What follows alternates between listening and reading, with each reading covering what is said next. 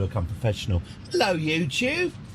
Hello, how are you? Oh, it's strobing, isn't it? Oh gosh.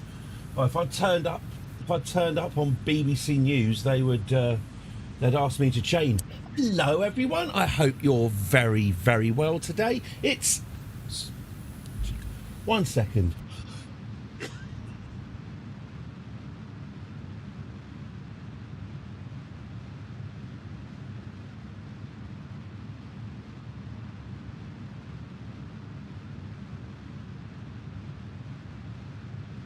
What a professional. Hello, everyone. I hope you're very good today. It's Thursday, the 2nd of July, 2026.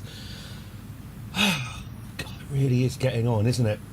Anyway, yes, I hope you're very well today. And thank you very, very much for joining us today. I hope all is good with you. I'm about to finish this. In fact, hang on. Let's just go full screen on this. I've just performed. There we go. That's it. Done. Hey, I've just this second finished performing a very tedious manoeuvre node, which I've been doing for the past half an hour, so I didn't have to do it on stream. There we go. That is the Elu Dolly 2 is now on the same orbital plane as Elu. Well, isn't that thrilling? We'll come back to that soon. Hello. If you end up becoming an amateur, can we expect you in the Los Angeles for the Olympics? Oh, as opposed to a professional who doesn't just cough all over his microphone as the first thing he does. No. I'm 2 years older than Serena Williams. It would be an embarrassment. Talking of embarrassments, last night's football was interesting. So, hang on, what happened? So I went for my walk. How did my walk go? I feel a bit bad. So I don't know if I showed you a few weeks ago. There was a coot nest in the park where I go for my sanity walks after the stream. Just walk along muttering obscenities to myself, frustrations, chastising myself over minor faux pas that I've committed over the last 4 hours. There was a coot nest with a mother coot and 5 tiny little baby coots, and they were all underneath her plumage, and the daddy coot was getting shit out of the river, not literal shit, but bringing it back, and very cute. That was about 6 weeks ago. I feel really bad for them now. They had a really safe nest in the middle of the pond, a little bit too safe, because the coots are now the child coots on kick the nesting. Yeah. Oh, it's great for.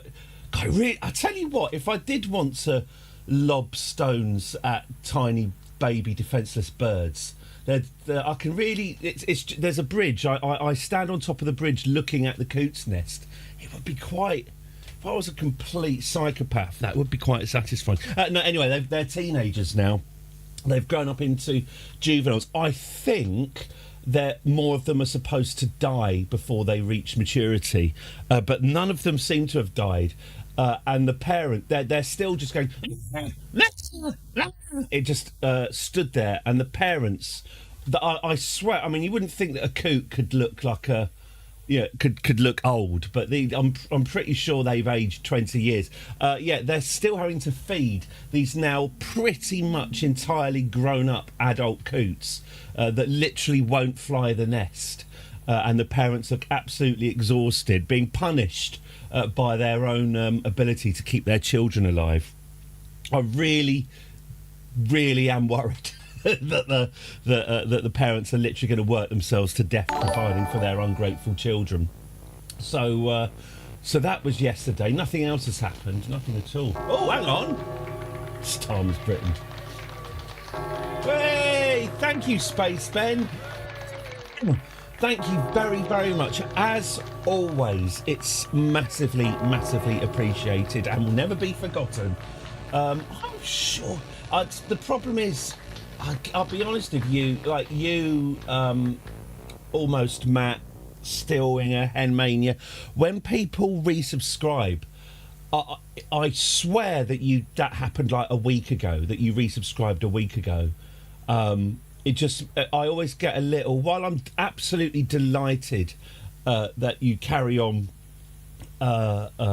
investing time in this nonsense, every time it also makes my heart sink a little bit as I realise just how quickly time is running through my increasingly wizened fingers. Every time one of my regulars resubscribes, I get just that tiny little taste of depression and that little sink in the middle of the chest that reminds me of our inevitable deaths. But thank you very, very much. It's confusing. No, thank you very much. Massively appreciated. I didn't see my hench squirrel. The missed one by staring into space. I started on time today as well. Interestingly, I didn't see my hench squirrels. There was a small child enjoying the baby squirrels with her mum, so I didn't get to look at my baby squirrels yesterday because it would have involved standing uncomfortably close to a mother and her daughter, which I'm not in the habit of doing. So missed out on that.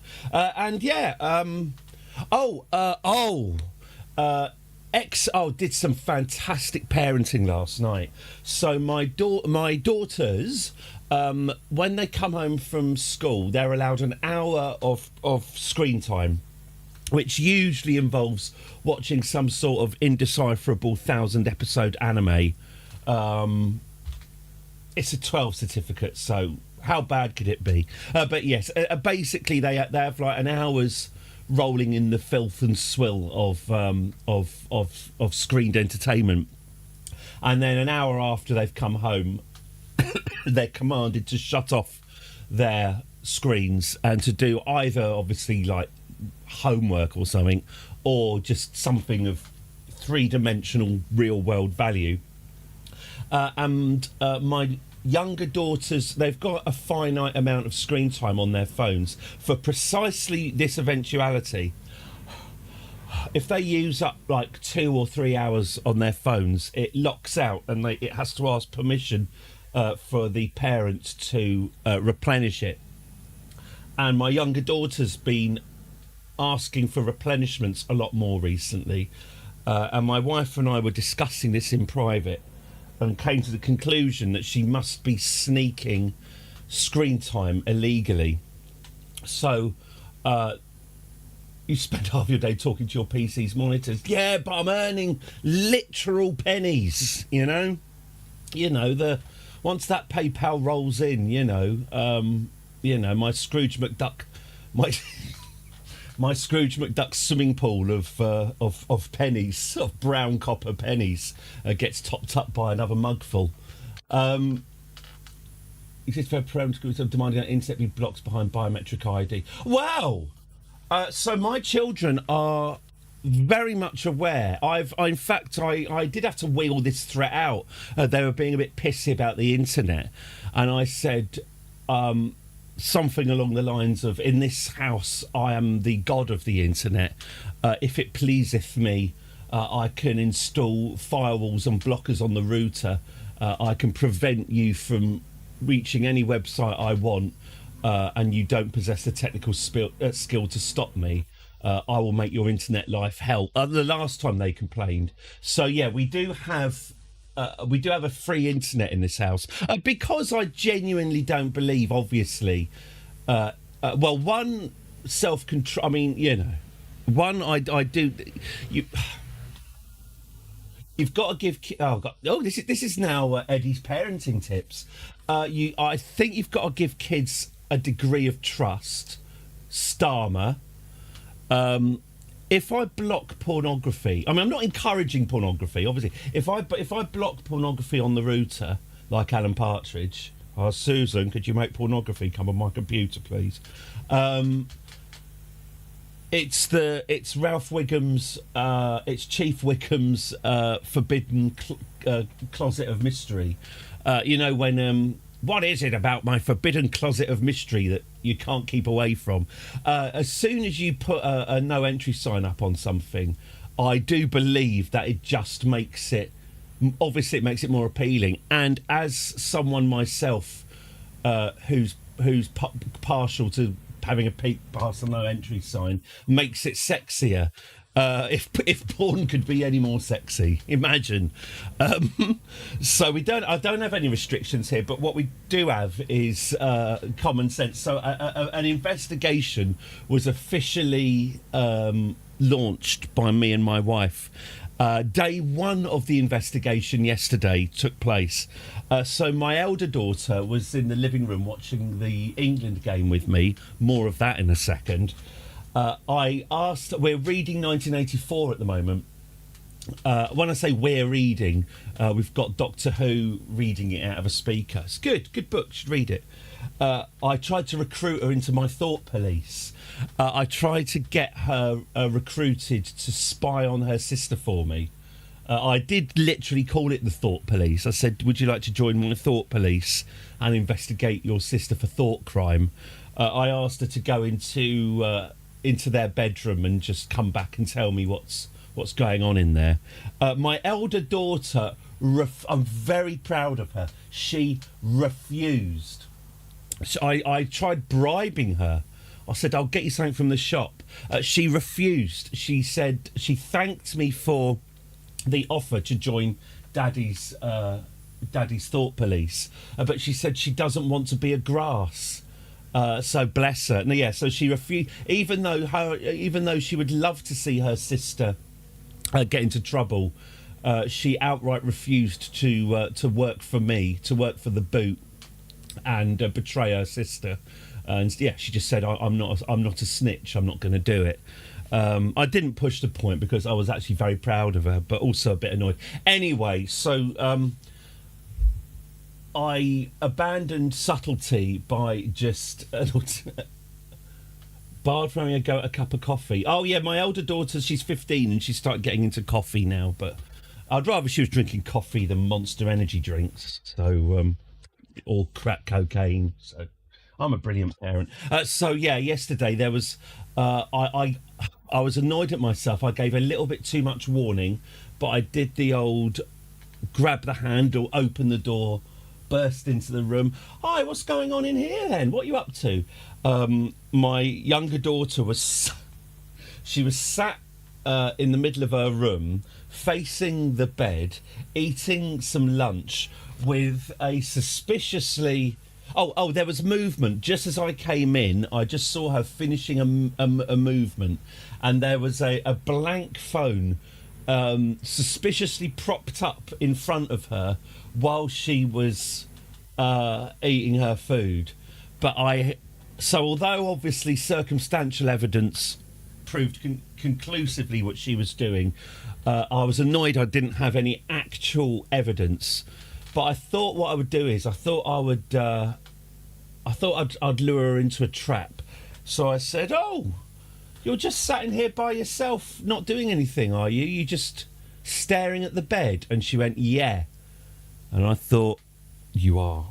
I would remind you, I have, without telling you, I've put you under oath, and I believe I have now forced a lie out of you."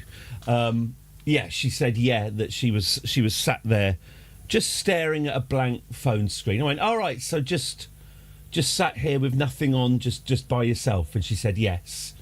And I thought, okay, there's no further questions needed there.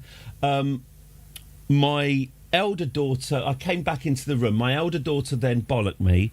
She said that she didn't like how I just barged into the room to catch her out. She didn't like my strategy.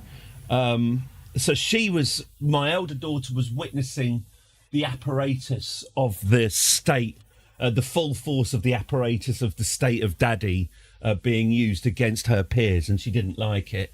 And yeah, about 10 minutes later, I tiptoed to my daughter's bedroom, very silently placed my hand on the handle, went straight in, caught red-handed. And what I think my elder daughter thought was the most grotesque spectacle, because I went in, The phone was on, the screen was on. I let out a triumphant "Aha!" Grabbed my daughter's phone and just shouted, "Busted! Busted! Busted! Gotcha! We got her!" And I was thinking, ladies and gentlemen, we got her. Back into the living room, absolutely on top of the world. I felt like Columbo solving a case. Brandishing my daughter's phone, holding it aloft, roaring in triumph that I'd caught my daughter in a lie. My elder daughter absolutely horrified. She said, "You're so pleased with yourself. You're so full of yourself." And I was literally saying, "I'm Columbo. I'm Inspector Morse." You know, it felt that good. So that was the undoubted highlight of last night. Obviously, we are now at the solemn business of sentencing the condemned. There will be no screens tonight. There will need to be a show of contrition, and there will be no screens tonight. And she will be allowed screens tomorrow, but it will be monitored and controlled. We will move forward through this difficult period in our family. But moving forward, there will be guide rails. An inquiry will be launched to see what steps need to be taken and ignored to prevent this happening again. So that was last night. What else was there? Did anything else happen last night? Oh yeah. So that game. But incidentally, are all the smartphones in your house with some kind of subtle screen? Are all the smartphones in your house with a kind of subtle screen shading? I don't know what you mean by that. You can see what's on the screen when you look at it. Yeah, I think I'm just going to reduce her screen time to 1 hour on her phone. Just reduce it to like 1 hour 10 minutes, and that means she can get her 1 hour of allocated screen time and 10 minutes to do her Duolingo, and that's it. Until trust has been restored. Yes, the England game. So yeah, I assume any neutrals watching that game enjoyed it, because to be fair, it was a cracking game. But that talking about experiencing the taste and the sinking feeling of depression whenever one of my regulars resubscribes. I had a lot of that last night. That the first quarter. I like that on Radio 5 they're doing a North Norfolk digital thing where they keep on referring to them as the hydration breaks. But they've done it enough times now that it's clearly the house style. Yeah, that first quarter, just watching that old familiar feeling of watching the England team in a terminal, uncontrolled tailspin. Proper hands over face. What have I done? Oh, Christ, what have I done? What have I done? You do think, Christ, what have I done? Yeah. At times you think, Christ, what have I done? Yeah, I couldn't have put it better myself. Appalling. My elder daughter, who's, as we know, my other daughter was busy on her screen. My older daughter, this is the first World Cup that she's shown a real interest in, because her friends are into it. This was her. This was her first England have suddenly turned up and they're the worst team in the world rodeo. She was properly upset and horrified. My daughter, oi, too cool. My daughter was close to tears last night. Yeah, that first 60 minutes. I mean, to be fair to Bellingham, he got some. The Congolese keeper. To be fair to Bellingham, that Congolese keeper was absolute magic. But yes, the gloom of that first 65 minutes. Just the hopeless. It's not the hope, Laura. It's the despair. Just the hopeless despair of it all. Watching my little girl watching my little girl's hopes and dreams being stomped on by Tuchel. I liked, by the way, that on radio, because I'm a prick, so I watched the TV coverage with the Radio 5 commentary because it's more descriptive. At one point, the commentator was going, okay, yes, and I'm just carrying on talking now. I'm just talking into the microphone because Thomas Tuchel is next to our microphone and he is screaming a succession of words, none of which are suitable for the radio. So I am just talking to drown him out. And in the background, you could just hear... I tell you what, I really enjoyed seeing the other side of Tuchel. You see him in the interviews, and I've been thinking, God, he's a little bit nice, isn't he? He's a little bit of a, he's a little bit of a gentle, tiny little lamb man of a, he's got a side to him, hasn't he? Fucking hell. I don't think I've ever seen anyone angrier than that. He was furious. I liked it. It was a long way from Steve McLaren's umbrella. I liked it. But yes, that first goal, gotta be fair to Gordon. That was a good assist. That was nice. And little bit, he's a proper nutter if need be, I'm sure. Oh, his face was, when he was fucking-plectic, screaming, like proper Bilbo reaching for the ring stuff. Cracking! I'm not very good at watching the qualifiers, so I've only really engaged with him in the World Cup finals. But I liked it. Keeper was good until he was hit on the cock. Yeah. That second goal, and as you know, I don't praise England often at all, but that was just for 2 or 3 seconds. That was liquid football. That was almost a French goal. Harry's second. It shut me right up as well because obviously I was hurling abuse at Harry Kane for the first 65 minutes. He shut my mouth. He shut my mouth. Hush my mouth. Yeah, that second goal, we actually, just for a few seconds, looked like a proper footballing side. It was fucking beautiful. Was the joy of that second goal going in? Yeah, there you go, Orm. Exactly. That's exactly how I felt. Was the joy of that second goal going in worth the acidic metallic taste of depression for the first 65 minutes? No, not really.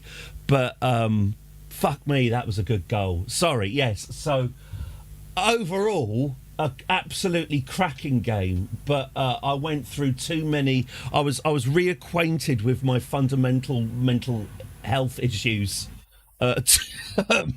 too effectively for it to be truly enjoyable.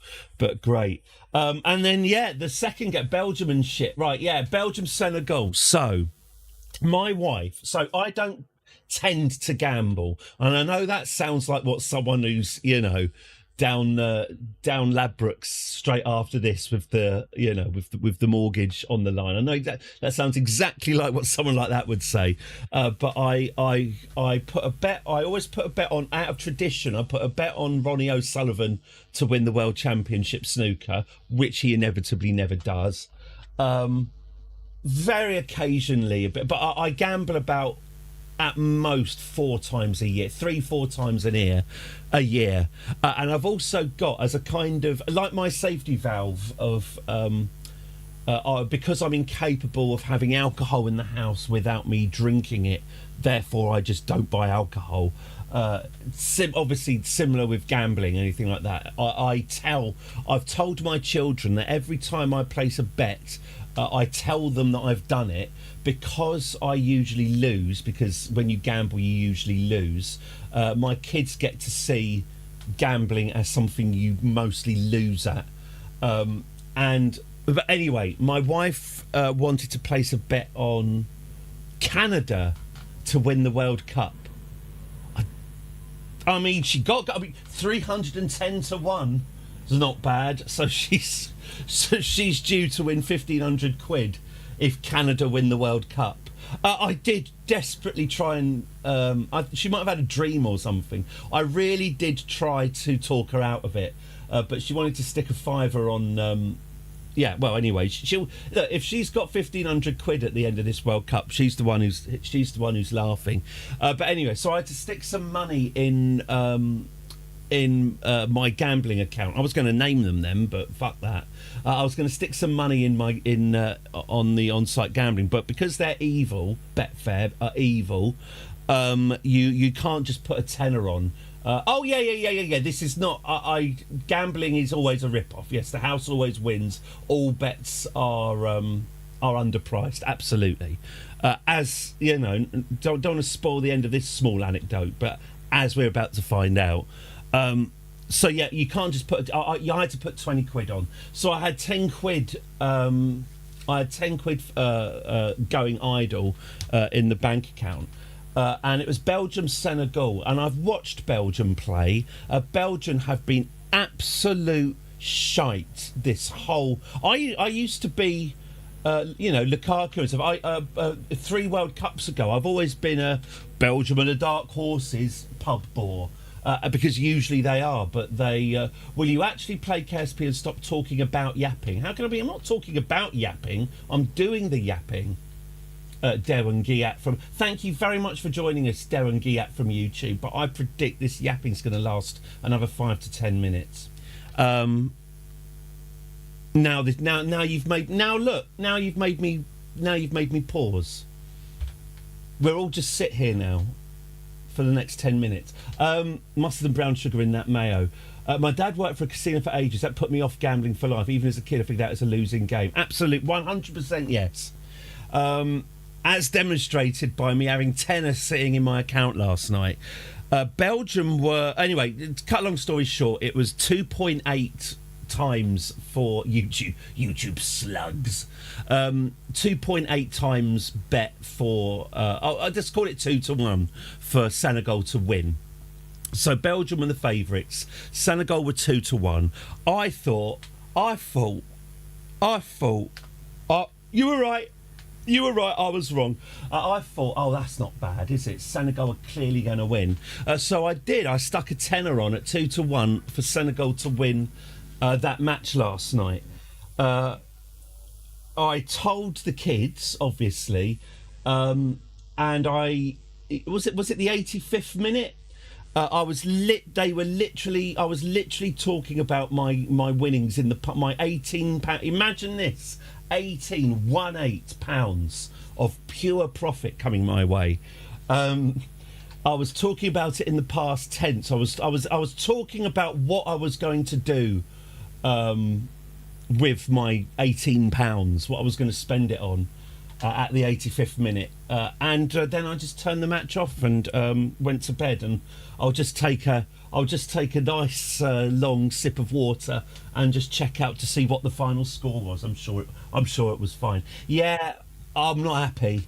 I mean, 2 goals in 2 minutes in the 85th minute wasn't on my radar, and that penalty. What it is about that penalty. Oh God, I've got to talk about Harry Kane's thing as well. Man, I will get through this. I didn't watch the USA match, so you're spared that. Don't worry. Yeah, that penalty, that Belgian penalty, it really is like, well, technically, I guess that counts as a penalty, but he was going for the ball. I thought intent was a part of it. I thought he was definitely going for the ball. He just tapped the foot half a second before tapping the ball. I thought that intent would have swung that the other way, but I was extremely biased by this point, and it was such a fantastic lesson to my children for them to watch their daddy's expectations of becoming £18 richer. Can you imagine? Watching 85 minutes of that getting raised up and up and up, and then dashed onto the floor and shat on. So yeah, I do hope my kids were paying attention. Yeah, that Harry Kane penalty. Me and by the way, Wayne Rooney. Is it me or is Wayne Rooney a delight? I'm really digging Wayne Rooney's analysis. He's definitely got his big boy manager hat on, but I'm enjoying him a lot. Me and Wayne agree that Harry Kane should not have been awarded that penalty. Who's the boring England goalkeeper they've got on Radio 5? I want to say he is. What I feel bad about Wayne and Mika. I understand that Mika was a defender and this is how it works, but it says Mika Richards so-and-so caps 1 goal for England, and then it immediately cuts to Wayne and it says, so-and-so caps 58 goals for England. I thought, it's not really fair, but it is also quite funny when you just get that underneath your name when you start talking.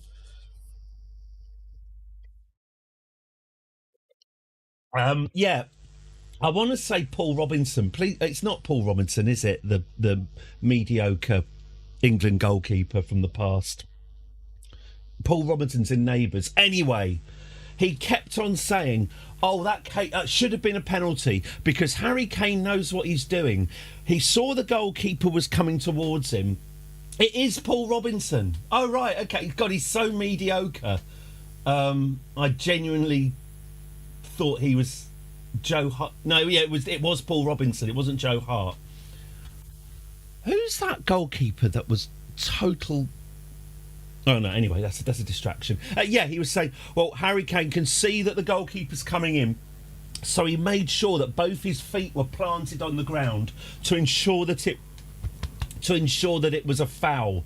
Harry Kane knows exactly how this works, and that was a foul. And it was weird because it was like, so you're saying it should have been a penalty because Harry Kane knew how to manipulate his feet into making it a penalty, like goalie entrapment. So while it may technically have been a penalty, it was because Harry Kane saw that a possible penalty was incoming and made sure that his body was in the right shape for that to be a penalty, and then got angry that having done that he didn't. And it's like, it is obviously, I understand it's an English commentator, but it's like if Johnny Foreigner did that, if Johnny Foreigner manufactured a body shape to induce a penalty, you wouldn't all be Paul Robinsoning it up. Anyway, me and I was very gratified when Wayne repeated what I'd already said out loud, thus making me look clever and like I know what I'm talking about. Did anyone see the film Diego Maradona the other night? If he hadn't dived like a beautiful dolphin, that's the problem. If he'd clattered himself to the floor and hurt a shoulder, maybe. But yes, it was a bit of an athletic tumble. What it is about Maradona, I don't really want to feel sorry for him.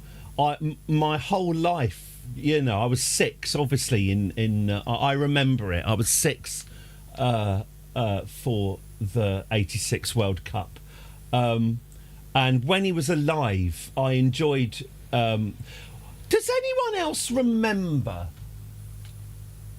I think it was the South Africa World Cup, where it might be in the film actually, where Maradona was there, eyes but obviously coked off of his fucking. You could just take the sweat and the bulging and the rest of it, but his hands were covered in white powder. He was in some sort of perspex, like obviously corporate box thing, and he was slamming his hands against this perspex, and there was just white powder coming off of it. I mean, maybe he'd been demonstrating some tactical formations on a blackboard and had sort of wiped it off of his hands.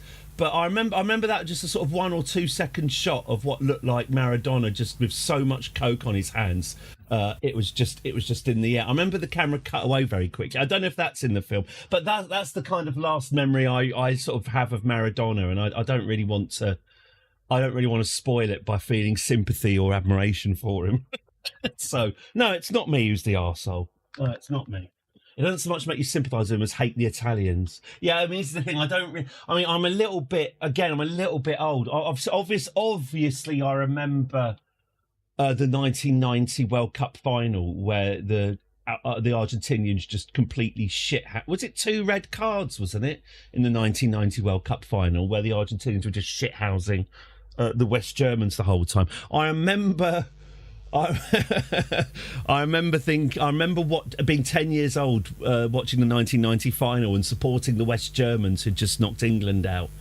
Because Argentina's shithousing was so bad. Anyway, it's all documentary footage, quite well done. It's not by... Is it by the same guy who did the Senna documentary and the Amy Winehouse documentary and is going on to do the 70 Up documentary as well? Because I like him. He's good. I don't like him or admire him enough to remember his name, but he is good. Dunno. Good. Well, I'm glad we got that. Are we saying that's not Joe Hart on the panel? Oh, that's who it is. The guy who looks like a. Oh, right. Yeah. That is Joe Hart. Yeah. No, what it is, because I'm an arsehole, I listen to the Radio 5 commentary over the pictures because I'm a massive bellend. So they've got Neighbours and England's Paul Robinson on the radio. Oh, that's who it is. Yeah, Joe Hart looks like a load of children. He looks like 3 kids in a. He's got this tiny little head and these giant shoulders and this tall body, and he looks like 3 kids stacked on top of each other. It's Joe Hart. Good, thank you. No, good. I was wondering who that man was. There we go. Well, that is a lot of issues solved. Is that it then? Is that the chatty bit over? I enjoyed that. That was a good one. It was good. I'm sure there was something else I was meant to talk about, but no. Oh, yes, and congratulations, USA. I was going to stay up and watch it, but I didn't. Are the kids... Oh, yes. I wonder if are kids going to... Hopefully... presumably, is everyone's work, is England people, are everyone's work going to let you come in late on Monday? Because surely, because my kids are wondering about staying up. Obviously, I just want to stay up till 3 a.m, but I'm hoping that their school shows some level of realism and says the kids can come in later if they want. Sorry, what context that is that, well, 1 o'clock. Is it 1 o'clock Monday morning kickoff for England v Mexico? Oh yeah, England v Mexico. It's in Mexico City. Isn't Mexico City the highest altitude? Isn't Mexico City the highest altitude capital city in the world? That by itself, leaving aside the home advantage and Mexico being a really good side. I wouldn't bet against Mexico, put it that way. It is sinking. Is it really? Interesting.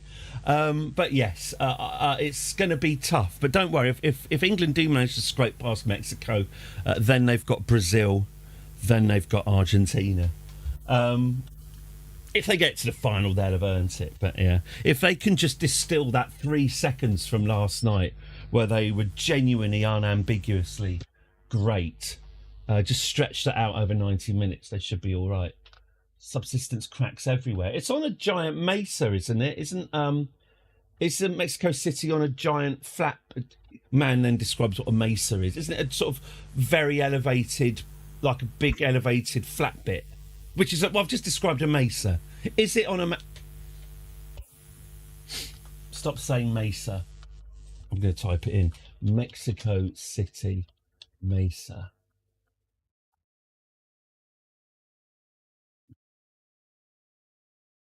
Yeah, I mean, it's flat, but it's a lake bed. Is it? Interesting.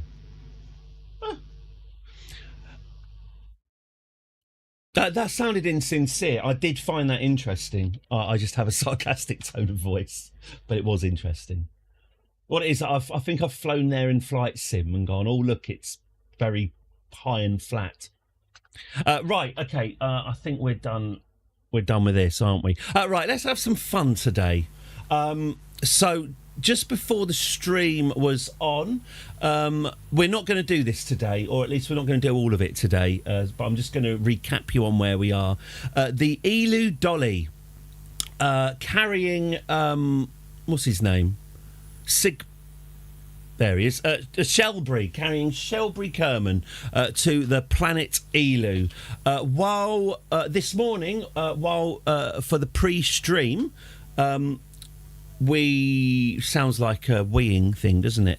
I adjusted the. I mean, people are entitled to their own inclinations. I adjusted the plane of inclination of our journey, so we're now on the same inclination as Elu.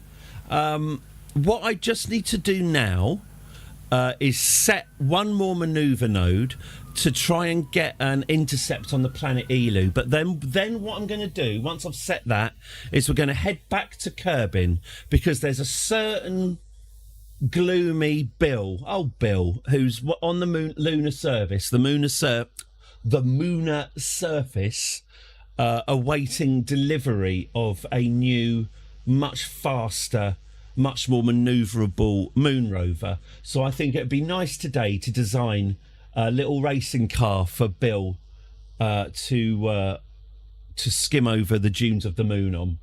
It's not a lake bed, it's a crucible. Yeah. It's the big troublesome burrito. Chimichangas. Is that how it's pronounced?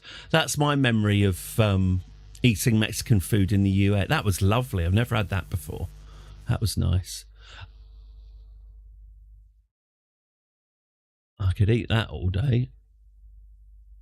So what I'm just doing here, and before you leave, as I say, I'm not intending to do this today, but I would like to get the manoeuvre node locked in.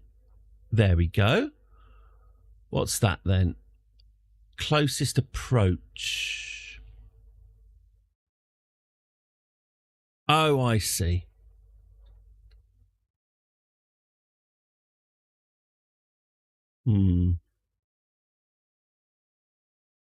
Ah.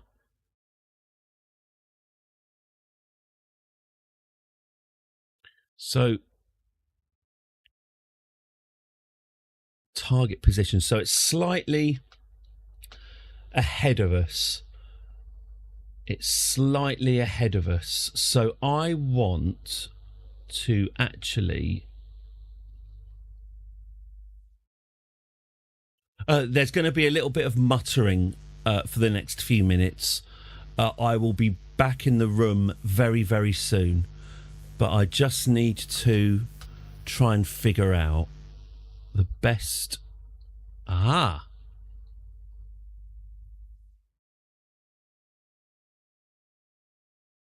best way for us to intercept this planet.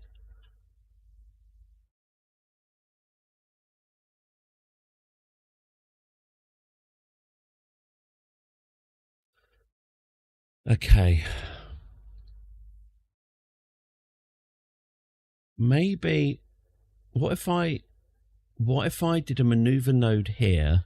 What it is, if I put a node here, I'm pushing my apoapsis out this way. So the planet is, because we wasted so much time gathering science, the planet is slightly ahead of where we would want it to be. I'd want Elu to be around about here, but when we're here, it's going to be here. So what I'm trying to do is get an orbit. It probably is going to have to be a narrower orbit that gets us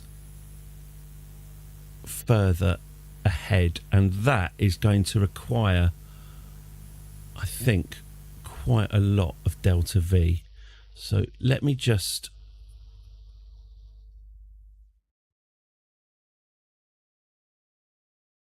try and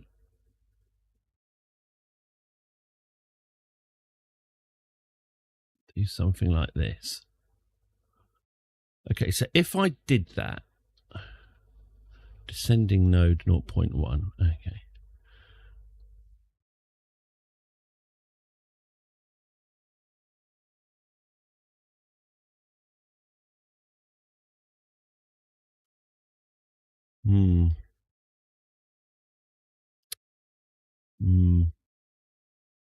Ah.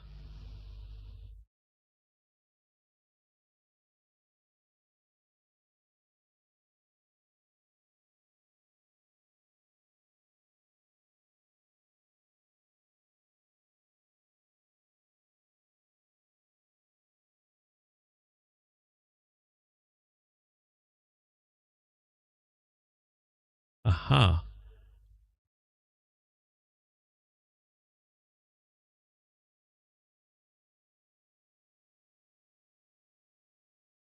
Yeah, I think what I might have to do is do this in private,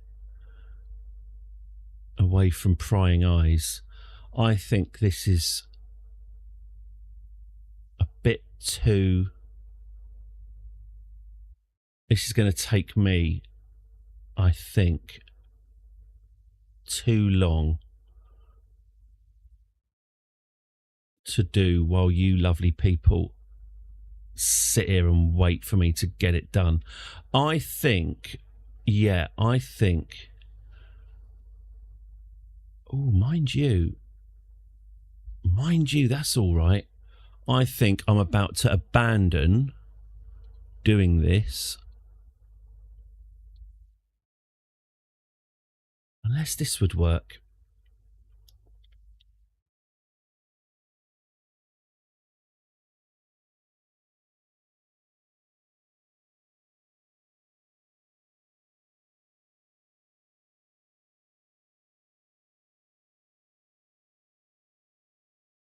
Ah! Hang on. I think I had it just then. Yeah, there it is. Found it. I found it. I found the node. Oh, fucking good. Good. Apologies for the language. Okay, that was a painful process. Okay, excellent. Fine. Okay, so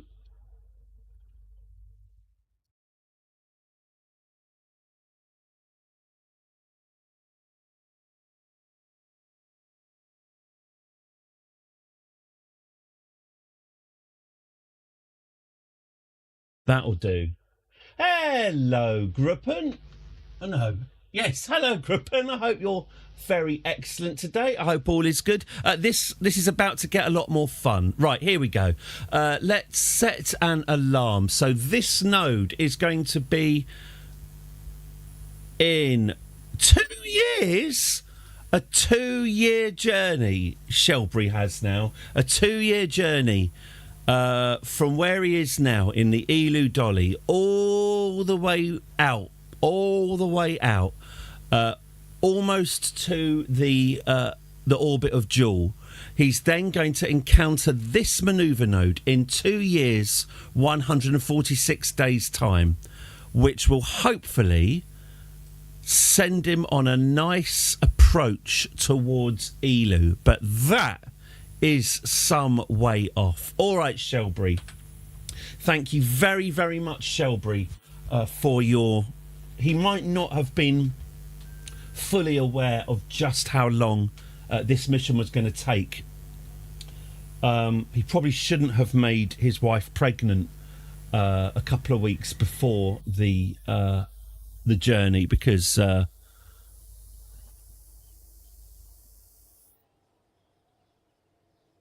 pretty selfish, really, isn't it? But you know, it is what it is. He's going to come back to a wizened wife and a son with a big burly moustache. Sorry, that's a very specific image I've got in my head. Well, we'll just have to leave him to his own private hell, because we have got a lunar rover to design. I want to create... Bill has been waiting long enough on the moon for his replacement rover. The rover we got him wasn't... I built a giant rover that was far too big and not at all manoeuvrable. A pretty bad design. Now, funnily enough, that rover did have a useful second life, or rather its Kerbal-based clone did, in as much as...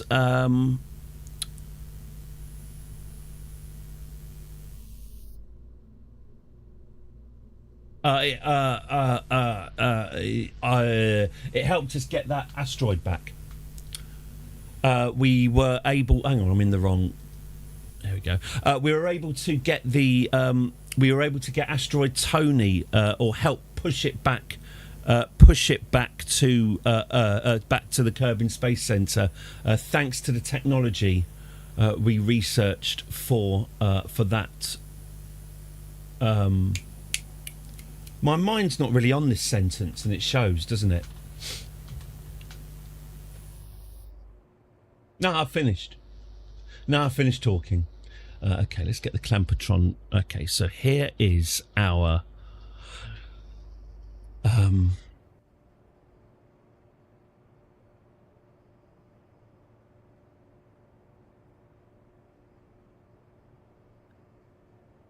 anyway, here's our docking port. Let's make this our primary, and we'll call this Bill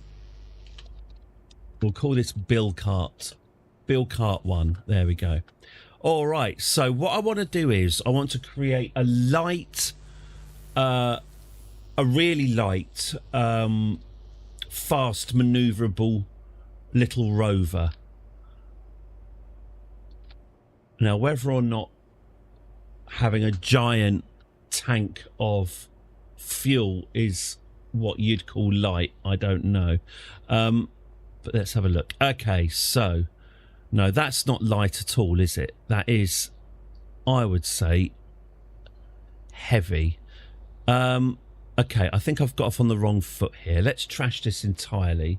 Let's start again with what's the best way to start? Structural fuselage. Maybe some structural fuselage then. Let's have a look. So if I put a seat on it, no, it's still too big. Still too big. That's no. We need something small.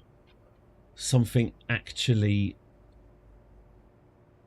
liquid fuel fuselage. No, that's no good to us either. Oscar B fuel tank. I'm looking for something just a little bit longer, maybe. No.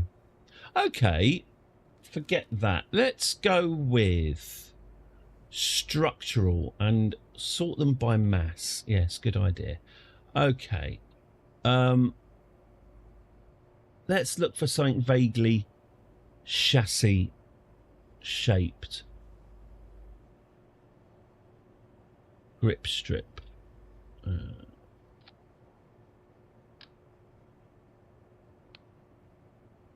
Yeah, what about this? What about something like this? So if I put a seat on that, that is much more what I was after. Okay, that's already looking better. Okay. And if I put some, it's possibly a little premature, but I could put some lights on that, could I?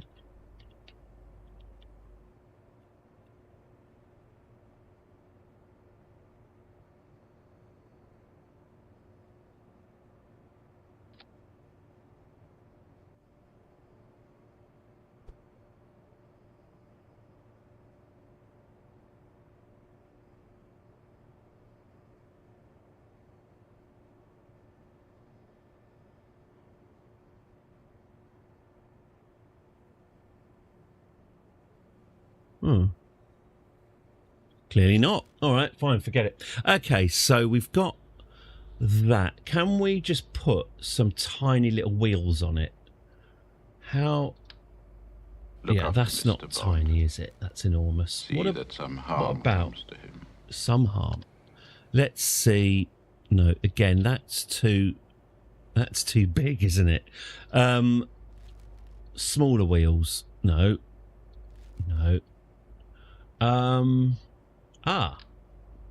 Yeah. Yes. This is a bit more like it. That's not bad. That's not bad. Okay. That looks roverish. Let's tart this up a bit with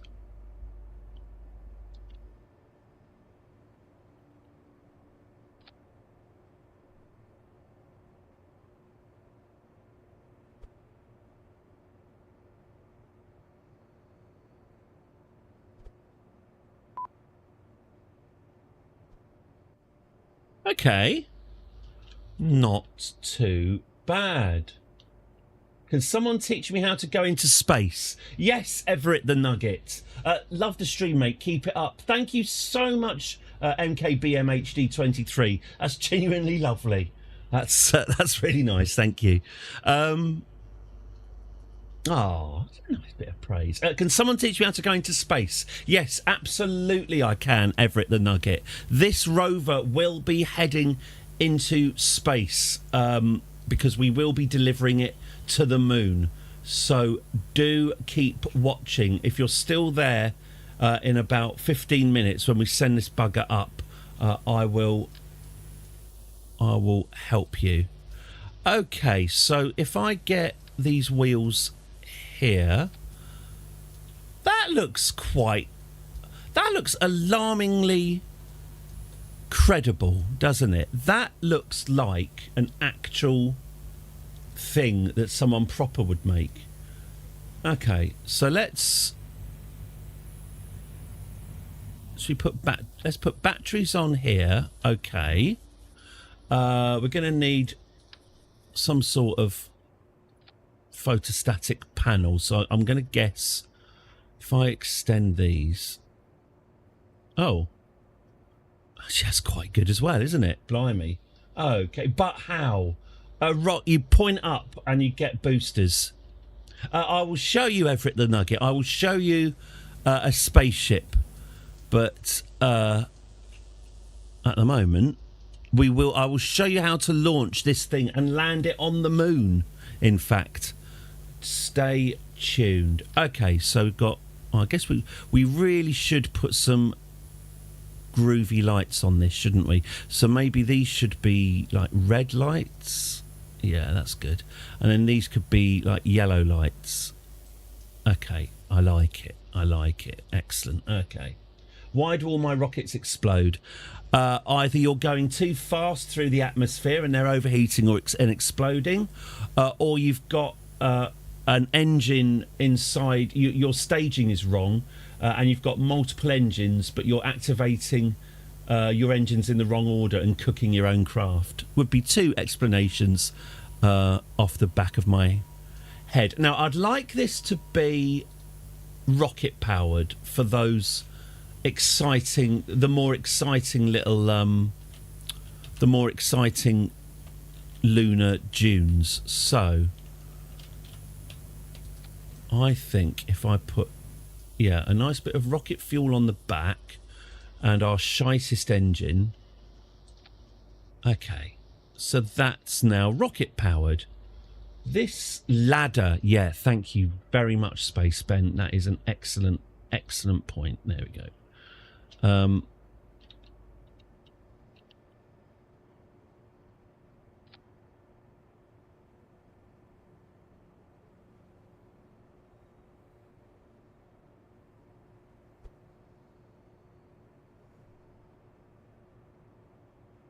No, that'll do. Okay. Wherefore, that might be a vast amount of overkill, of course, but we'll be testing this on Kerbin first. Okay.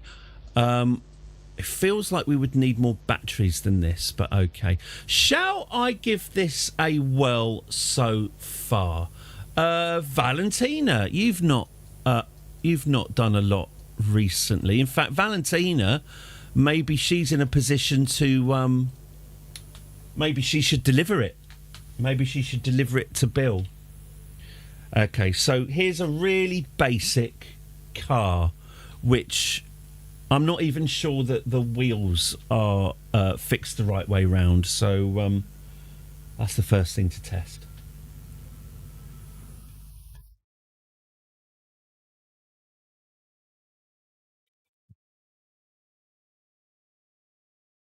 Is it my beloved Cabo Verde tonight? Versus Messi. Oh Messi. Oh, imagine. Oh, these people are going to have a chance to see him. Saw John Terry yesterday as well. John Terry, Lionel Messi. Just such a lucky crowd. Right. Oh, Valentina, you look good on that. Okay, all right. Shall we? Do you want to hit the accelerator?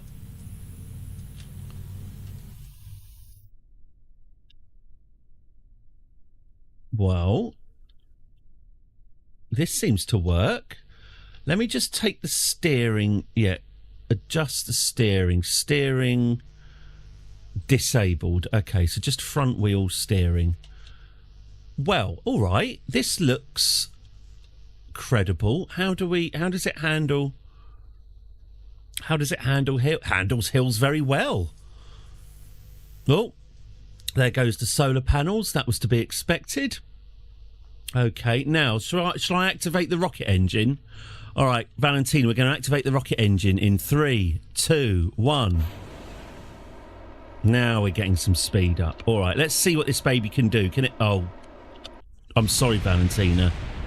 Oh, she's dead. Killed in a car accident. That's pretty bleak. That's pretty bleak. Valentina Kerman, hero of the planet, multiple first Kerbal on the moon, now just a sort of reddish smear across the lawn. My son just got a job as a physio at a rugby team. Oh, fantastic. Excellent. Well done. Congratulations. Send him my congratulations also. Brilliant. Oh, that degree came in useful then. That degree came in useful. Great. It's a growth industry, the old sport and that. Very, very nice. Congratulations for having a job. Managed to keep the bitterness more or less out of the voice. No, that's really good. Well done. Excellent news. Growing up, aren't they? Grow up quickly, don't they? This needs a self-righting mechanism. I'm also thinking maybe we should design a roll cage. Although I don't know how I would actually go about doing that. Let's have a look. So, yeah, that's not so much a roll cage as just a cage, isn't it? How would I... Well, firstly, it needs a self-righting mechanism, obviously.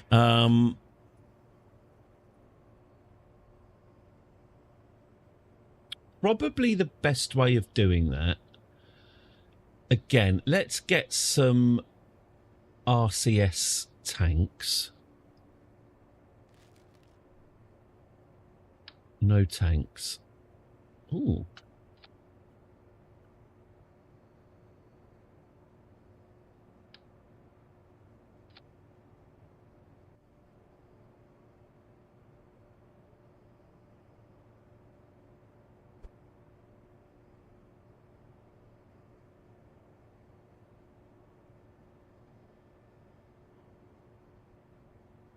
Quite like that.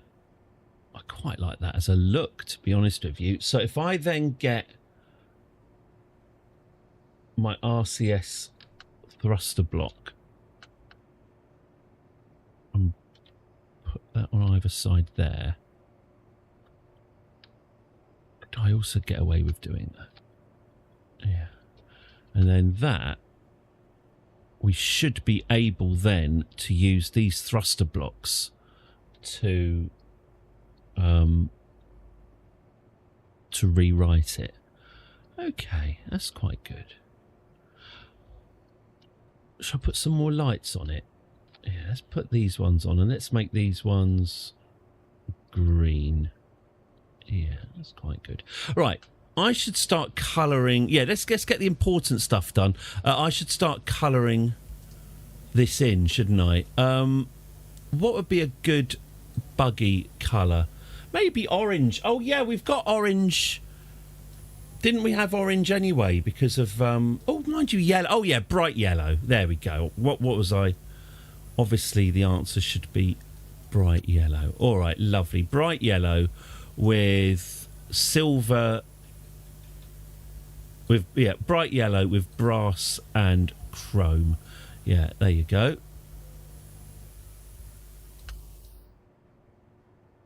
Door pattern, store colour. Okay.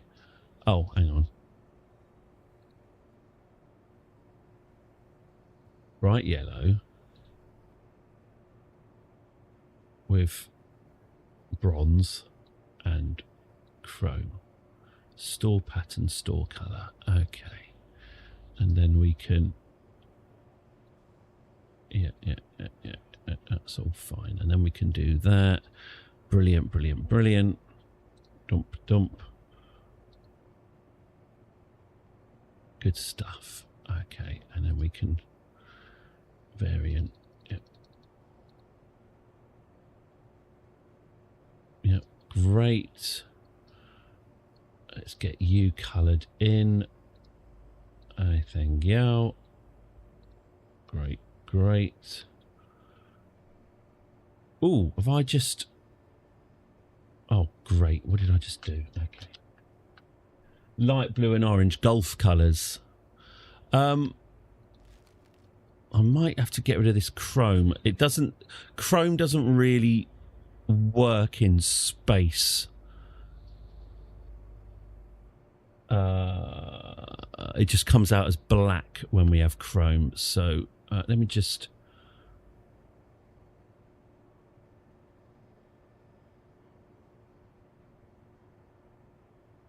Absolute white. Yeah, actually. No, that's not working. Okay, then we do that. Sorry, the muttering's happening again, isn't it? Load pattern, load colour. Oh, I see. We just want to load pattern. I understand. Fine. Why do I keep on...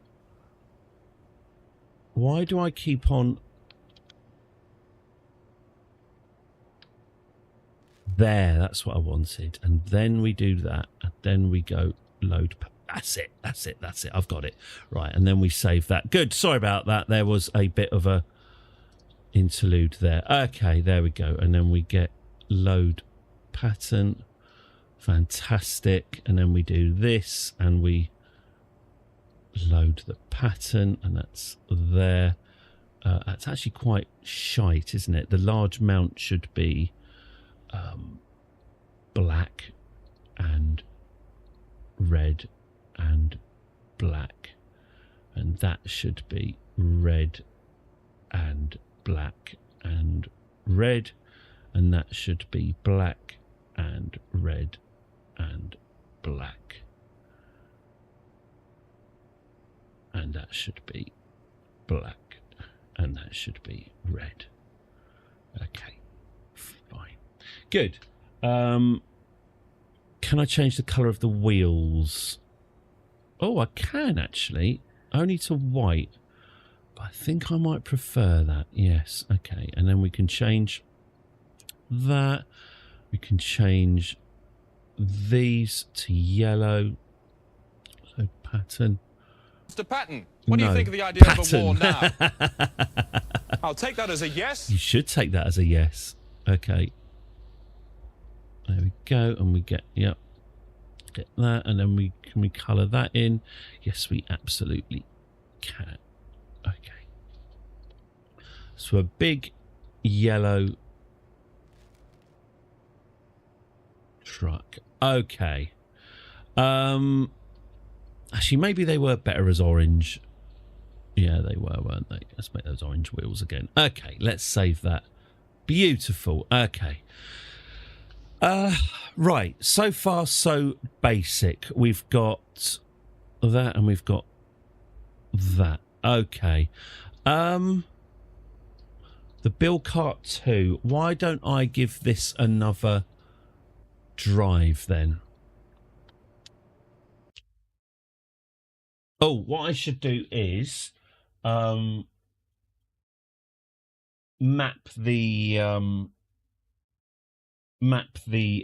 the solar panels to the light.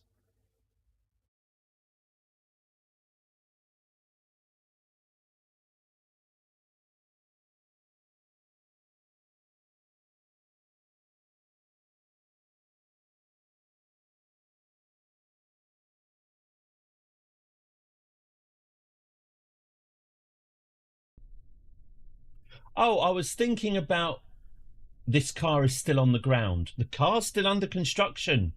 Patience. All right, actually, you know what, Everett Nugget? I'm going to be really nice. I'm going to launch a rocket just for you. Hang on. Just after this test, I'm going to launch a rocket for you, and you can see it, and then I'll feel like a nice guy. So hang on 1 second. Let me just let's just do this. Right, come on, full power. There we go. Remove steering from the rear wheels. Yeah, okay. So that is battery power. All right, if I add RCS. Oh, why am I not able? Oh, that's liquid fuel, not mono fuel. Oh, right. I thought that was monopropellant. It's not. I don't have any monopropellant on board. All right, but I do now have a vast amount of rocket fuel. Okay. And if we go too fast, then it spins out, doesn't it, Valentina? Yeah. Is she going to survive this time? Maybe. Oh. Just a bit of damage to the old neck there. Oh, I don't like that glassy. I don't like these contortions or that glassy. What? Are you all right? I mean, it's like she's had her toe tapped in the penalty area. Oh, that made me laugh yesterday when Senegal, at the end, when Senegal were doing their tantrumy shithousing to delay the game. There was that very, very minor scuffle between them and the Belgians, and one of the Senegalese got pushed. And so he then curled up in a ball on the ground, curled up in a ball and started crying, obviously to get the referee to believe him. But I remember just saying to my kids, that's what real men do. If you're ever in a situation where a man gives you a small shove during an argument, what you do is you then curl up into a ball on the floor and just start crying. That's the example there. Right, Everett the Nugget. Watch this. Here's basically how to get a rocket into orbit. I'll use primitive technologies to do that, but allow me to show you, if you're still there, allow me to show you how to get a simple rocket into space. Okay, so here's our Mark 1 command pod. You can put your Kerbal in that. How much money have I got? Loads, but I'm not going to spend any of it in this game, by the way. I'm not going to spend any of it. I'm not going to spend hardly any of it doing this. I'm going to do this as simple as possible. Here's our command pod. You want to put on a parachute. There you go. If I press X, you get you get it paired. So you get to put 2 on. This is massive overkill, but we don't really need it. Let's put a parachute on. Let's put if you've got the technology, I would always recommend putting on a little reaction wheel to make steering easier. You're also going to need electricity. So hang on, let's just put a fuel tank on underneath. Just a nice simple fuel tank. There we go. On that fuel tank, you'll want to put on some batteries. I'll just put on some batteries here. You'll want to put on, maybe you don't want to put this on, but we're going to do it anyway. There's our solar panels and our batteries. That's our power sorted. You also might want to put on some communication aerials. Again, nice to have, not strictly necessary. Obviously, if you're going into space, if you're doing a career mode, you probably want to put some scientific instruments on it. That's up to you. So we have here our command pod. Oh yes, so you should know about separation. If you go to coupling, and we'll pick one of these rings. Here we go. Get one that's about the right size. There we go. So now we've got a ring separating our command pod from our fuel tank. This is staged in order from bottom to top. So hang on, if I just put an engine on this. Okay, so our engine, going by our staging, our engine will fire first, then when that's expired, we'll then disconnect the engine, and then we will activate the parachute. 1, 2, 3. Let's have a quick look at how much oomph this gives us. Yep, this gives us probably enough oomph to get into space, but we don't just want to get into space, we want to get into orbit. So we do exactly what they do in real life. We get another decoupler, we put that there, and why don't we go route 1 on this and get a nice booster? There we go, there's a nice thumper booster there. Boosters are solid state. I tell you what, why don't I just do this? No. Let's keep this very, very, very, very simple. Okay. So we've got 2 engines on this rocket. We've got this swivel engine here, which is... so what it is, you'll have different types of engines. Some of them are low efficiency but very, very powerful.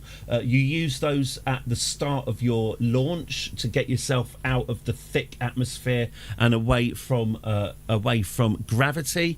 And you want to use your smaller, more efficient engines later on when you're out of the atmosphere. Engines obviously are much more efficient when they're out of the atmosphere, but that efficiency comes at a cost in that the engines lack oomph. That is where your solid fuel boosters come in. This is the cheapest variation of the solid booster. They just burn. They are very powerful, and they have one function, which is to burn and to expire. So we've got a booster here, then we've got a separation, then we've got the engine, then we've got another separation, then we have a parachute. We will put some... Oh, they're too big. Let's put some stabilizers on our solid booster. Okay, and there we go. We have one very, very, very simple rocket made of winglets, a solid booster, a second engine, some fuel for it, and some batteries. There you go, Everett the Nugget. That has cost me 12,000 curb bucks, or whatever you want to call them. It is a trivial amount of money. So this should hopefully, I'm going to call this Everett's example. I hope you're still there. So shall we get this into space? Yes, let's launch it. So a rocket this small, you don't really need any external grabby on things. You can have them if you want, obviously, but this will just balance on its bell, which is a hell of a party trick if you can do it. So let's get this onto the launch pad. Really hope you're there, Everett.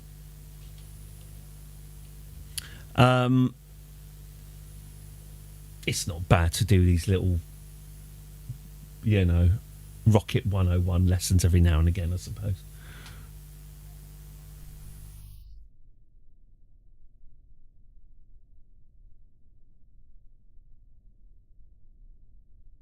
Okay, Everett, if you're there, here's our extremely simple rocket. What we do is we put our throttle to maximum. It doesn't actually affect the solid booster at all, the throttle. As I say, the solid booster just burns. It doesn't have any control, but it's nice to have a full throttle for when we do our separation. We've got Jeb here, and our staging is correct. We've got the big burn, the separation, the little burn, the separation, the parachute.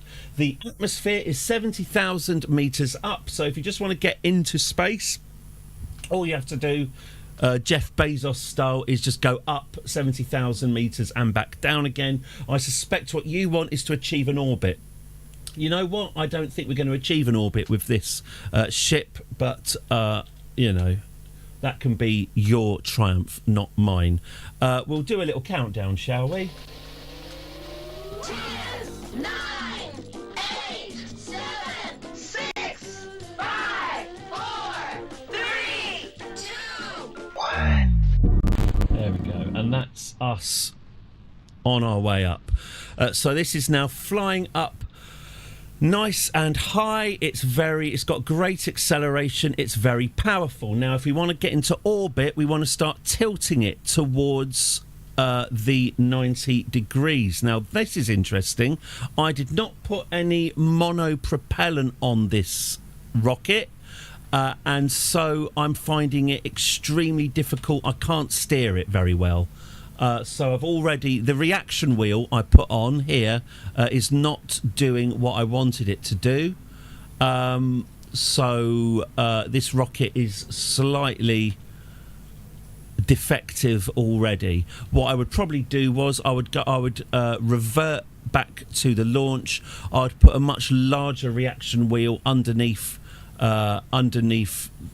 Jeb's bit. But there we go. Right, our solid fuel has now run out. Let's jettison it. Goodbye, solid fuel. Now we've got our second engine, and we fire that up. Right, this one should be a lot more forgiving, and it's got a gimbaled engine, which means we can steer it. Oops-a-daisy, I have fucked it up. All right, okay. Everett, are you there? If you're not there, I'm going to stop this demonstration that you were asking me to give you. I'll just explain the last bit again, and then if you're not there, I will just stop doing this, and I will learn lessons about the future. So I would put a new reaction wheel on it.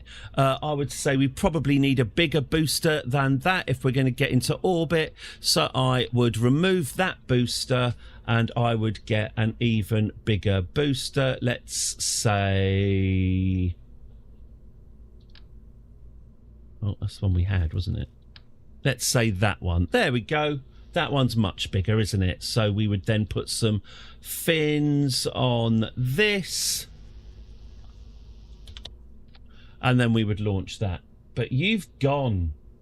You're not here. I have wasted my time.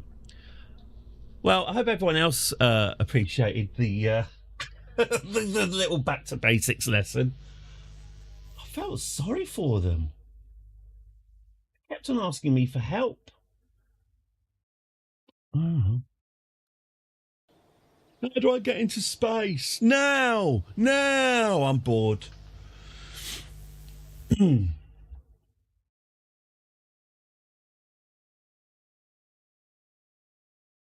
No, but how?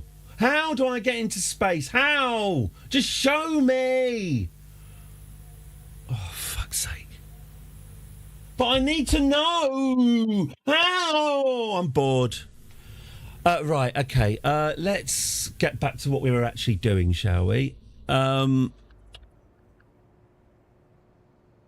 Honestly, I think I've learnt a valuable lesson today. Okay, let's get back to what we were doing. Here we are. Okay, so we already have, yeah, we have. That showed them. I'm quite cross. Okay, so we do need monopropellant. Is this monopropellant? No, that's not. That's propellant. Well, the funny thing, I mean, obviously this is on YouTube. So, you know. Ooh, quite like my big mystery sphere. So if we do that.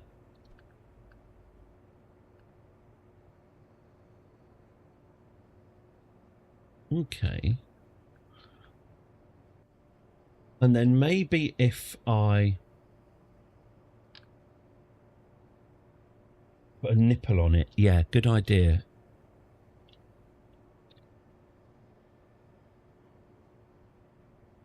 It's just a lack of patience, isn't it? I literally said I would do it. But clearly I wasn't fast enough for the fast breakneck life of YouTube Everett. But you've asked me to do it. Yeah, thanks. So I'll do it. That's exactly it, John. That's exactly how I feel. Hang on, where is he? Let's get the full rant. John Virgo Snooker Loopy. Where's my spirit animal? Here he is. Hello, it's John Virgo here. This is a request for Snooker Loopy, which was a matchroom thing with Steve Davis and Dennis Taylor and Willie Thorne. Not my song. Mine was from Big Break. It's only a game. But you've asked me to do it, so I'll do it. It's Snooker Loopy, not so we. Me and him and them and me. Great lines. We'll show you what to do with a load of balls and a snooker cue. Pot the reds and screw back for the yellow, green, brown, blue, pink or black. Rolling. Snooker Loopy, nuts are we. We're all snooker Loopy. A well done to Chaz and Dave. Where's the cue ball going? Cheers. Cheers, John. Hello, it's John Virgo here. I know. You want to do something? Yeah, you can't. Mind your own business. Right, okay, fine. What was... Oh, yeah, this is... Oh, yeah, traction... Right, yes, that's right. We just need to... right, that's it. We just need to... This is nearly done. Let's get rid of the steering. Let's put traction control to maximum because it does feel like it's lacking in traction. And I bet that this could, if we wanted... Maybe... oh, I know what it needs. It needs a repair kit, doesn't it? We should have a little repair kit attached to it. Because isn't Bill an engineer? So if we snap a bit off, Bill should be able to repair it. Let's do that then. Hang on. So where's my... Yeah, cargo. A little container storage unit. Well, that is quite... large. Everett, Jesus Christ, I built you a ship. I showed you how to get into space and you weren't here. I've been slagging you off for the past 5 minutes. Oh, Matt, you're going to have to wait. Swanning away, coming back again. Your name has been mud on this stream for the last 5 minutes. Oh. I built you a ship. I named the ship after you and got it into space. Have I figured out how to go to space yet? No, still working on it. Everett, if you are still around and you do want to know, never it more like. Yeah, absolutely. Everett, if you do genuinely want to watch your rocket go into space, do let me know. If not, I am happy to just carry on berating you. It's all right, Everett. I'm working through quite a lot of other emotions. If I'm honest, it's not really about you at all. It's about other things. It's just, you're here now. Yeah, Everett, I've figured it out, and I will show you on the ship that I named after you if you stick around. Okay, so we've got traction control on these. We're having fun. By the way, Everett, we are having. I'll just tell you that we're having fun. Don't feel bullied. We are having fun. We have a lot of fun here. I'll show you. All right, fine. Actually, no, Everett, while I've got you, and because I am genuinely feeling a bit guilty about being a dick, stay there for another 30 seconds and you will see your ship, which I built, go into orbit. Here we go. So, as I was saying, let's go to the vehicle assembly building, and I hope you're watching this. I'm not doing it again. We go to the vehicle assembly building.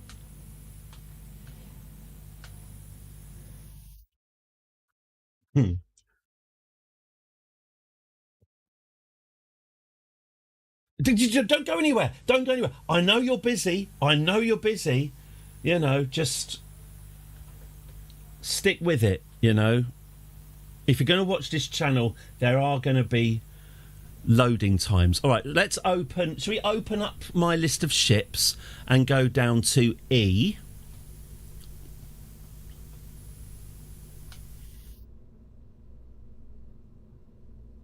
Everett's example. I mean, I have spelt your name slightly wrong, but there we go. Okay, so Everett, watch.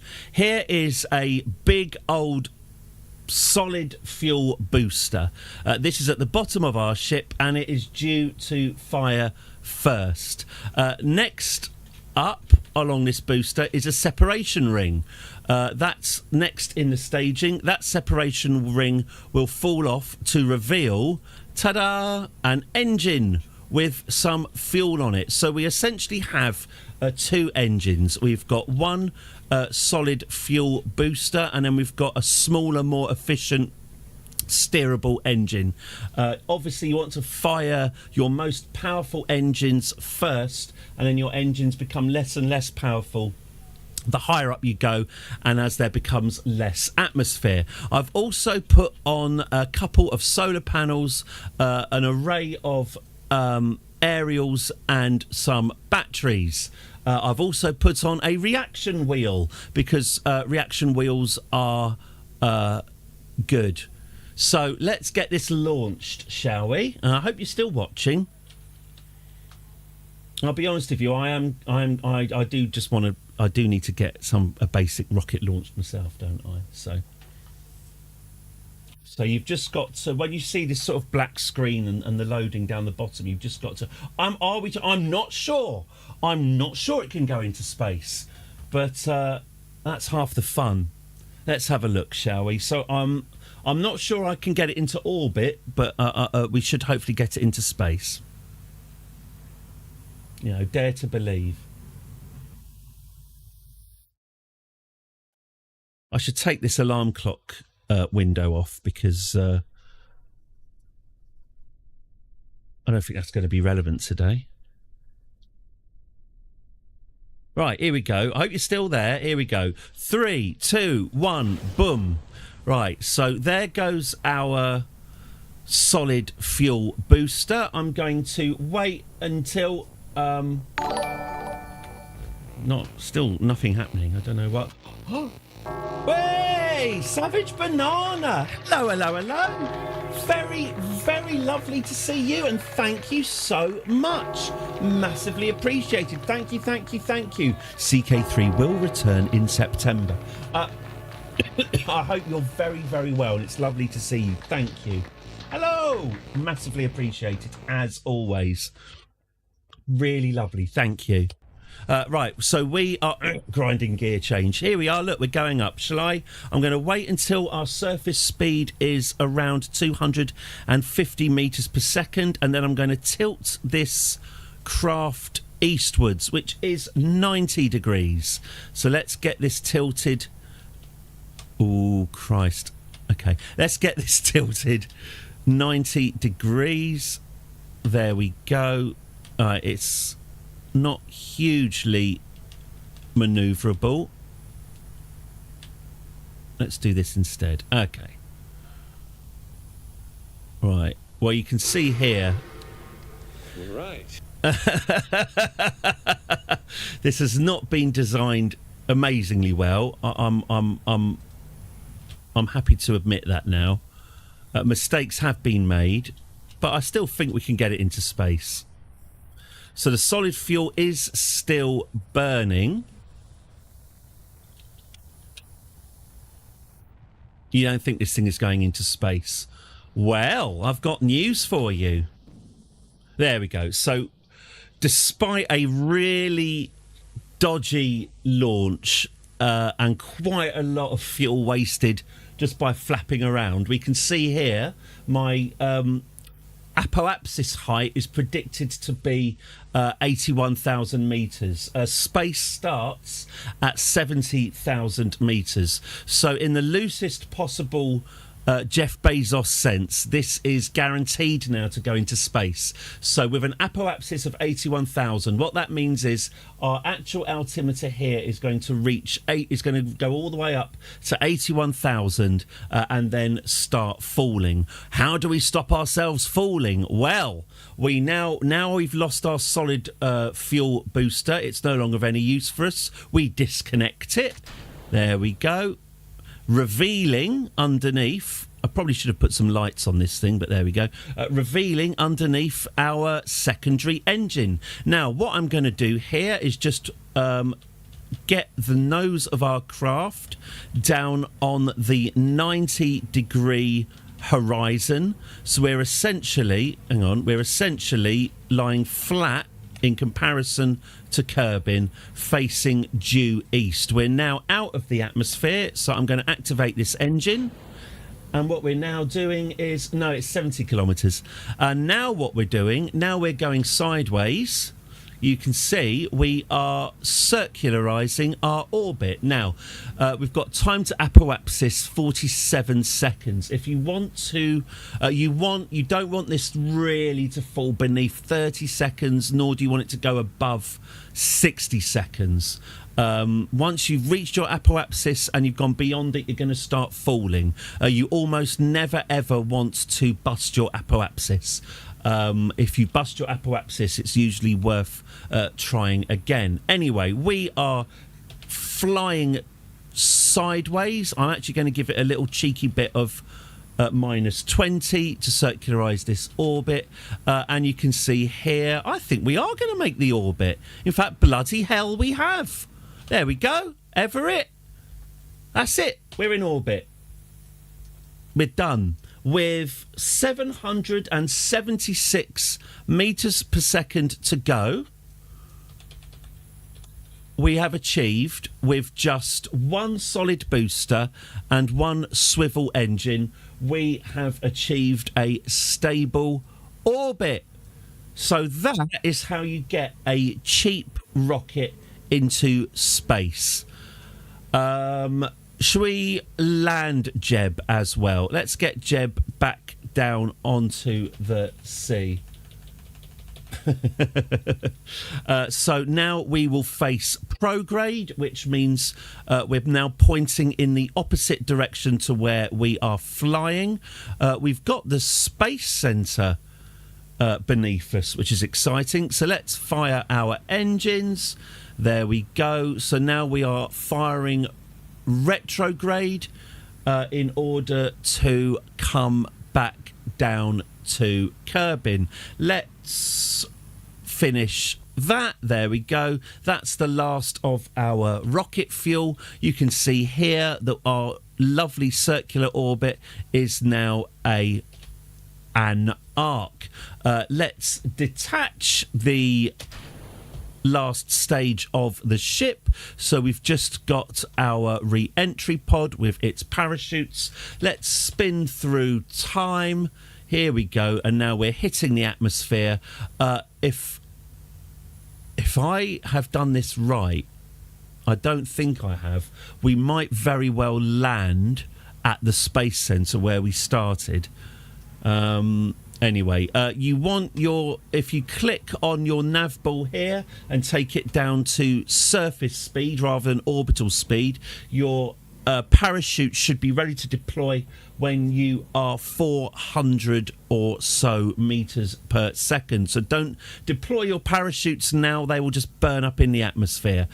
Wait for the atmosphere to slow your pod down. I think we're going to overshoot our space centre, but it wasn't a bad attempt.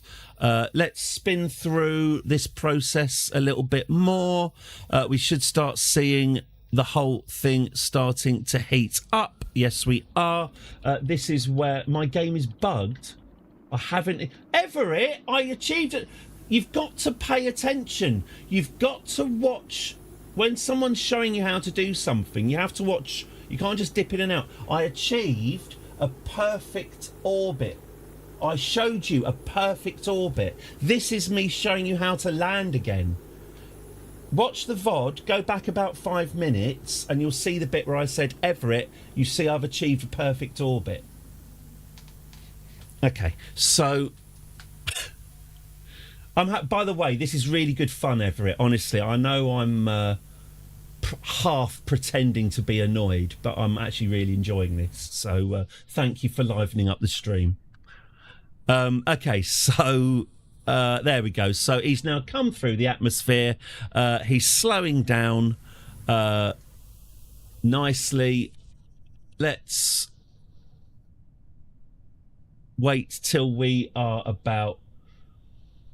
Let's wait till we are about 1,000 feet, shall we? Jeb, let's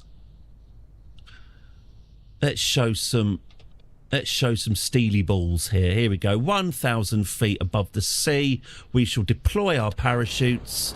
There we go. And that should slow Jeb enough to a tedious crawl, and he will land. No, actually, Everett, I think you're right. Yeah, my game must be... I think your game is broken. Yeah, you're right, actually. Yeah, I must be the one who's wrong. You must be the one who's right, and I'm the one who's wrong after all. No, that's probably the right attitude there. I can't achieve orbit in Kerbal Space Program. Could I, am I so out of touch? No, it's the Twitch streamers who are wrong. My game is bugged. But you've asked me to do it, so I'll do it. Anyway, Everett, that is how you build a cheap rocket, send it into a perfect orbit, and then land it again. What I just did there. He thinks the game is cruel. Hello, Salamander19. Many things described in different ways. I think your game is broken. It's cruel. What made you marry a wimp? Good question, Noel. Good question. Right, let's get back to delivering this. This moon buggy, shall we? If you stick around, Everett, you can see another space launch. We should all be more like Everett. What it is, I'm usually... Oh, Salamander. Oh, well, almost a launch, Salamander. I'm just sending... we're in the last stages of testing a new buggy.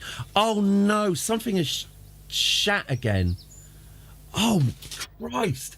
There's some sort of animal, hopefully an animal, hopefully it's not a neighbour, about this time every day appears to be shitting just outside my window. Absolutely disgusting. I hope the smell goes away.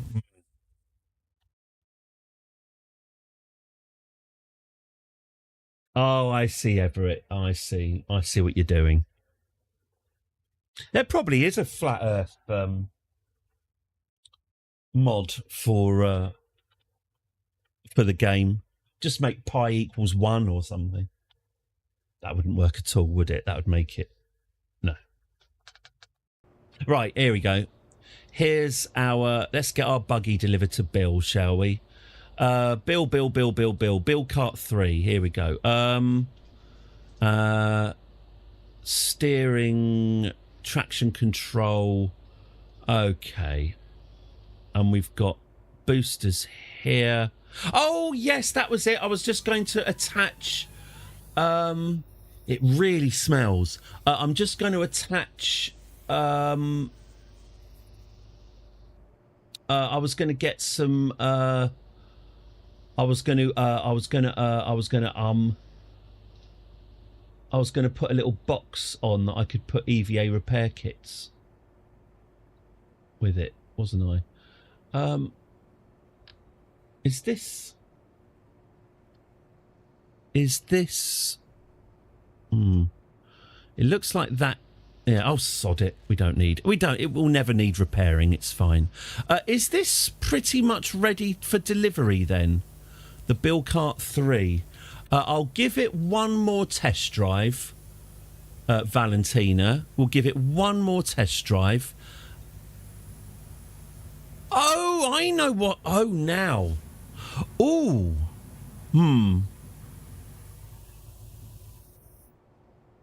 What am I going to do about refueling?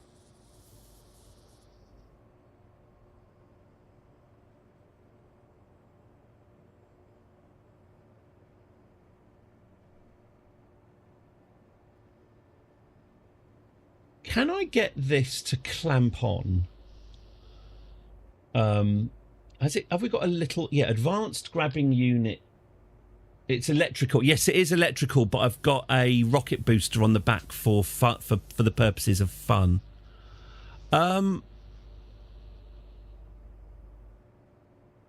could this... Yeah, docking port. Could this conceivably... And I can actually test this, can't I? Because I do have a duplicate of the moon base right next to the Kerbal Space Centre. Could this go underneath and grab on and then suck fuel out of it? If I...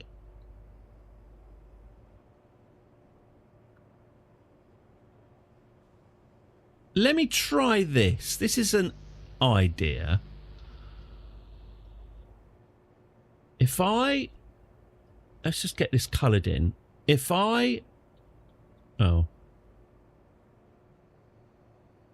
Okay. If I... Let's try this. Valentina. Yeah, take this out for a drive, but we're going to do a little experiment. I'm just going to drive this rover out to our duplicate moon base and see if we can clamp onto the moon base with that claw and refuel ourselves. It's almost certainly going to be the wrong height. It's not going to fit, or it's whatever, because I've just slapped it on. But it will give us some. It will give us some idea.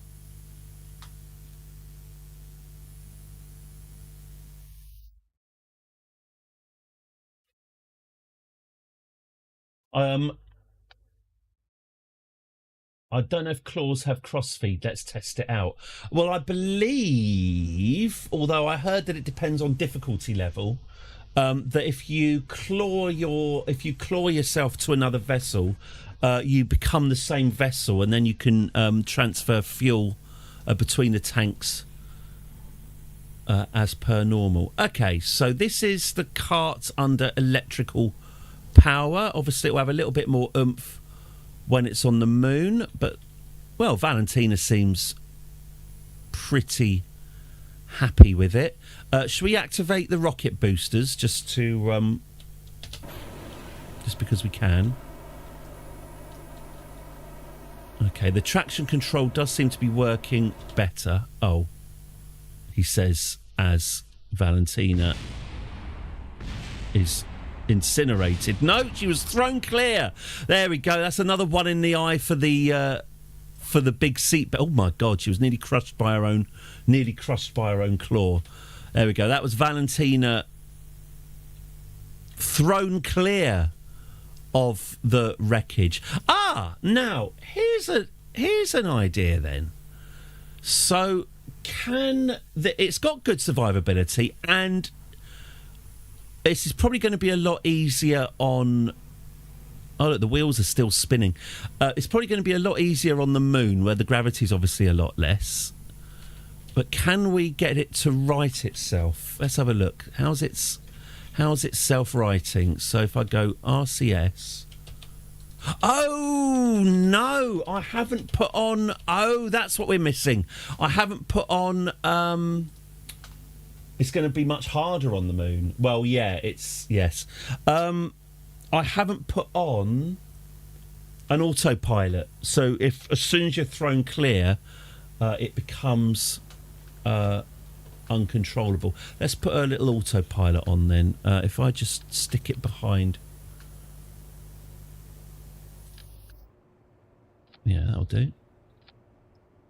Okay. Right, that's the Bill Cart 4. And this time I'm going to try to not crash it. So what was that? Was it about 60 meters per second? So if I keep it, shall I say let's keep it underneath 50 meters per second? That should be all right. The duplicate moon base where I'm going to test the claw is at the other end of the runway, so we do get a nice little little run up to it.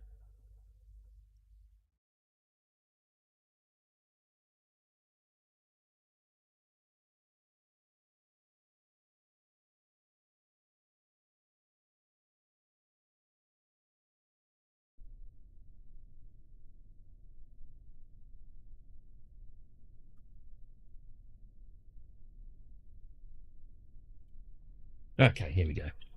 So, electric power. So, electric power on Kerbin gives us a top speed of about, 7 meters per second, which is actually pretty fast, really, isn't it? 9 meters per second. Right, let's activate rocket power. Whee! There we go. And what we're going to cruise along at about 50. There we go.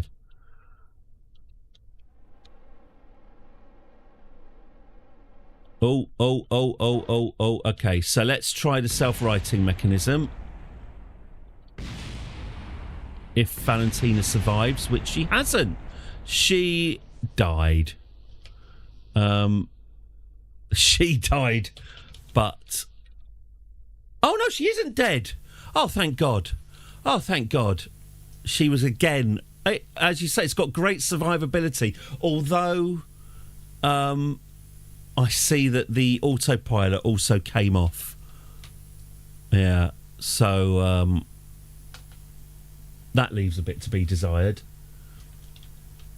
Okay. So let's perhaps... Have I got to accept the fact that the rocket... The rocket power might be too much? Maybe I should put those much smaller, squirty side engines on instead of that big bell. Oh, that would increase its that would decrease its mass as well, wouldn't it? Okay, well that's not the end of the world. Let's test this claw. Claw blimey. Here we go.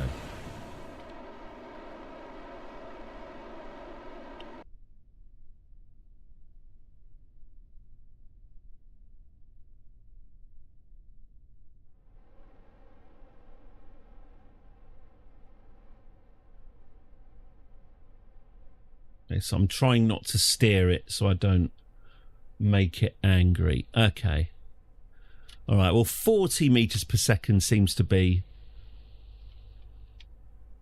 some sort of limit. Okay.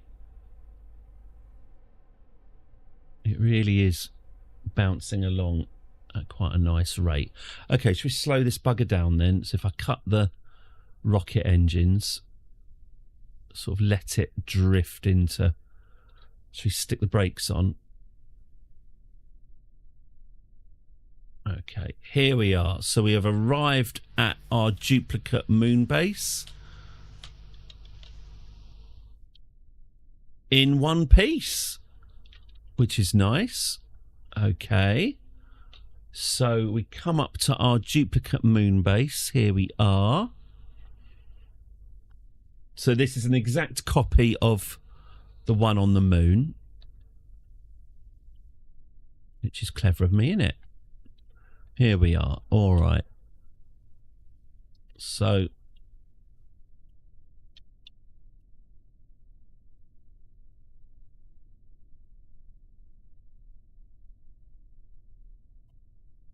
should we retract the solar panel? This might actually work. Let's have a look. So if we can... Mind your head. Mind your head.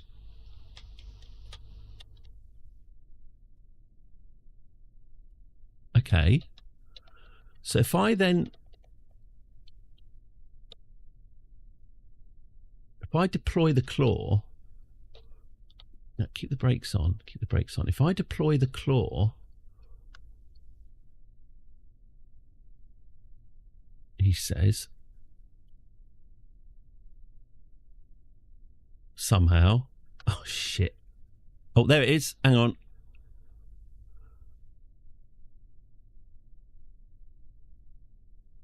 Arm. Yeah. Aha. So I need some sort of telescopic arm thing to grab on. But that's not too bad, is it? Okay, so I just need... Use the RCS. Yeah, sadly, it would work on the moon, but it won't work here. The battery sticks out at a reasonable height. Yeah. Well, it's fine. I can get a... Let's revert. I've still got a couple of other adjustments. So I am going to just replace that engine at the back because it's way too powerful and also like fuel inefficient as well. So let's just get rid of this engine. I don't know what I'm going to put on the back actually. Have we got like a nice... We've got a sexy bit of cowling or something that looks...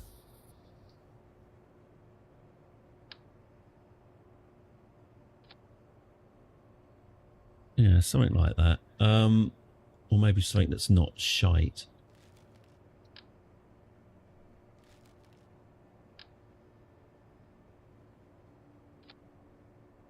No, it just looks vaguely rude. Looks like Madonna's bra. There's a contemporary reference.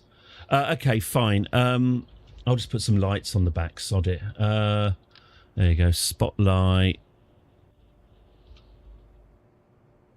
There we go, and they can be, I don't know, blue or something. Lights on. Okay, let's put... let's map the solar panel toggle to the lights. There we go. Okay. Right, I need to put some sort of robotic claw on this, don't I? So, what have we got here? Here's the claw. Oh, I see. I see. Oh, I also needed to put the engines on, didn't I? Right, what have we got here? Spider engine. We'll just put the spider engine on then. You asked me to do it. So I'll do it.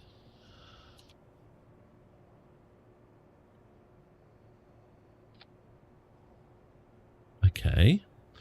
Okay, so if I get a robot claw thing, where's robotics? Robotics, here we go. Not a rotation, not a rotation. Not a hinge, not a rotor, not a rotor. A hydraulic cylinder. That sounds more like it. And if I put this on top of the hydraulic cylinder, what's this? Oh, that's the... Oh, I see.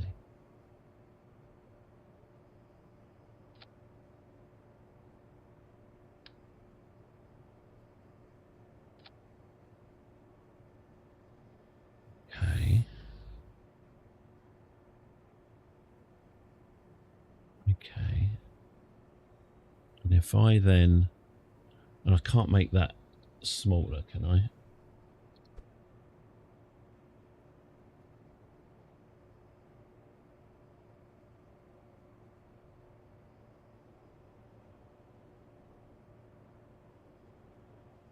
What the hell is this? Hang on.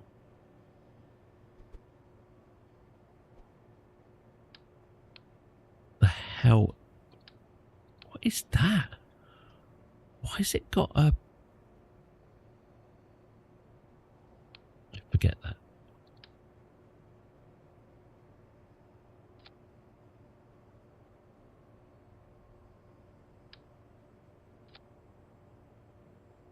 Okay.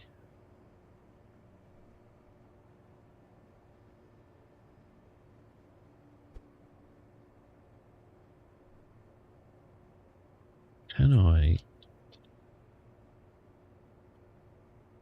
I move this?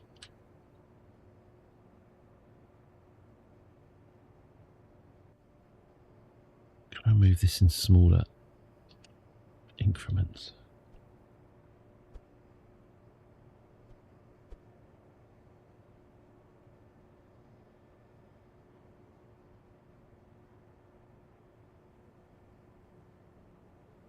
Yeah. Okay, and then if I... That will look less shite if I do that. No, that looks less shite. And then I can extend this. Whee! That's vaguely arousing, isn't it? Ooh, woohoo, Ooh, nice. All right, let's get that. This is the Bill Cart 5. Great. Right, let's get our mono tank back. Might as well, actually. Why don't I just stick the mono tank rearwards like that? Yeah. Maybe the other way around, actually. Yeah, like that. And then, oh, I see. So then I can stick that in there. That's quite cool, isn't it? And then we've got, yeah, and then we've got a light. We've got a light on the back just there. Lovely. And I'm going to make that less roamy. Gentlemen, this is Democracy Manifest. Manifest. There we go. All right. And if I do that,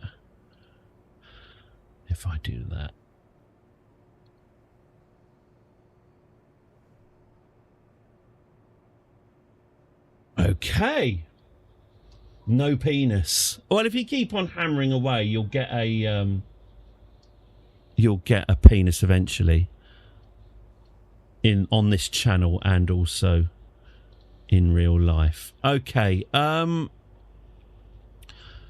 That is quite good, isn't it? So we've got mono propellant, we've got engines there, we've got a claw, we've got traction control, we've got these. I think, oh, I'll tell you what, let's stick some science on, because we don't want to voyage to a exciting new destination and not be able to take its temperature. That would be awful. So let's just stick some scientific instruments in the back. Yeah,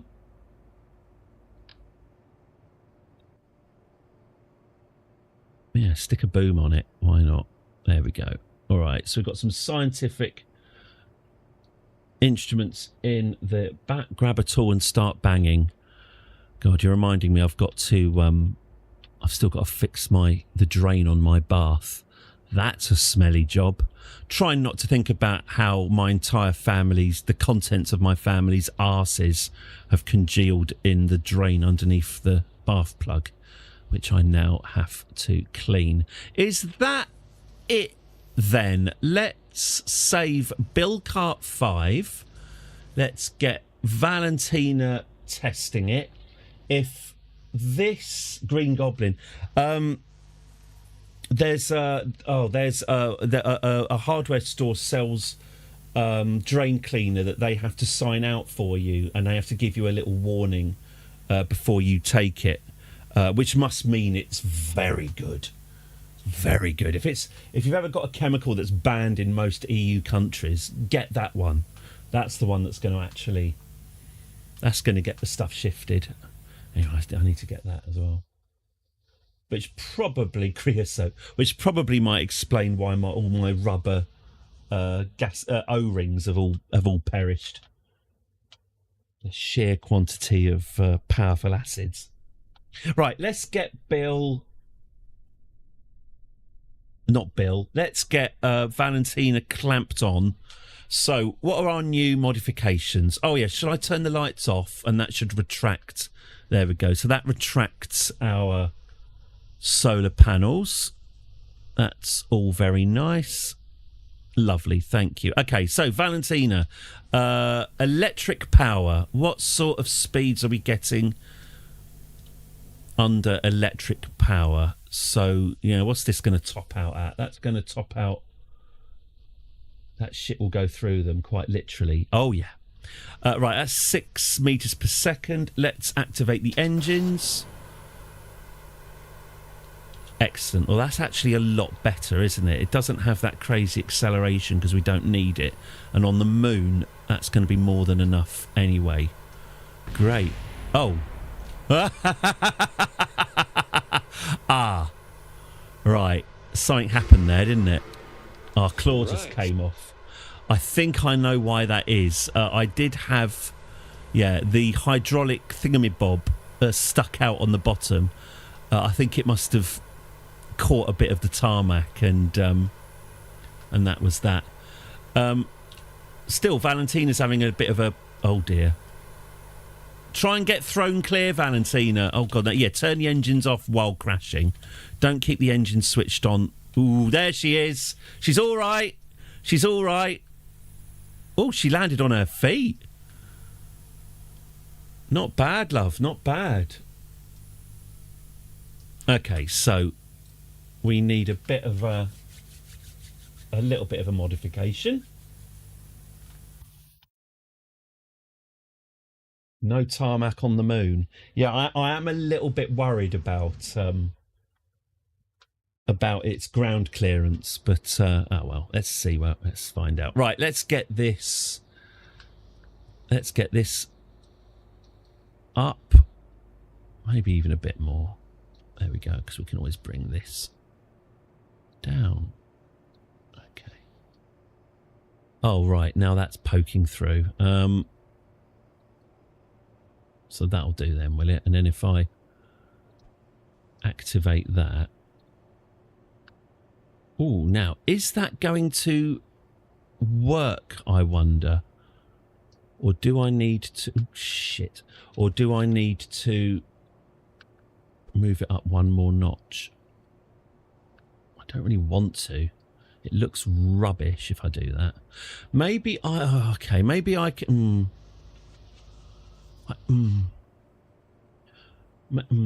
Maybe...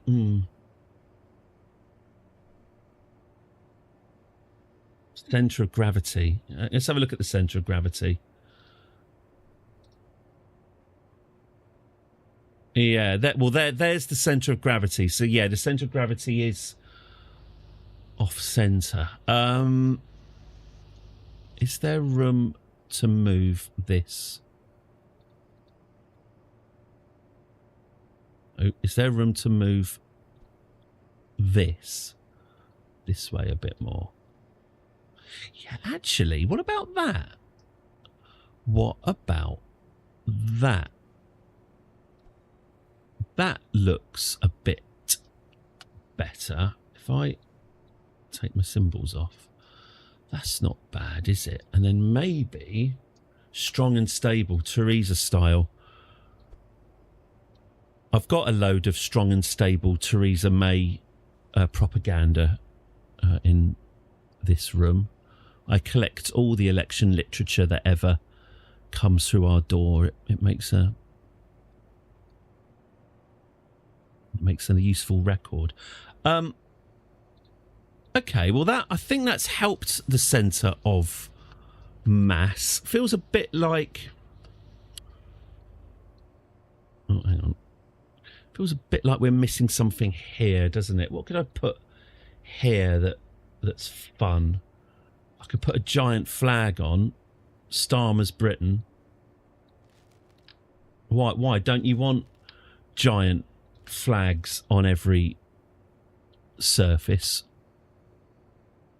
Why do you hate our country? There we go. Beautiful. Evidence for the show trials. Okay, so and should we get this? Should we get this lined up as well? Hang on.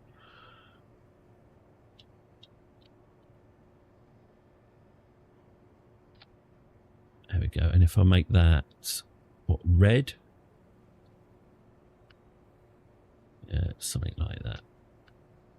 Just looks like a literal plaster just pasted across to cover up the workings underneath. Oh, that'll do. That'll do. What's this? Oh, yeah, I don't need that. That's fine. That'll do. That'll do. Let's get... Is this the Bill Cart 6? Right. This could well be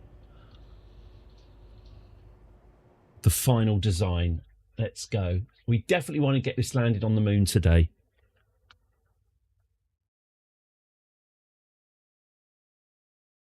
So fingers crossed. This is the one.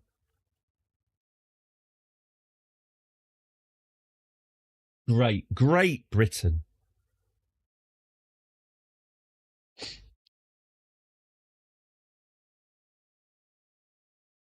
Do you speak British?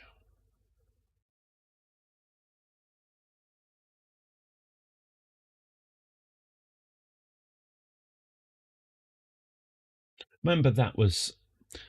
I was looking at my books and I saw Stupid White Men by Michael Moore.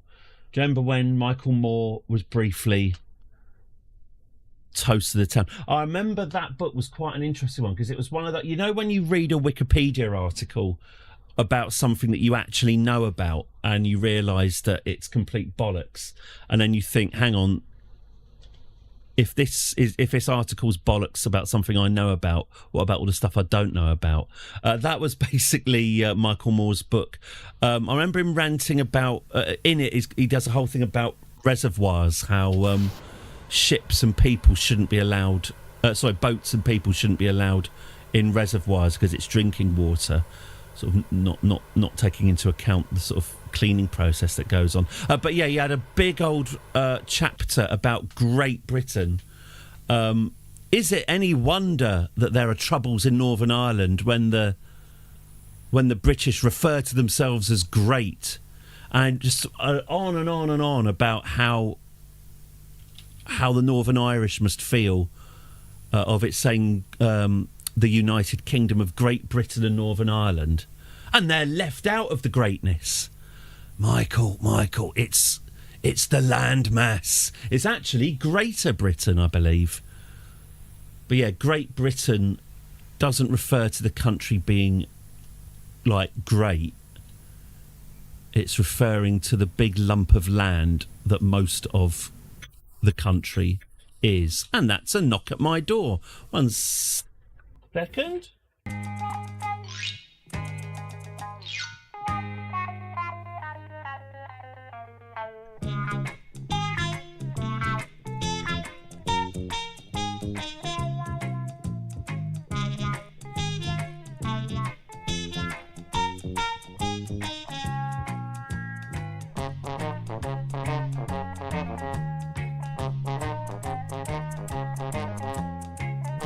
I've got a horrible feeling I'm going to be leaning French by the end of the World Cup.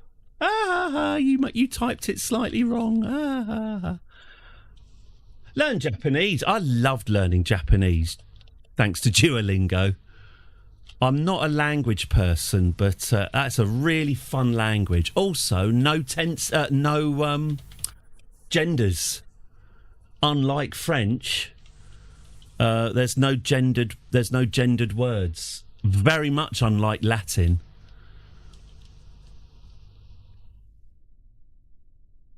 Although obviously far fewer countries speak Japanese. Also anime, yeah. Okay, let's see. It's quite nippy, this car. I'm quite happy with it. Okay, so let's see if we can get ourselves underneath, clamp on, and suck the petrol out. Is it? Yes. It's now, we don't have, do we not have clearance? Hang on.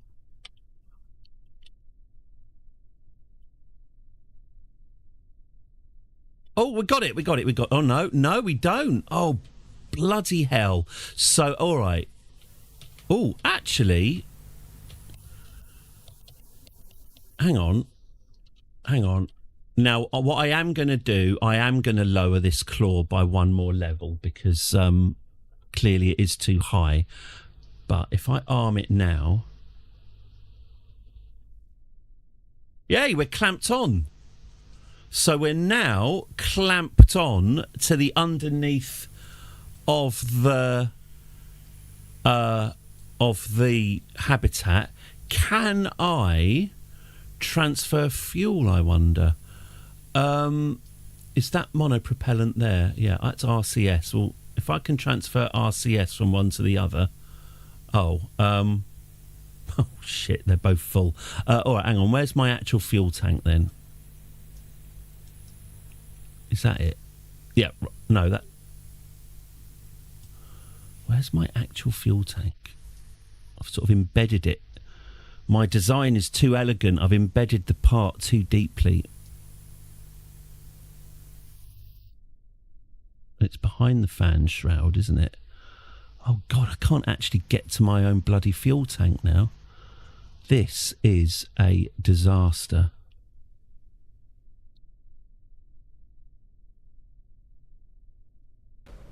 That's a disaster. Should never have put me up with that woman. Whose idea was that? I don't know, I didn't see. That's Sue, I think. Sue, yeah. They're just ridiculous. Yeah. I think I might have come to a disturbing conclusion. I don't think there is any fuel. I don't think there is any fuel on this. Okay. So if I wanted... Oh, well, that's kind of all right. Oh, well, sod it. That's fine then. Say cloaca again. Eddie, can you show me how to get into orbit? No, it's beyond me. That's fine. Anyway, right, that's fine. The fact that there's no actual... the fact that there's no actual fuel on that moon base is beside the point. The theory works, so I'll go for that. All right. Okay. Fine. Let's get this sent off to Bill then. Oh, Bill.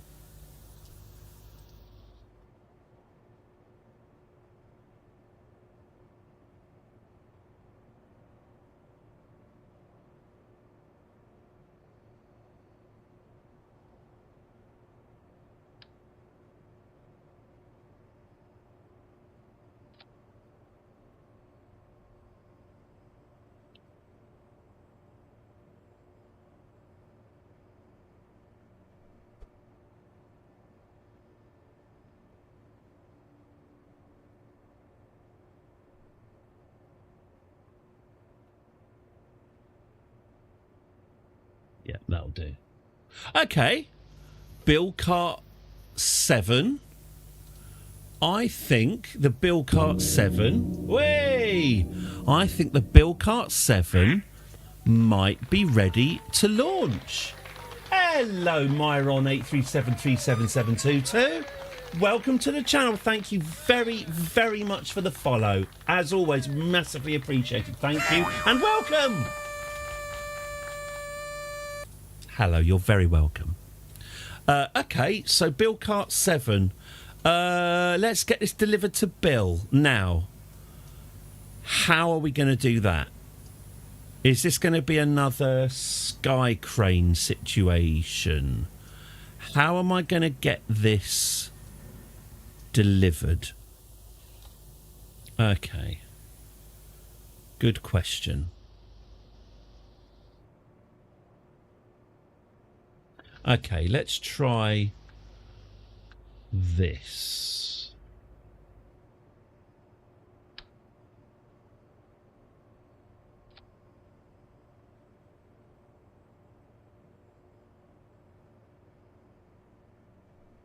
That should be all right.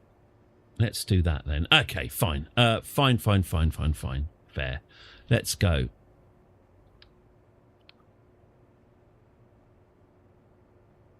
You're building some kind of rover. Yes. This is... well, you are a Crusader Kings veteran. Crusader Kings will return with the new DLC.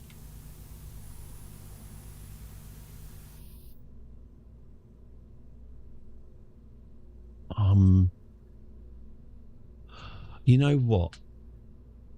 You were right. I was wrong. I'm going to move this back up again. There we go.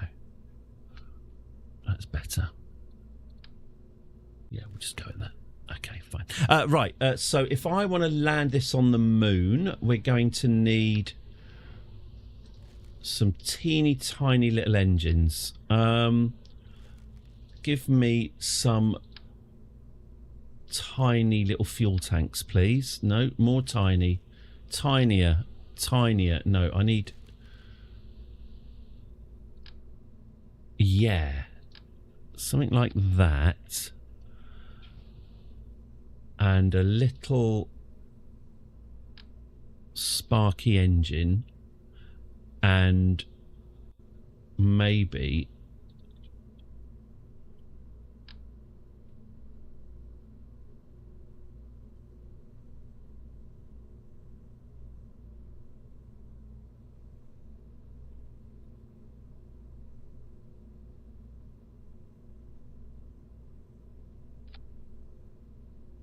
Yeah, maybe something along the lines of this.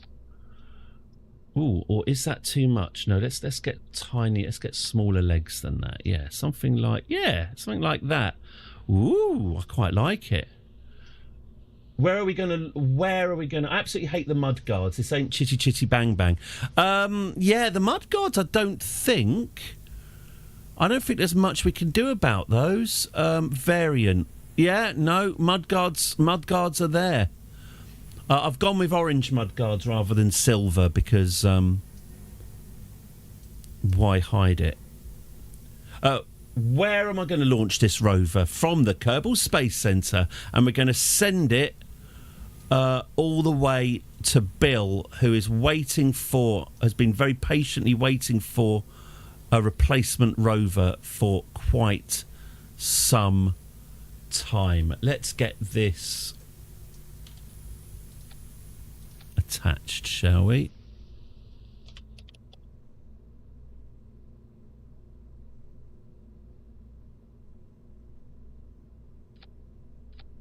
Okay.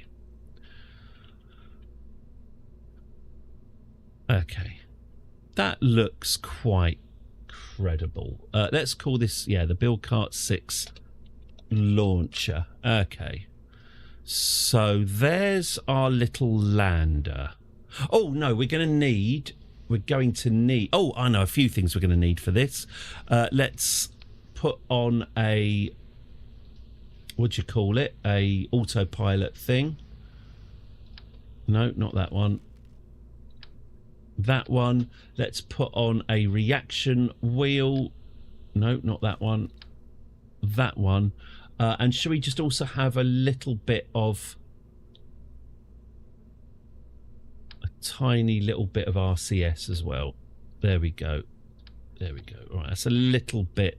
No, get rid of those RCS tanks. Stick them on the side here.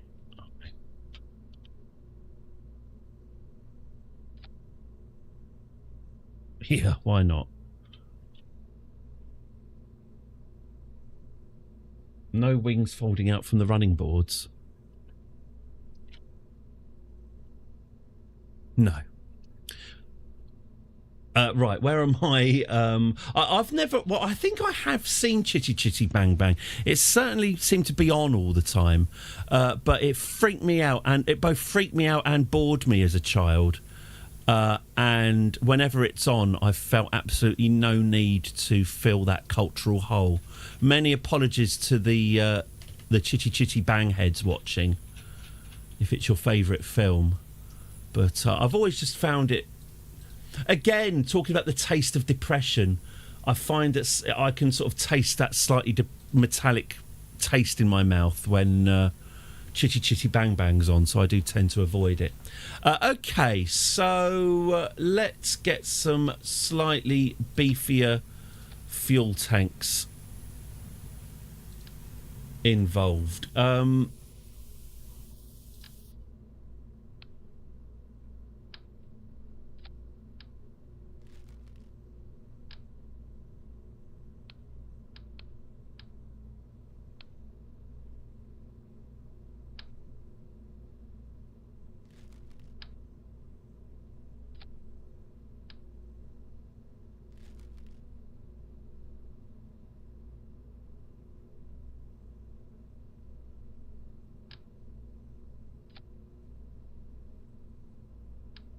There we go, that's it.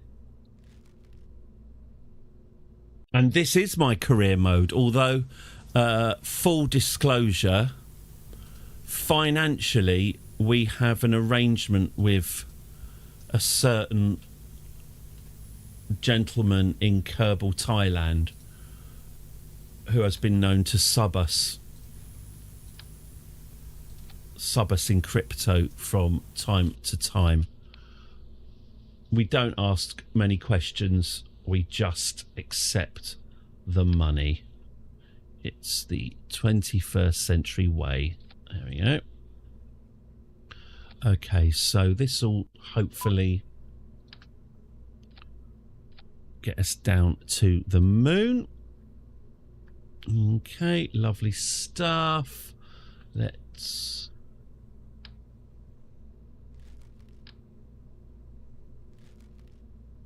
do that. Okay. I think I might also put another reaction wheel on this. Feels like we can't have too many. There we go. Okay. Where's my... I see. Okay, so that will give us 1,200. Okay. Ian Fleming's better work. It's Roald Dahl, isn't it? Or am I wrong? Chitty Chitty Bang Bang.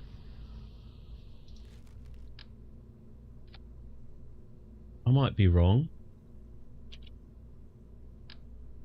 He said passive aggressively. Prove me wrong, kids. Prove me wrong.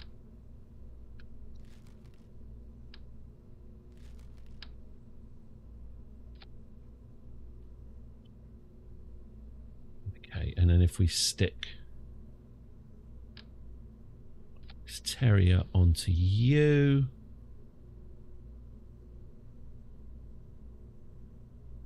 Great, that's very nice. Well done, good for you. We can also do, okay, yeah. Let's asparagus. Let's asparagus the hell out of this. We'll get you going there, marvelous. And then we have that, and then we just get you up in the sky. Good, right, that should be enough. No way of knowing, yeah. Like tears in the rain. These facts will never be recovered. Okay, no,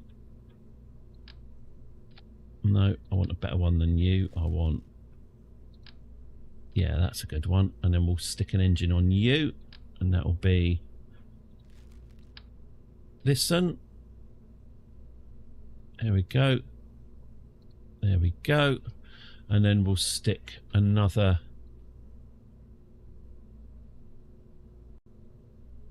Then we'll stick another engine underneath you. I hope you're watching, Emirate. Okay, we'll do. Oh, that's not quite right, is it? We'll do that, and we'll put that there. That'll have to do, and then we'll open this up again. How are we going to do that? We're going to do that with, no, we can do that.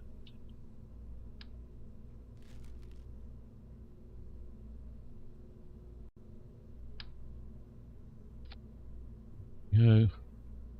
We're going to do, put like a mid-stage engine on that, are we? Powerful upper stage. Yeah, that's what I meant to say.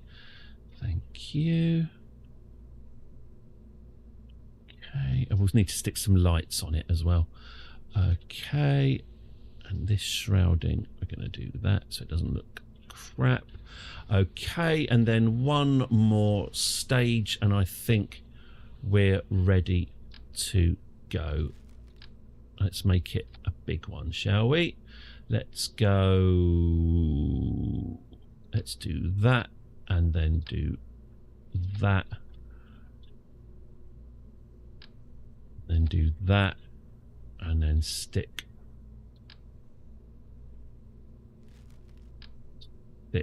one on. But you've asked me to do it, so I'll do it. Bad boys underneath, and then we'll get, what's it? What was that one that says the pinnacle of power? Yeah, we'll get those.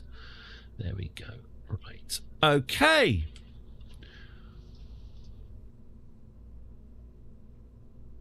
Okay. So, kaboom. Then that. Oh, we've got loads of power. That's far more than we need. That's far more than we need. That's absolutely peachy. Okay, let's get this lit up like a Christmas tree so we can see what we're doing. We'll put the batteries and RCS and shit on it, and then we will go and see Bill. Oh, Bill. Oh, Bill. What have I done? Okay. Awesome. Let's shroud this right up. How would I do that? Would that be here? No, presumably it would be here. And then we go blop, blop, blop, blop. Am I going to have to get rid of those? That's fine. That's fine. I'll get rid of those. Don't need those. We'll replace those with a spotlight. Why not? There you go. Okay, let's get this shrouded again. Let's build the fairing. Bloop, bloop, bloop, bloop, bloop, bloop, bloop, bloop. That's fine. Let me just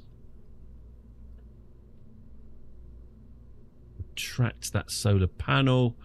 In fact, let's turn off. No, sod it. That's fine. Okay, let's build this fairing. Nyep, nyep, nyep, nyep, nyep, nyep, nyep. Lovely stuff. Okay, and then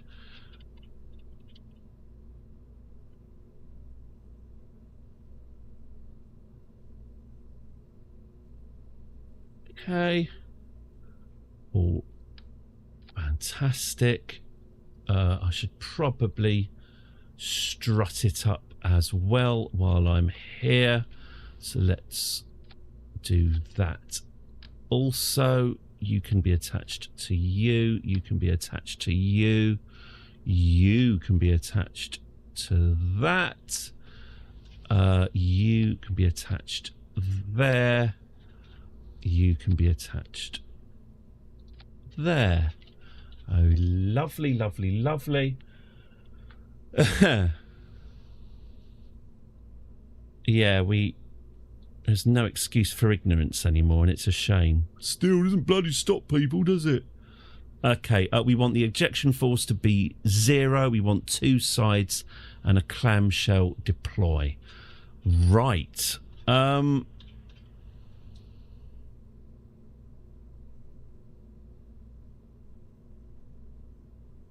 Oh, this is barely going to leave the ground.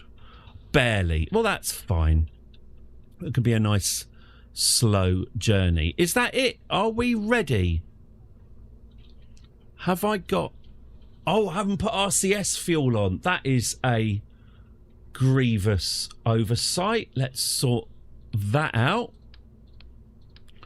Let's put 2 lots on because I always seem to regret not doing that. Let's get this thing covered in little thrusters. Ooh, pardon.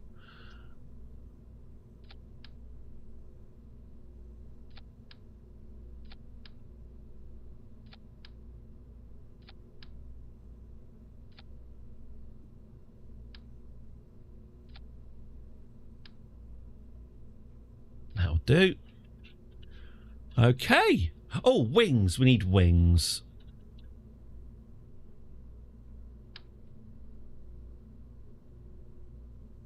Let there be wings. Okay. Is that it?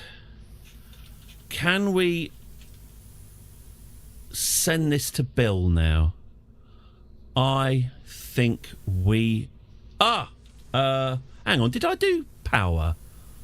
Gosh almighty. Okay, yeah, fine. We need batteries as well. Right.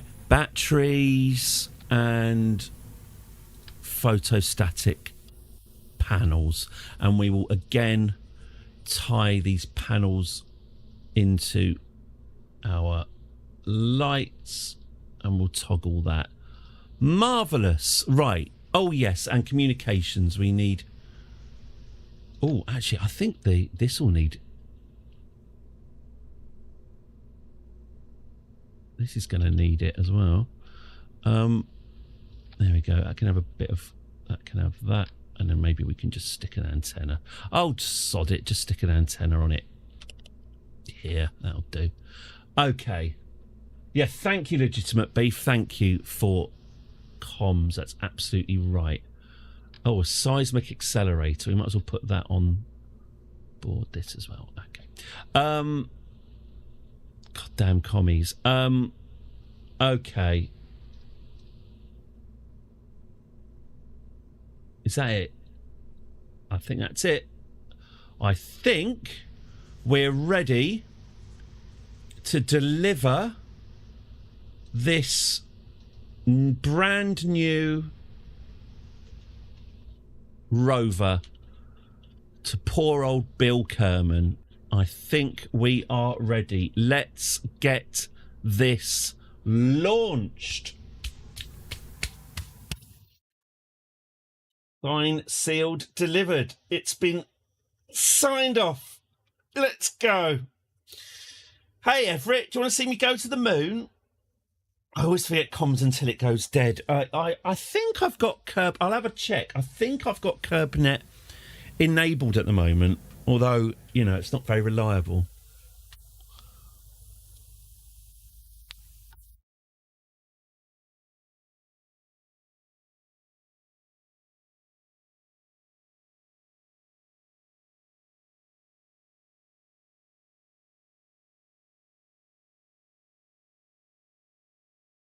My monitor's dusty. I was about to apologise, but that's not how streaming works, is it? Sorry for my dirty monitor. There you go, that's better.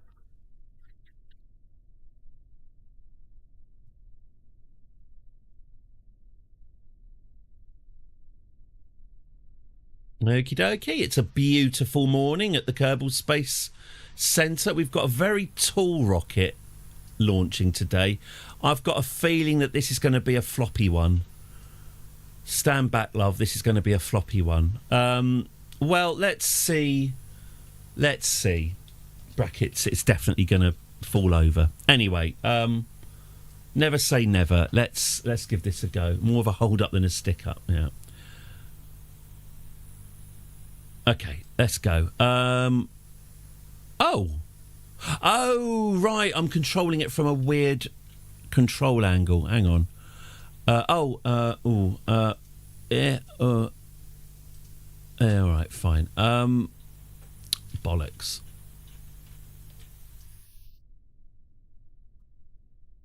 If I just... fine, I'll revert it. Revert to vehicle assembly. Ugh.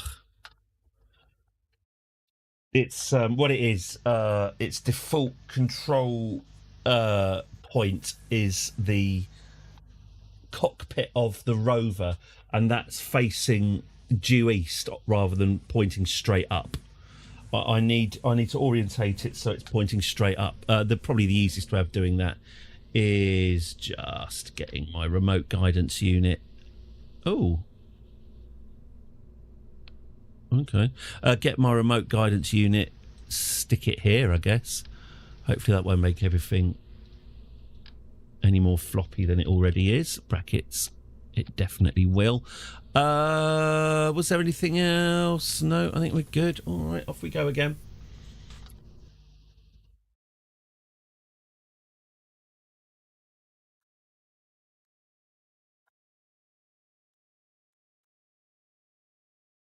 A delivery to the moon.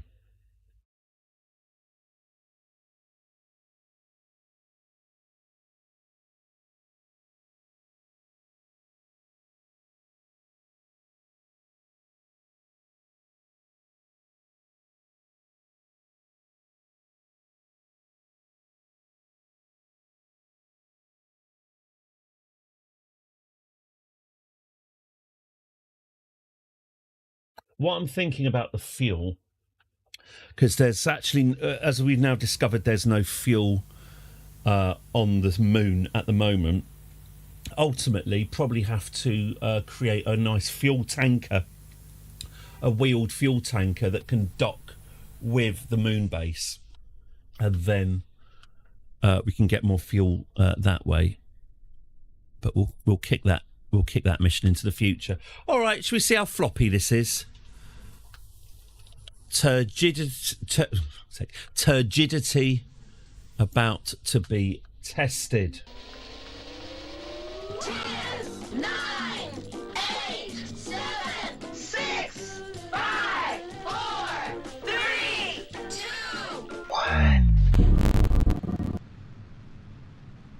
1. Not exactly leaping off the launch pad, is it? There's a lot of oomph coming off. Do you remember when Elon had that idea that launch pads weren't necessary? And then he tried launching a rocket without a launch pad, and the whole thing was a fucking disaster. How many people do you think told him that that's exactly what would happen? How many people did he override? Not the worst thing he's done, but, you know, indicative behaviour. Right, so we are very leisurely heading up into the one place that hasn't been corrupted by capitalism. We'll wait. I think we'll wait till we're about, not one person will have told him. Yeah, that's about right, isn't it? We'll wait till we're about 300 metres per second.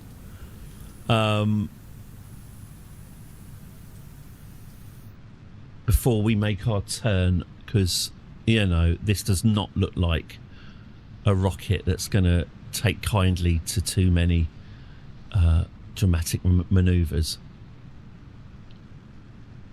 Well, it's flying anyway. A card will have been marked, yes. Ketamine stupor. I was at Gary's memorial. I was talking to my friend who genuinely seems tortured. He was on a film shoot that Musk turned up to in the Highlands, and Musk was stood alone without any bouncers on a cliff edge, and my friend looked at him and thought, I could push him right now. I could push him and there'd be a reasonable chance of maybe getting away with it. But there were no witnesses, and he could have given Musk a shove. This is about 15 years ago. And my friend telling me this does seem genuinely racked with regret and despair. You have one in life just gives you one perfect moment, and you know you fail to grasp it. It genuinely could have saved the world, or at least a few 100,000 lives in the poorest part of the world. Right, should we get ourselves angled? Well, from what I can tell from my minor, it was halfway through his marriage to Grimes, wasn't it? Isn't there like an email from Grimes to her husband that's something along the lines of, since you've been hanging out with those absolute bellends, you've got really racist and right wing. I mean, you know, the guy grew up in apartheid South Africa, in a position of privilege, so I doubt that he was ever, you know, painting the whole world with a rainbow. But yeah, that Grimes email, I always remember it. Just a real kind of, what the hell's happened? Why are you hanging out with these people? What's happened to you?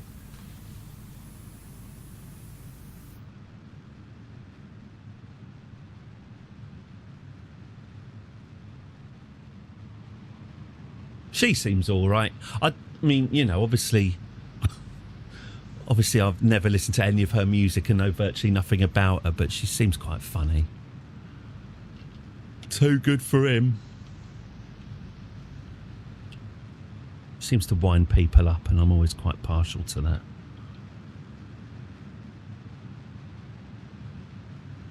Oh gosh, have you been shatting it? Oh, you share your office of a litter box. Ugh. Oh dear, Jane. Oh, and the worst thing is, you think that you can just tough it out. You think, well, the smell will wear off, but it doesn't. It settles into, it infiltrates your body and just sort of settles into your brain. You become kind of infused with it. Horrific. I love dogs. Well, I don't love dogs. Sounds like I fuck dogs. I don't fuck dogs. I like dogs. I've owned a dog. I would really like to own a dog, except for one steaming hot reason, and that is the daily ritual of having to bend down and pick up hot turds, feeling the heat through the plastic, and then having to find some sort of turd bin and throwing the turds in. It is unfortunately, and I know I'm missing out here, it is unfortunately for me a deal breaker.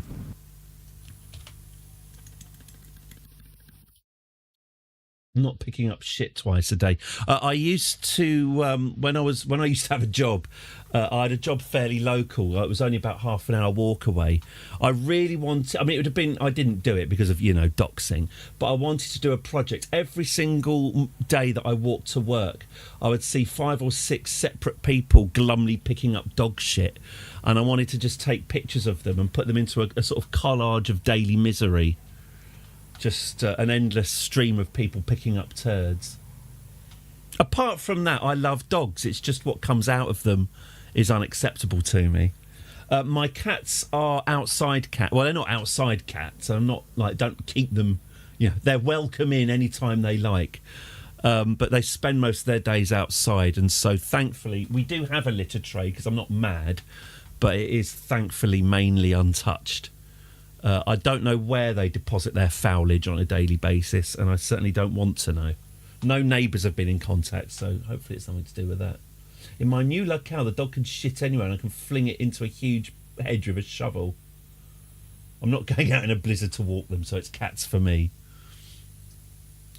Shame about... it is a... it was Father's Day, wasn't it? Yeah, my cats brought me a present for Father's Day. It was a husk of a torso with 2 wings and 2 legs and what looked like the remains of a beak. They tore an innocent little songbird to pieces and then gave it to me for Father's Day. I mean, dogs aren't evil, are they? Dogs are nice. Cats, every single one of them is a fucking psychopath. Which, I'm fine with, but I do get people not being keen. Oh God, hang on. Let's dump my big fat arse, shall we? And activate the next engine. There we go. There we go. Get that shat on.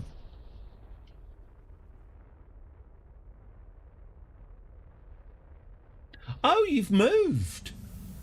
Oh, interesting.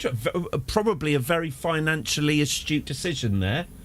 Although, if you become a landlord, you will become scum. All landlords are scum, and I will not change my view of that just because one of my good friends has become one. Just so you know, I just want to know where we stand. Hello, Cosmallen. Yeah, we are become scum. As long as you, I mean, obviously, as long as you know that you're scum, that is better. Yeah, I know how to treat my subscribers. Shall we unclamshell this? Shall we reveal? Do any of my guys like physics? Hey, where would we be?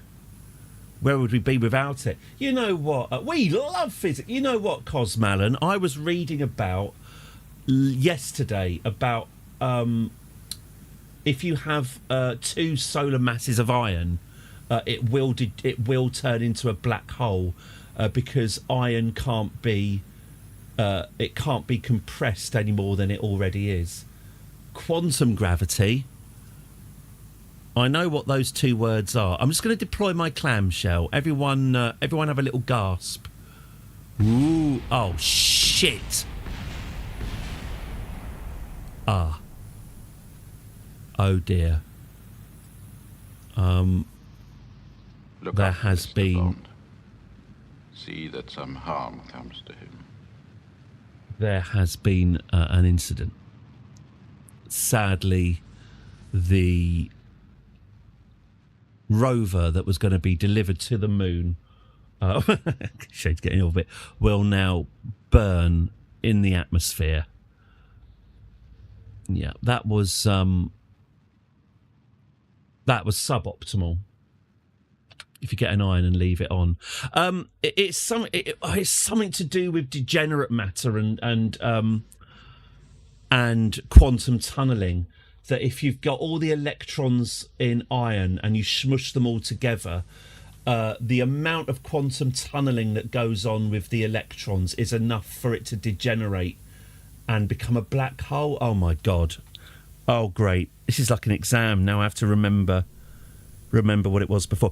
When iron fusing stars collapse because heavier elements require energy to be taken into form. Thank you, Cosmalin, that was it. So you reach the end of the fusion if you start fusing them, and the pressure of fusion can't stop the gravity. Yes, because when stuff's hot, it all pushes out because it's expanding, and so gravity and the energy expended keeps it in equilibrium. But because iron cannot fuse because it's the end state of fusion, it isn't hot, and therefore there can only be like 1.6 solar masses of it or whatever before it collapses into a black hole, because it's not generating any energy to stop that happening. Is that right? We love physics. Fusion of anything heavier than iron has to come from a supernova. Iron. There you go, Cosmalin. Physics is a bit like history as well. It's one of those things. Absolutely despised it, having to learn it as a child, because it's basically maths. It feels like you've just been tricked into doing maths. There was nothing wrong with that launch, was there? I just needed to Eron Medin. Excellent. Chemistry upsets me because I don't really believe it should work like that. Why don't I like chemistry? Well, my chemistry teacher was a fanny. Although what was quite good about my chemistry teacher, he was really into guns. He was part of a gun club and liked shooting guns. So all you had to do was ask him about the difference between a 5.62 caliber and a 9mm caliber. You know, you just ask him to compare. So what is the swirly pattern inside a rifle barrel actually for? It was the easiest thing in the world. You need to lurk, Savage Banana. Have a lovely have a fantastic lurk, Savage Banana Sal. At ease. Thank you for using the lurk function.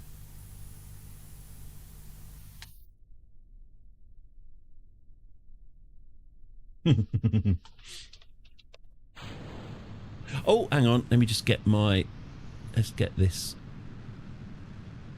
Oh, God. Control from here. Okay, good. Right. Why is mathematics plural anyway?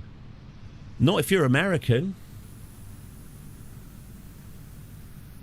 Didn't learn any French, but could clear a jam on a Sten gun.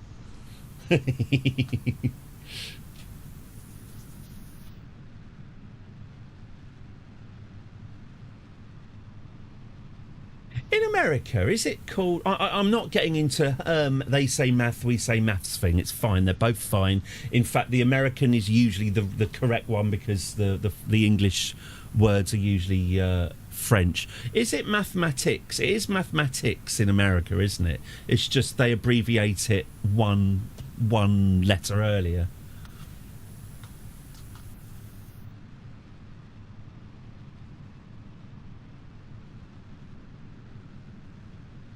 Yes, it is what Americans say, yeah. You do the math. It's fine, it's fine. I'm not one of those.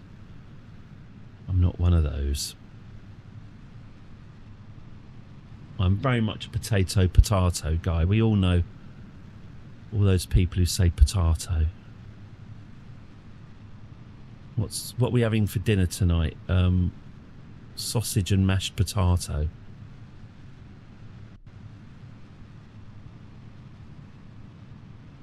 Well, it's sums, isn't it?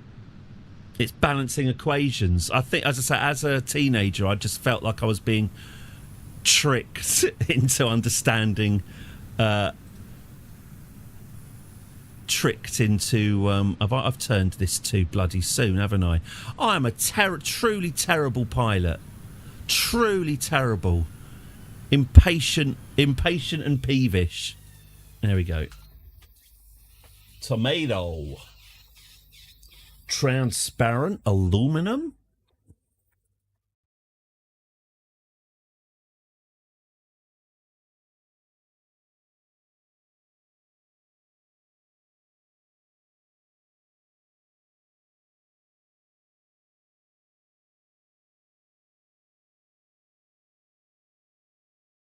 We learn both. Oh, I was asking my daughter about this because obviously, my daughter and her pals still use miles. Obviously, they don't know what kids today. They don't know what a foot is. They don't use feet and yards because they're not from an Enid Blyton book. But they do use miles as their default long distance rather than kilometres. But that's probably because of miles per hour, isn't it? But yeah, in pretty much every other respect, the kids are all metric these days.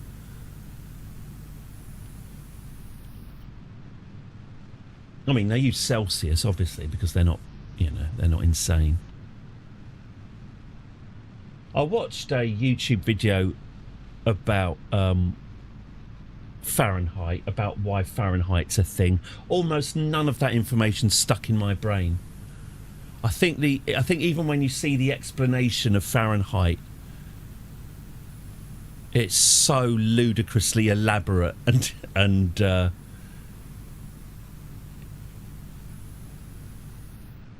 I'm trying to remember what the deal with Fahrenheit is.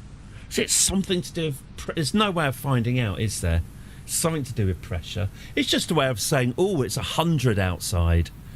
It's a drama queen's a drama queen's measurement. Canada, yeah, well, that's the French though, isn't it? Canada. The French aren't going to take miles lying down.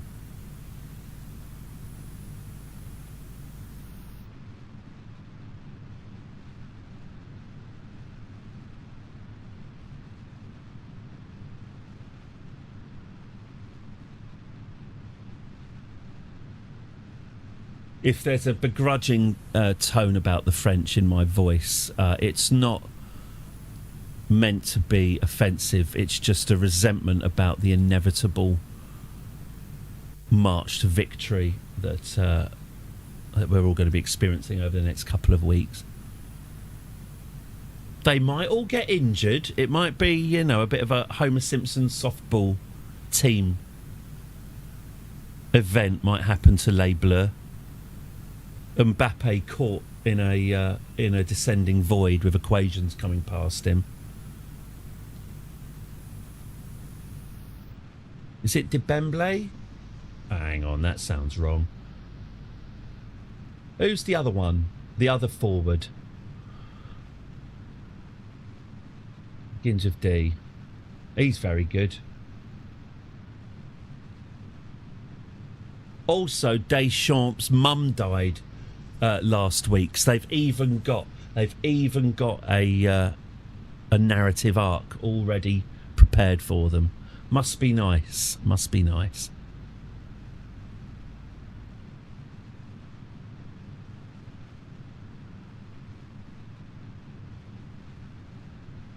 Mbappe, get those sideburns shaved. Okay.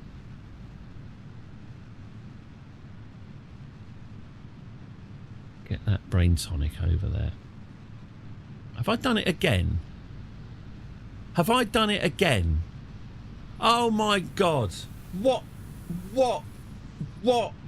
have I done? You do think, Christ, what have I done? Why won't I learn? At times you think, Christ, what have I done? Why won't I learn, Lynn? Why won't I learn? Right, we're Paula Abdalling this. It's a disaster. Should never have put me with that. Shouldn't have done. Shouldn't have done. Do blame Do you blame Sue, others? I think. Sue, I think. But yeah, right, that's it. We're going...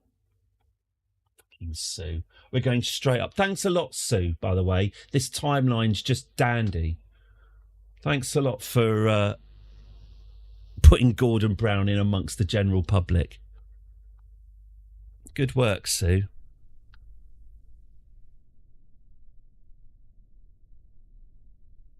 Or Gordon Brown.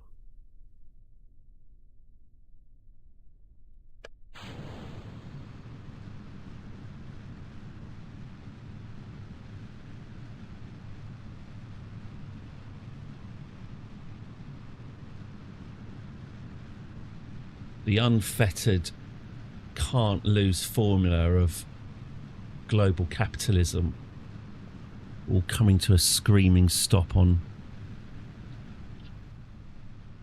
Tony vacating the musical chair and piecing out just in time. Okay, so we are Paula Abdalling this. We are straight up until my apoapsis is in space. A read-only day for me today. That's a good expression, a read-only day. Yeah, I'm in no mood to create or devise anything. I'm just going to be reacting today rather than proacting. No one wants you messing with the service before the long weekend. Is it a long weekend? Have we got another bank holiday? Every day's a bank holiday when you're unemployable.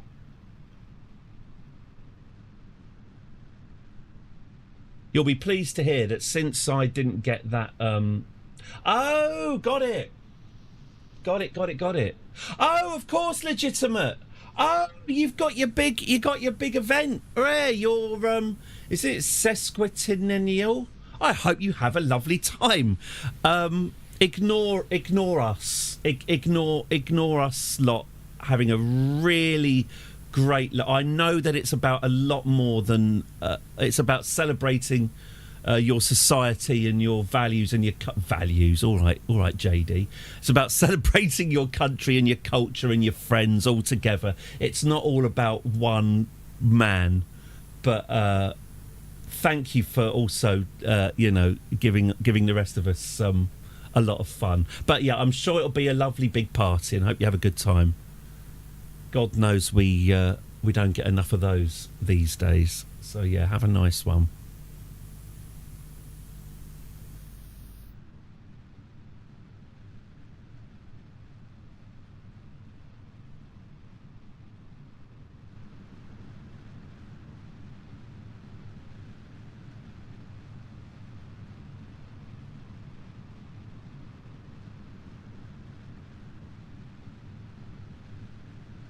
Any good telly on 4th of July? Is it? I think isn't there a USA? Aren't the USA playing football? It's not my fault. You know, we stopped being about 250 years ago. We chose to opt out. You know, just got a bit bored of the whole thing. Just decided to call it a day, you know. Oh, you're still doing that, are you? No, I see. Well, yeah, it'll be a nice day. Hopefully the telly's excellent. I always like looking at... They always drag out the archive footage from, 100 years ago and, 50 years ago. That's always nice.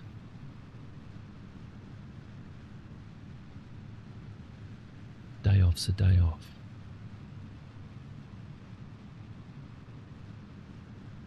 I keep thinking about rewatching the film Independence Day, but every time I've watched it, I know some people dig it, but it's a really bad film, and I seem to forget it about once every 10 years and then think, I could put that on. Jeff Goldblum and Will Smith do all the heavy lifting, that's for certain.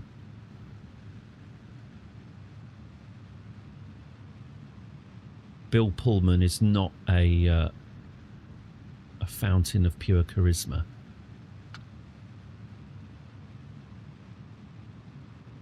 The new one's worse. I should look at the plot for that. Is it so? So after like most of the major cities, half the population have been wiped out, and Houston got nuked. Does the world go back to just being normal in the sequels, like in Ghostbusters 2? Like, you know, I don't want to say the words 9/11, but the events of Ghostbusters 2 were fairly... The Marshmallow Man and Al Qaeda did have a kind of a sort of crossover destructive effect. And 9/11 changed everything. And you know, that's the thing that annoys me about Ghostbusters 2. If this isn't a distasteful analogy, feels like more would have changed post Marshmallow Man crushing buildings and a Babylonian god appearing in the skies. Doesn't feel like the Ghostbusters would be doing the kids' parties. They steal the technology from the end so it goes back to normal with higher tech. It's what they always do. It annoys me. I always find sort of the aftermath of these things sort of more interesting to think about, really. How on earth do you go back to... Well, you don't, do you, presumably?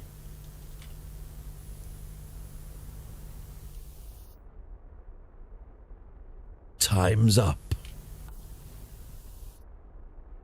That's right. Give the aliens a cold. Me and my mates were a right bunch of... This will surprise you because I come across as so sporty and rounded. Me and my friends were a right bunch of fucking nerds in the 90s. Even then, the idea of flying into an alien spaceship with a serial cable and putting a virus on their operating system. I was watching Logan's Run. The Ripping the Lawn in series 2 of Rick and Morty. What's that from? Is that from Landing? Rick and Morty. I mean, I stopped watching Rick and Morty. When did I stop? I stopped before. Is it Justin Roiland who's the beast? Not the other one. I stopped watching when Justin Roiland, citation needed, was outed as a beast. Where the house had been abducted and put back. Oh, it doesn't series 2. Isn't that the one where time splits, keeps on splitting into 4 and 8s because Morty's really indecisive in all realities?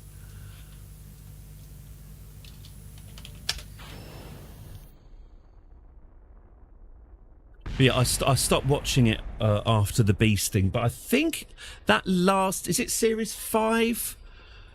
It really started to get bogged down in its own plot. A bit like the Orville, really, where it's sort of, like all these series, it felt like it was starting to just really fall in love with itself. The hacking scene. I'll tell you what I'd like to watch again. I've only seen it once. Robert Redford, Dan Aykroyd, River Phoenix film Sneakers. I remember that being pretty good. Is it Sneakers or is it Mission Impossible, where the guy's he's got a security system where he says my voice is my passport, and they get a sexy lady to take the guy on a date to try and get him to say my and voice and is and my and passport. And she can't work out how to force him to say passport, so she just says, I'm really turned on by the word passport. My voice is my passport. If that's the film Sneakers, I like the film Sneakers and I want to watch it again.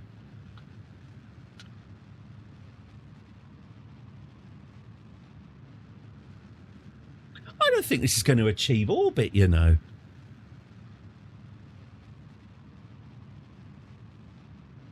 We've already busted the apoapsis. This is a really sluggish Yeah, where's Everett? My game must be broken. Where are you now, Everett? This is how you don't do it. Oh, yeah, there we go. Piece of debris flying in completely the opposite direction at an astonishing speed. That's what I like to see.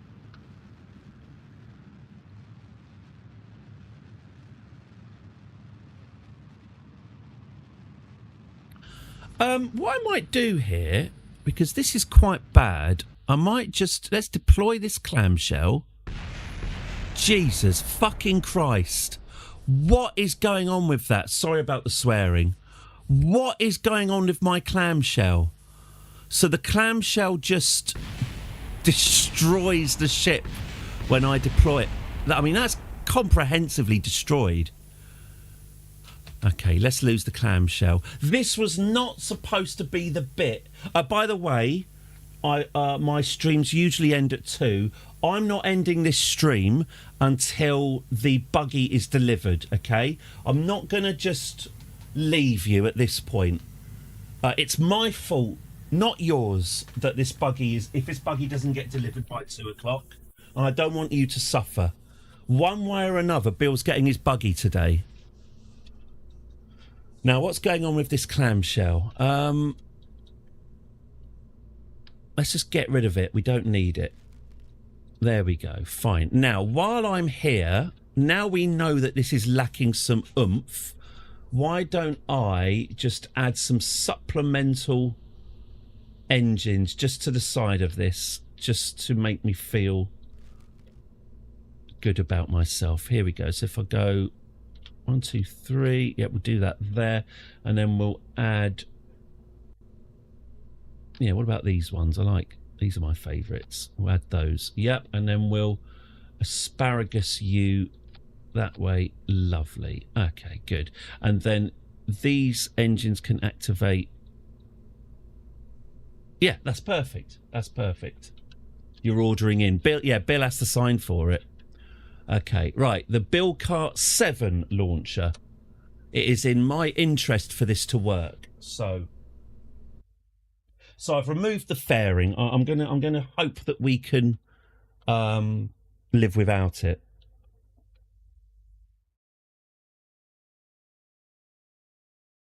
Obviously, the worst bit of Independence Day is the bit of the British in Wing Commander. It's the Americans. Boop, boop, boop, boop, boop, boop, boop. Just sitting around waiting for the Americans to tell them what to do, which might be accurate. Almost certainly exactly what they would be doing, but I don't like it. I don't like it rubbed into my face by a pair of Germans.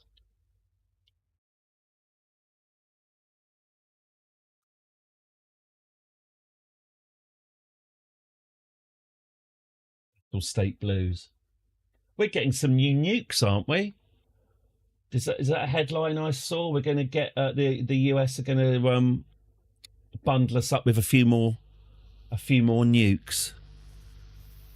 Good old Airstrip 1.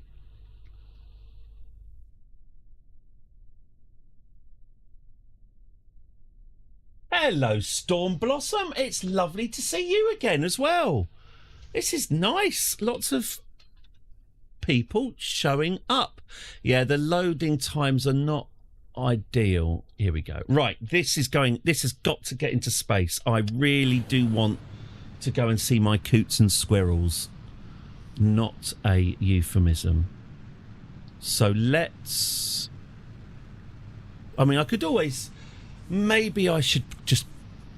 We'll put boosters on next time. Very good, thank you, Storm Blossom. We've achieved remarkable things here. We got a 40-ton rock and moved it. We got a 40-ton rock out of space and rolled it all the way to the space centre. I don't think we're gonna. Was that the peak? I was worrying. Will we ever see a mission of its like again? Well, we'll see. Let's see if this... So we're currently delivering this little rover to Bill Kerman, who's waiting for it on the moon. And that will happen today.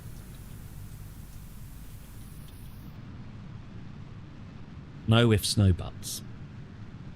Oh, it's my my elder daughter's. There's the rock. Look, there we go. There's a 40-ton rock just lying on the ground. It doesn't look that impressive from 1,000 missions up, 1,000 meters up, but it is. It is a big deal.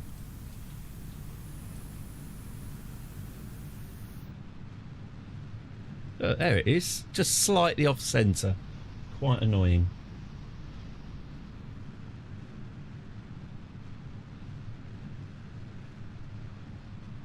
Yeah, I should have just stuck some. I should have just stuck some boosters on this, shouldn't I? That'd have been a better idea. Oh well. You can mine the asteroids. Yes, you can set up a fuel station.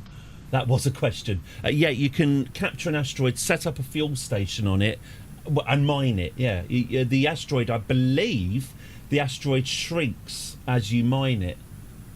So you can mine it until it doesn't exist anymore with a whole load of fuel tanks, which is pretty useful, but also a lot of work.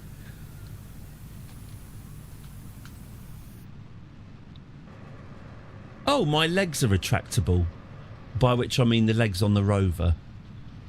Sadly not mine. That would make... hang on. I was going to say that would make flights more comfortable. Do they... Oh, the wheels are retractable. Oh, that's so cool. The wheels fold away like a flying DeLorean when I hit the gear button. I saw someone give the moon a moon last night. Oh, yes. Sorry, I thought you meant they waved their arse at it. Was that over on Kick?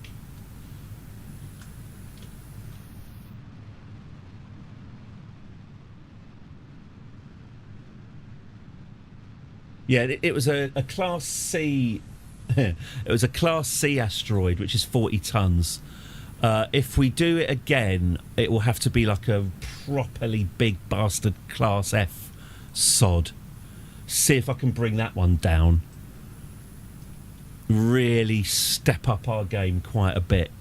But, God, now I've said it, I do quite fancy... Maybe we could target a Class F.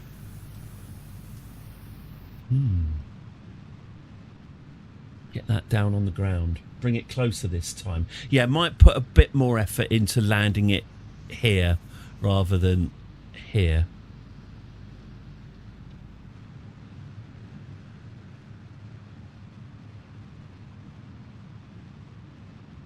Well, that fairing was a waste of time, so that's something.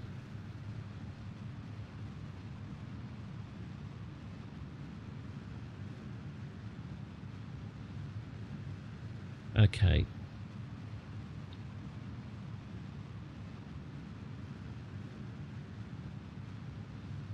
Okay, so that's fine. We can do that. Okay.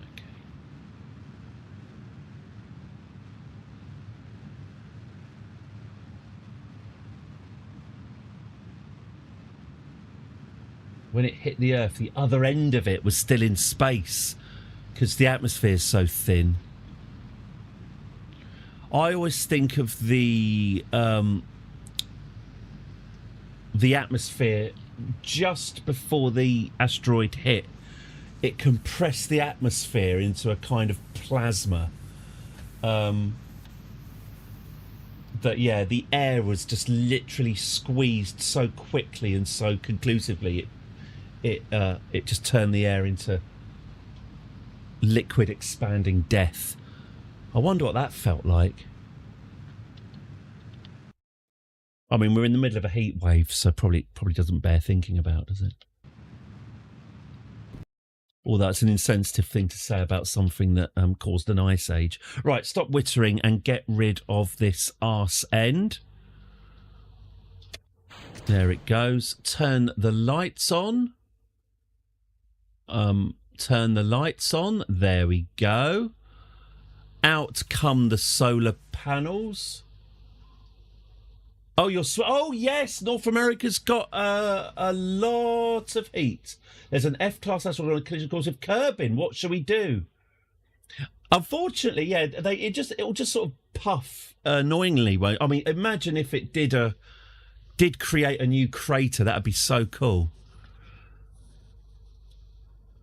Yeah, get that ablated. Right, we need to get ourselves facing east. So let's do that.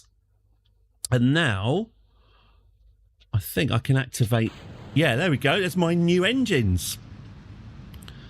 Whee! There we go. So there's my 3 new engines on the side, which will hopefully actually manage to get us into orbit rather than failing to do so like the old ones. There we go.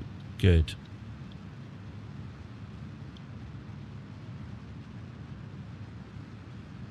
There we go. So if we pitch this down 20 degrees, I'm hoping that should be all right.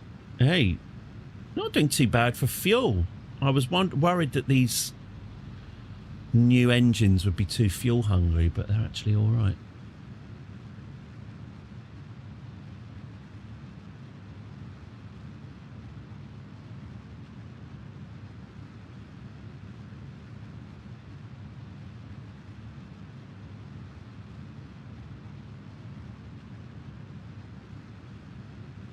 Yeah, the Aerospike, my favourite engine.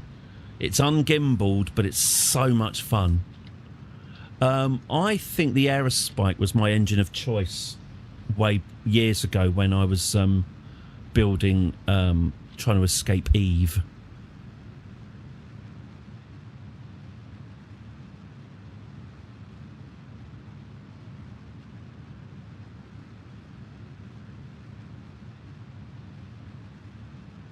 So interestingly, despite everything, we are still slightly losing the run of this orbit. We'll be all right. We've got another 3 minutes until we reach the apoapsis.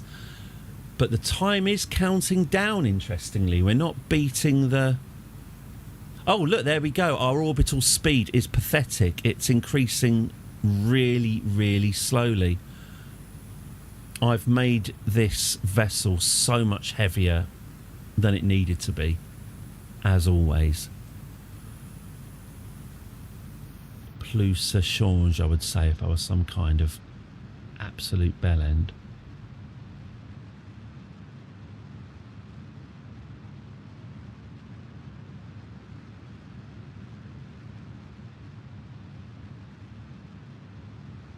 Oh, here comes some debris. It's fine. It'll never hit. Space is massive. It will never be a problem. Well, that is quite a rate, isn't it? I make that 1 kilometre a second as it comes past, promising instantaneous death to anyone that gets in its way. What is it anyway? The Valentina bike debris. Oh, that's retro. Remembers the Valentina bike. Actually, I think the Valentina bike is still attached to Membry Services. No, it's not, is it? It's going because the Valentina bike ended up going the wrong way around the planet. Oh, probably won't ever use that again then.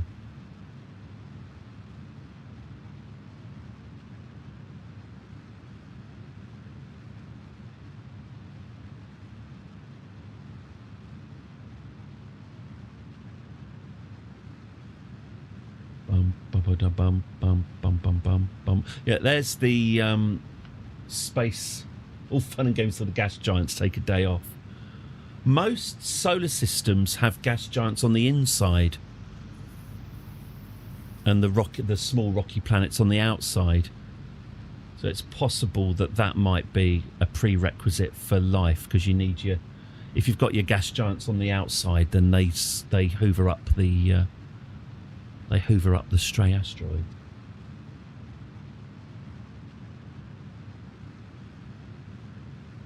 I think there was a theory that way back in the long ago, our gas giants might have been on the inside, and then they got pushed out by various acts of violence. Or did I dream it? There is an animal called a barm. Did I dream it? One of those facts that's sort of half buried in my brain, like Craig Charles's English language bongo mags.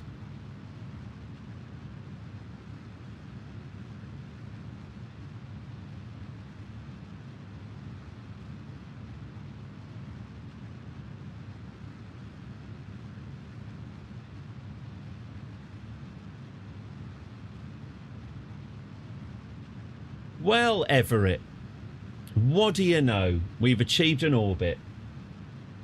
Rocky planets. Well, where are all these rocky planets coming from? The outer solar system. Coming over here, taking our fucking hydrogen. Okay, so let's get... There he is. Should never have put me with that, will I? That should never put me with that. Sue, I think. Neptune, I think. It's just ridiculous. Okay, so let's add a maneuver to get to the maneuver, mooneuver, more like. Sorry.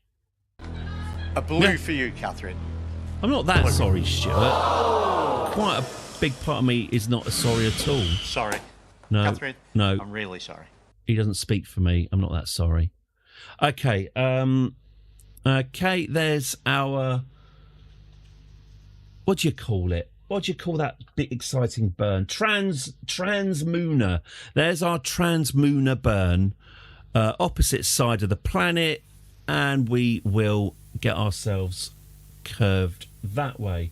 Friend of mine, some sort of solar system simulation physics engine. He does stuff like firing extra miles across the city. Is that Universe Sandbox?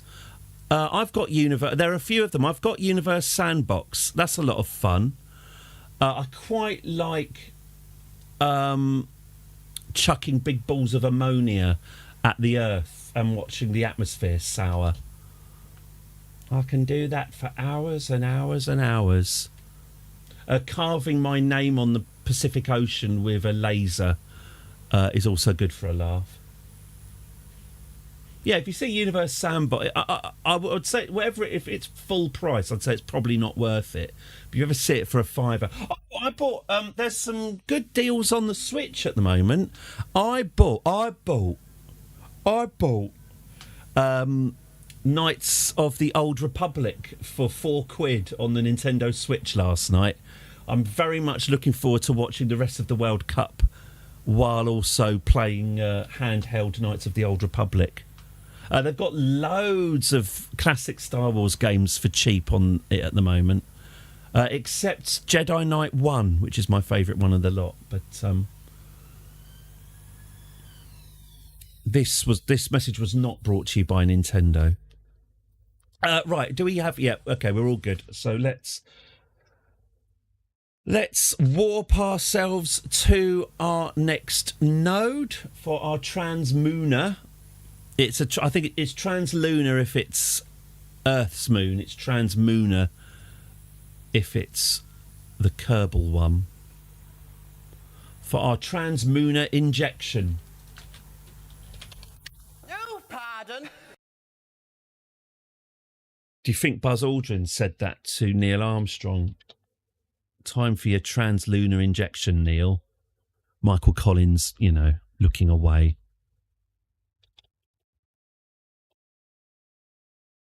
Keep your nose in your books. Nerd boy, this is between me and Neil, says Buzz. I didn't call him Buzz for nothing. This is me stealing Chris Morris's patter.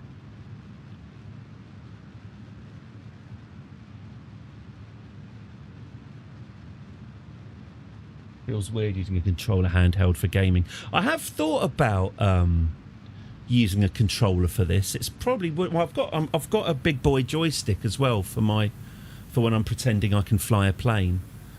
But yeah, as you say, I'm so used to just thrashing at my WASD. It would feel weird to do anything else. Right, let's dump more into space. Thank you. There we go. Get that farted on. See you later. Okay. There's more lethal debris going past us. What's happening to our orbit? Here it comes. As you can see, we are at our periapsis, and so that means our apoapsis, which is the later nerds, we're going to the moon. Thrashing at my WAS sounds like an Iron Maiden cover band. Yeah.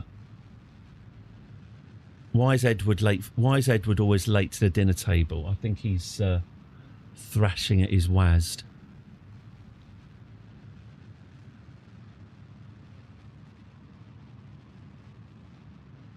If it's between the years 1993 and 1999, that is virtually a certainty. How do you learn all that space apis and shit? 1,200 hours of Scott Manley, actually. I hope he's crawled out of the back of Elon's backside, because I had to unfollow him for a bit. But Scott Manley, who is a Scottish man who lives in California and has so got one of those really funny Glaswegian California accents, he did a very good series of 30 videos explaining right from the very, very, very start of it was a career mode Kerbal space program, but it was proper back to basics stuff. So I watched him. He was very good. He went through a period a few years ago on, it probably was on Twitter. I'll get into orbit. Yeah, you go through Wrigley's first. Once you tire of Wrigley's, then Juicy Fruit, and then you can finally step up to orbit. We have a lot of fun. This is such an over-engineered. Yeah, it was that thing where anytime Elon would say anything on Twitter, Scott was there giving it the thumbs up, and maybe the cry laugh emoji face. So he lost a bit of his appeal, but his videos are very, very good. Science and Futurism with Isaac Arthur has a ton of good vids that cover such things as well. Also a remarkably optimistic channel. Oh, optimism, eh? I'm familiar with the concept. Mind you, am I optimistic that we can get this cart delivered to Bill on time? Fairly. We can see the moon already, so that's a good sign.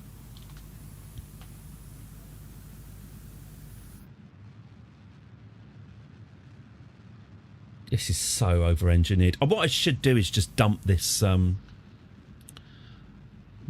part altogether. It's slow and it's pointless.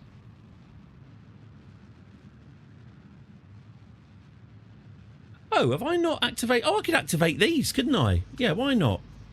That'll help. And then if they run out of fuel, I can just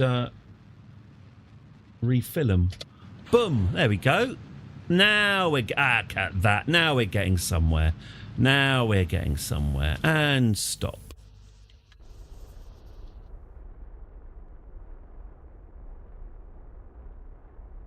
There we go. Good. Right, where are we due? So we're on 200,000. Okay, let's have a look at the moon. I've got RCS on board, haven't I? Yeah. Okay, so, we're coming in at a really shite angle. Let's get our RCS correcting that. Actually, how much RCS do we have on board? Not that much. All right, maybe I won't waste my RCS. Maybe I will just do a little node work. Okay, so let's get you in an equatorial position. Oh, balls. Let's get you equatorial. Bloop. More or less it, isn't it?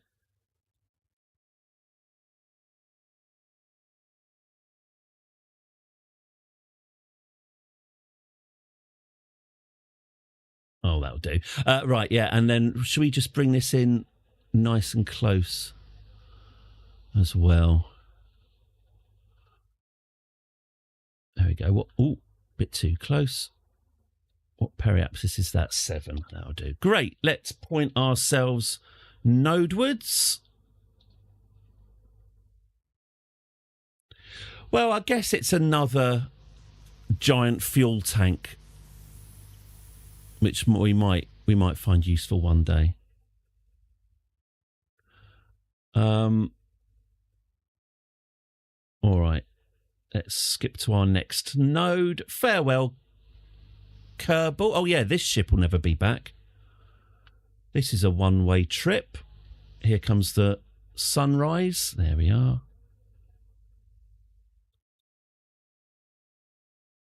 Okay, so we just need to do... Oh, it's a 2-second burn. We just need to do... Here we go. We just need to do... the tiniest correction. Here it comes.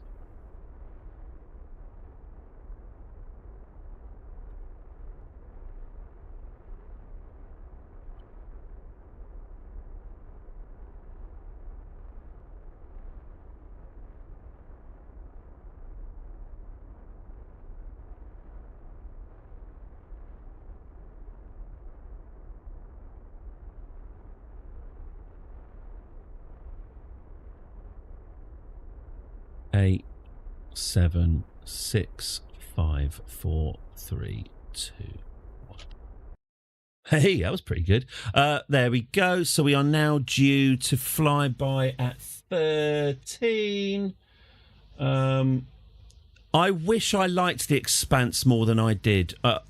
You know, one day maybe I will try it again and then love it. It's, as I said, but it's a bit like The Witcher 3. On paper, it absolutely should have been 100% in my wheelhouse.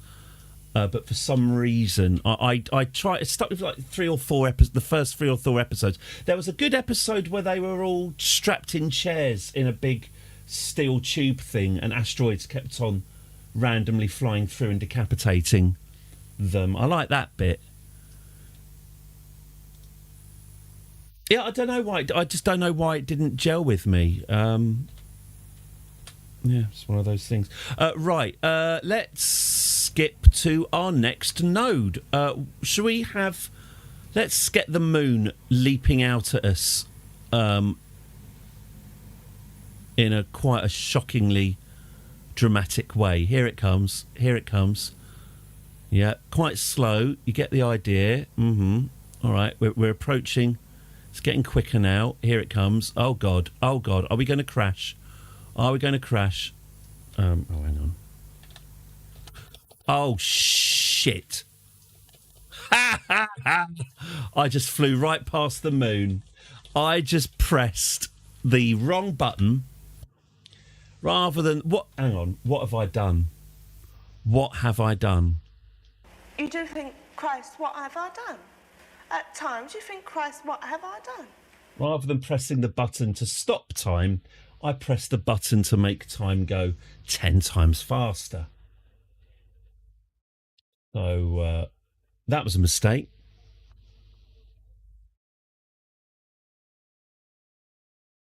Time walked right past the moon, why not? Well, luckily, I'm enough of a coward to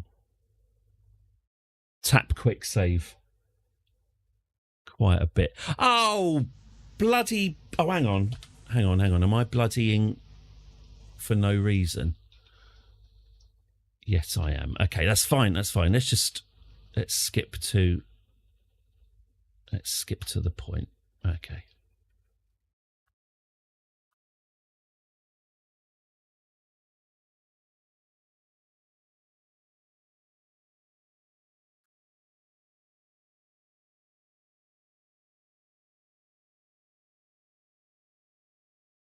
Oh, here we go. This is where I went wrong. Whee! And we are here. Started paying attention around the time it was properly going. Oh, yeah, I'm sure, as with literally every other series ever made, I'm sure it's... stick with it. In Series 3, it gets really good. I hear myself saying that about stuff all the time.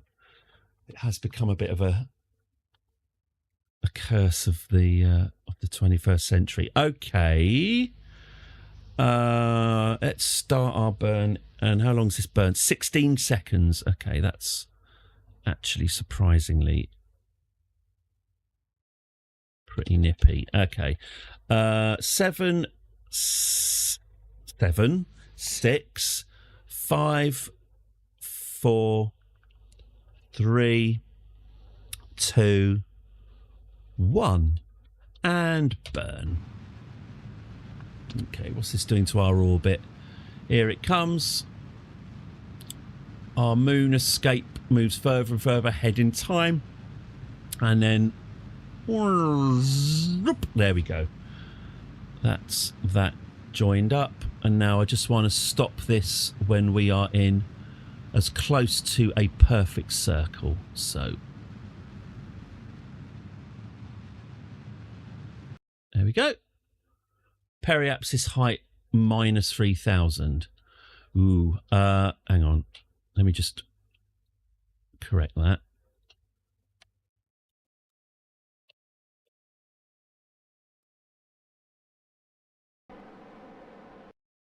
Let's get that corrected, shall we?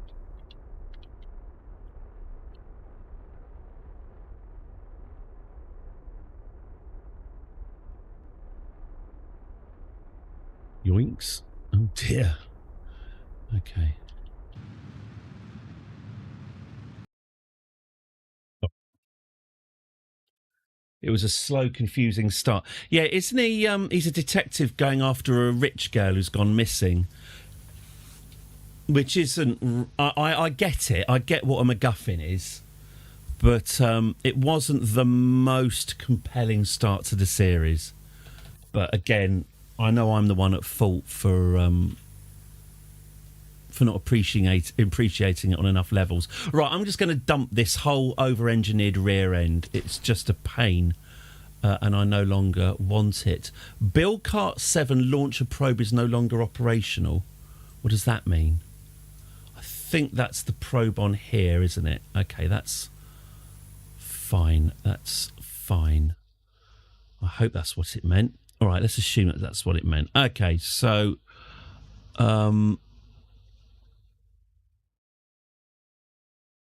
let's control it from here. There we go. Yeah, we're on the far side of the moon. So this is all being done in darkness. All right, now let's...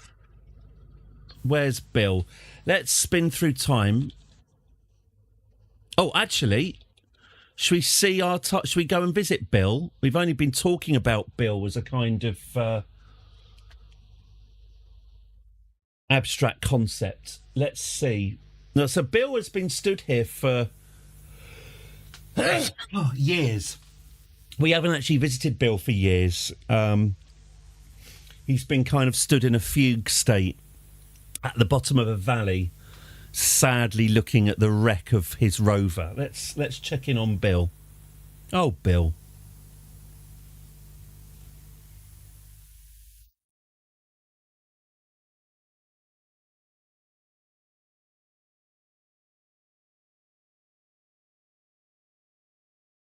Right, well, it's night time.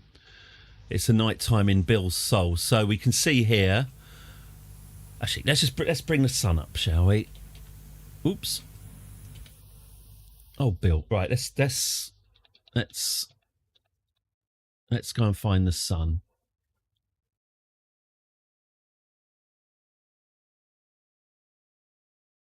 There we are. Let's get that overhead. There we go. Good. So here's Bill. Here's Bill's rover.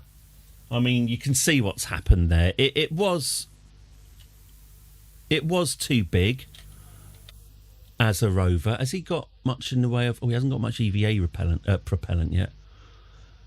it was too big as a rover, and sadly it had an abysmal turning circle and was unsuited, just generally unsuited to the task at hand. It was pretty good, unsurprisingly, at moving giant rocks around, but as a moon rover, it was subpar. So, Bill, if you could just... Actually, let's just keep your RCS. Yeah. If you could just take yourself back up to your base. So this is our... How far out can you go? I think you can escape the sun. But Joule and Elu, in the stock version at least, are the outermost bodies. But yeah, I think you can go out into deep space. But in Kerbal Space 2, the whole plan of that was to have other systems that, you know, you could travel to other systems using sort of fictional warp drives. Whether or not that was going to be... I believe you can. There are mods that open up interstellar space. I believe you can escape Kerbal SOI, but don't go around telling everyone else, because I don't want to be responsible for anyone looking foolish. This is our moon base, by the way, which you'll notice has been very cleverly placed on top of a mountain, the nipple, if you will. This whole area is a giant crater, and this is the that bit in the middle of a crater where it points up because of physics. So Bill is heading to his moon base. You'll recognise the moon base, of course. Ever it's the master of achieving orbit. You'll recognise this moon base, of course, from... Oh, shit, is he going to die? No, he's all right. You'll recognise this moon base from its twin on Kerbal, next to the runway. There we go. Right, Bill.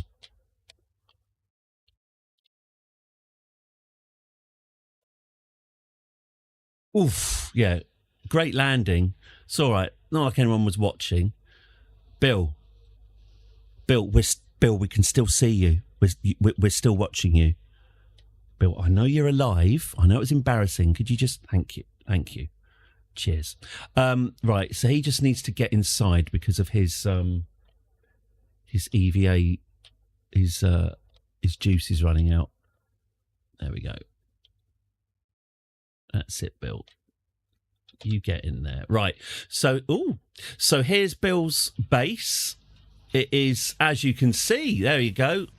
Woohoo! It's on the kind of nipply bit of the giant crater. We zoom in and zoom in and zoom in and zoom in and zoom in.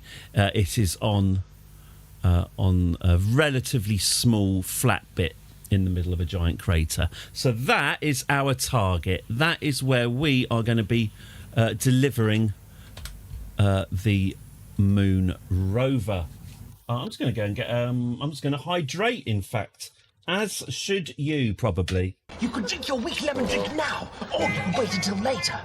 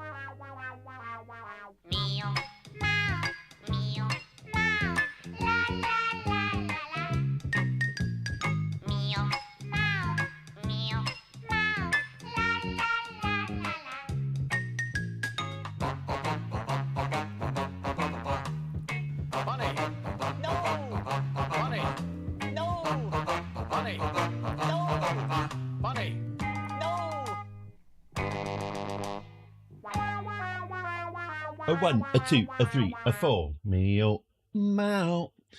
Okay. Where are we? Right, the Bill Cart low.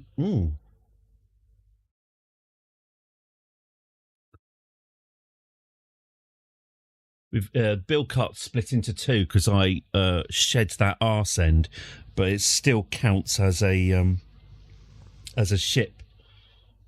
I might wipe it out of existence, but I need to make sure which one's which.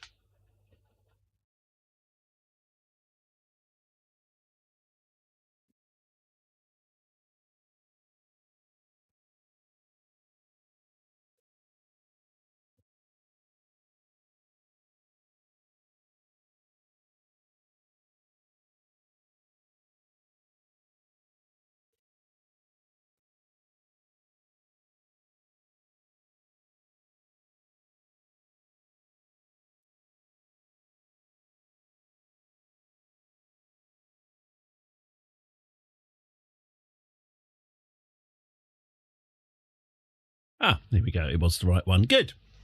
Okay. Let's activate this engine then. And let's land. So I fast forwarded time so that Bill...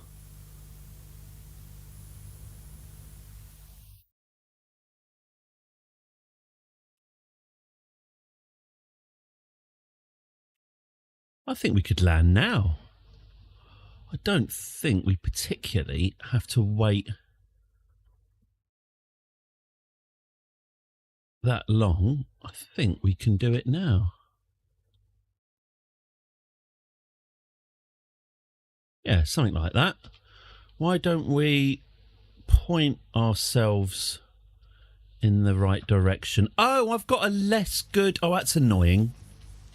I've got a less good... Oh, there's all the fuel gone from here. Oh, great. Oh, that's good news. I'll dump that then.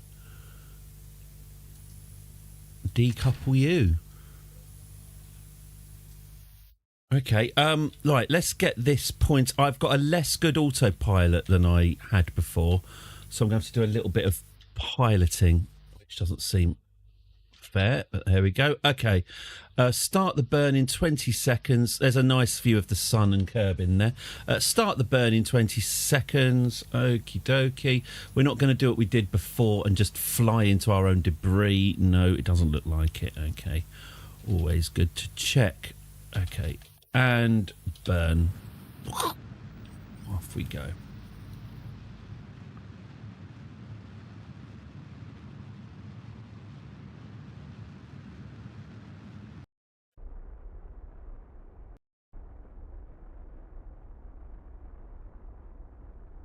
That'll do.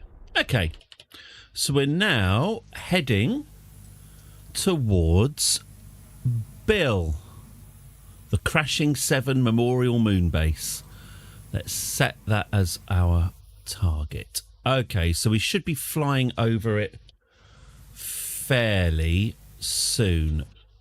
Let's do that then. Let's set ourselves retrograde.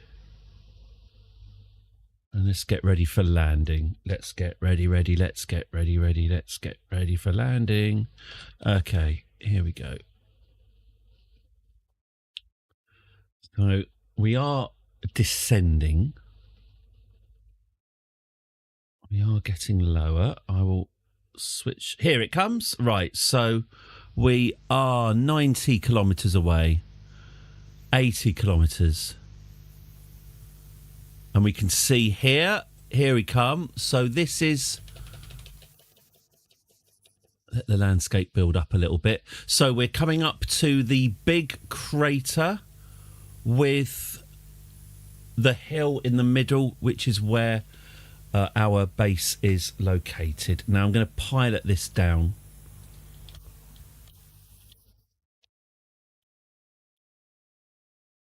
I think we're slightly off in a number of places. I think that's better. So that should get us obviously in that direction. Okay, so I think we should be due to fly pretty much right over it. Maybe a tad this way. Maybe just that amount. Yeah. Okay. And at what point do I dump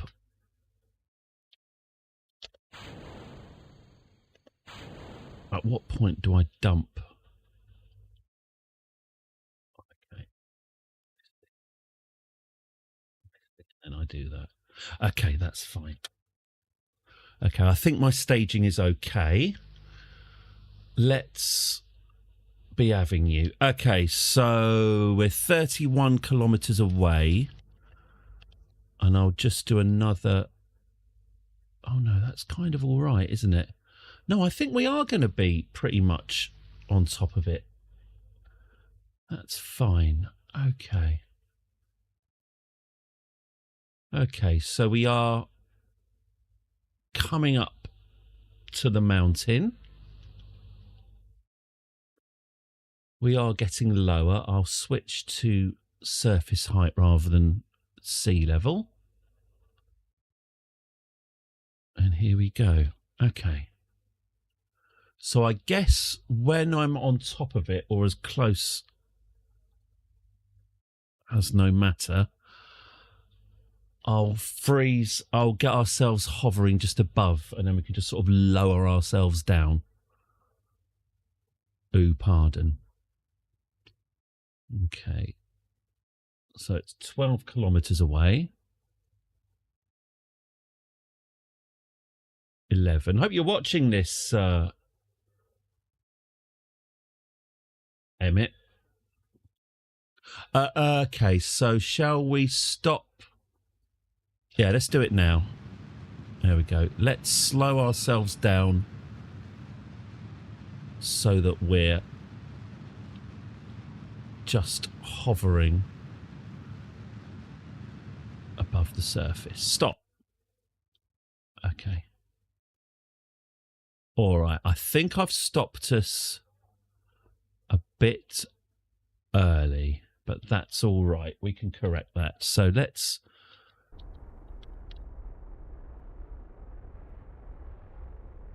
Yeah.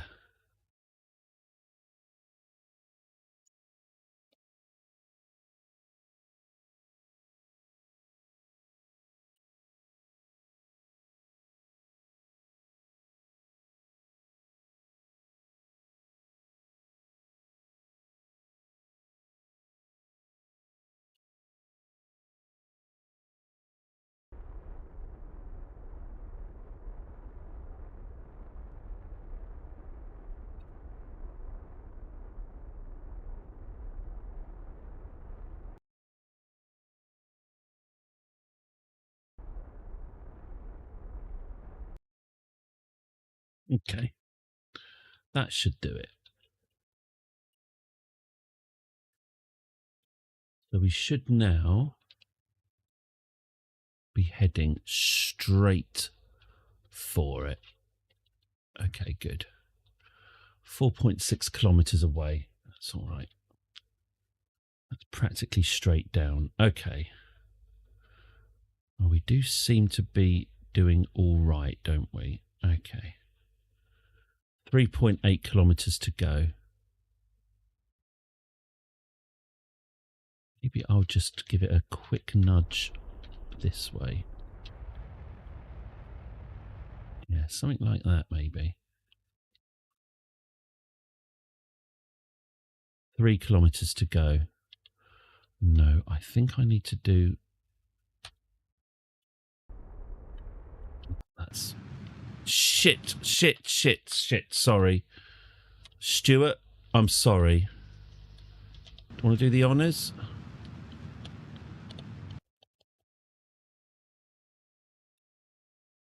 Oh, I've really messed up.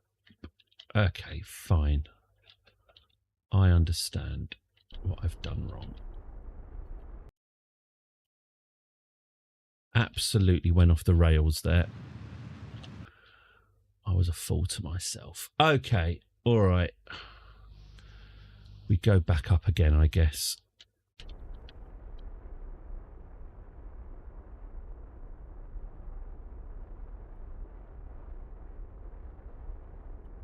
That's it.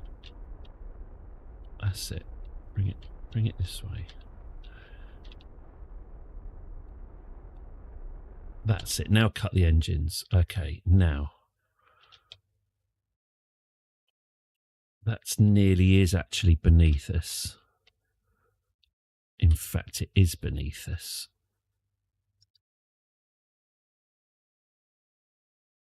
But if I now kill our momentum entirely... Whoop.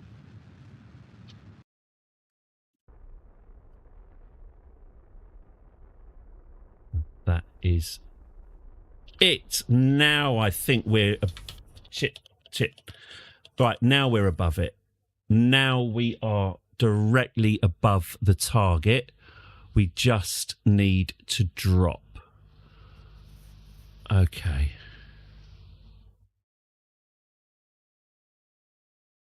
Are we still going up? No, we're going down. Okay.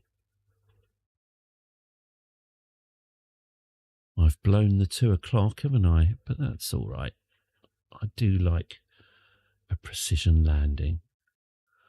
Okay. 5,000 meters up and down we come. Now, well, a couple of things. I've got to be careful. I've still got to dump this aerospike here. I'm going to do it fairly soon. Amongst other things, I don't want to be so bloody accurate that I drop it on top of Bill. That would not be the present he was after. Are we still a little bit? Could we do with coming this way a bit more?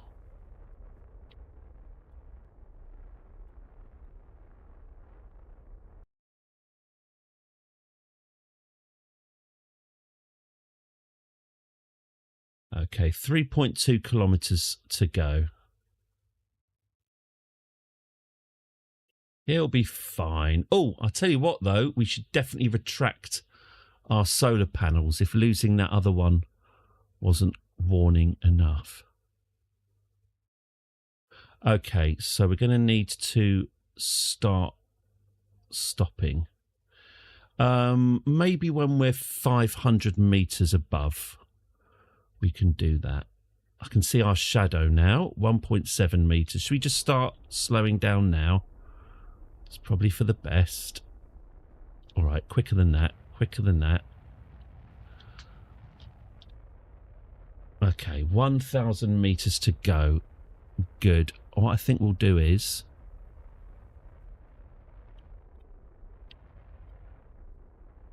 Right, let's drop it. Be gone. Let's detach that bit of engine. Let's hope... There it goes. Let's hope that that does not become a little bomb. Well, a big bomb, let's face it. Let's deploy the landing gear and drop down. No. Okay, these engines really are not particularly powerful, so down come the bombs. They do seem to have missed him, although woken him up. Kaboom. Whoa, that was a big one. That will have woken him up. That's fine. Okay, let's land this rover then.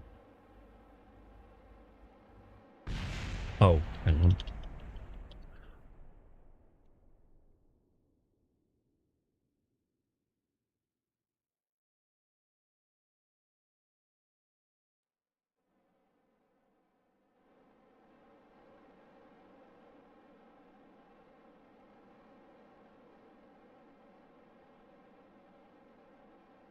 Yeah, better than an alarm clock. Okay. We haven't bullseyed it quite as much as I was hoping. I made a bit too much heavy work of it. But here we go.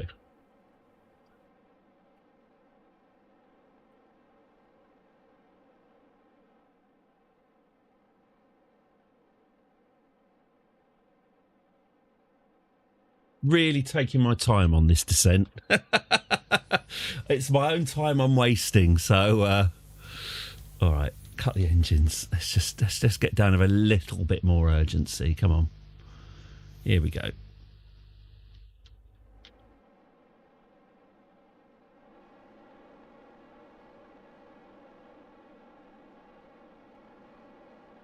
And very nearly there. Come on.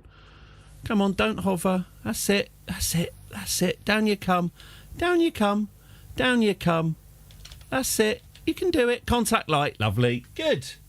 Slow and steady. Lovely. Right, well, that's our landing module landed. However, there is one more task, and that's to get this now detached from... Right, we've got full fuel. Now to get this detached from its housing. Let's control it from here. Okay. So what we're going to do, we're just going to... Oh, I should activate RCS, shouldn't I?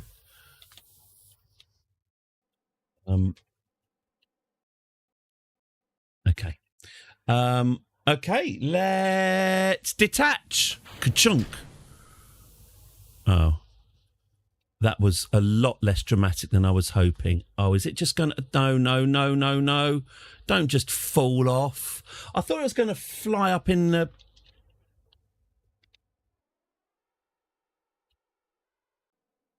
Brilliant. Perfect delivery. Well, it's a good opportunity to test out the self-righting mechanism then, I guess. Hang on. No, not that one. No, not that one.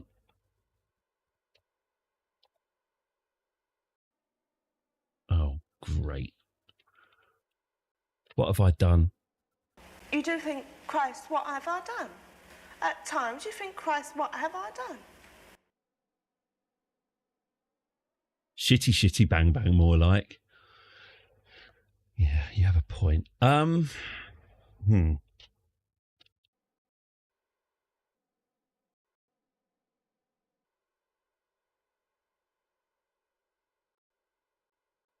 on, just... Can you not hit like a weird rock or something? How is this... So much for the self-righting mechanism. I could activate the engines. All right, well, we're desperate now, aren't we? Let's activate the engines.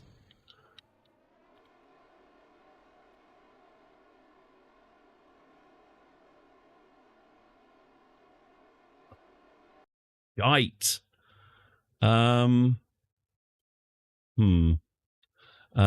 What about arming the claw? Maybe that'll sort of... Oh, I know what we can do. I know what. Why don't we do this? Hang on. Target extend. Hey, Robot Wars. Oh, well, nearly. Maybe if I do that. Maybe if I do it with a bit more. Maybe if I do it with a bit more oomph. Hang on. That's it. And boom. Oh, come on. I was sure that was going to work. Right, if I take damping off. And boom.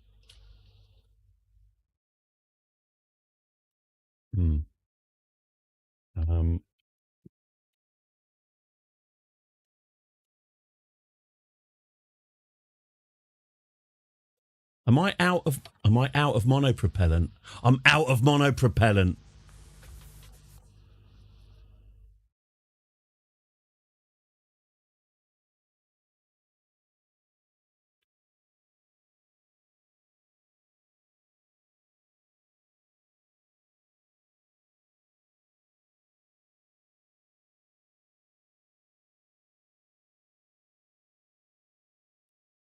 That's it. Bounce. Bounce onto your wheels. Oh, God, why? That's it. That's it.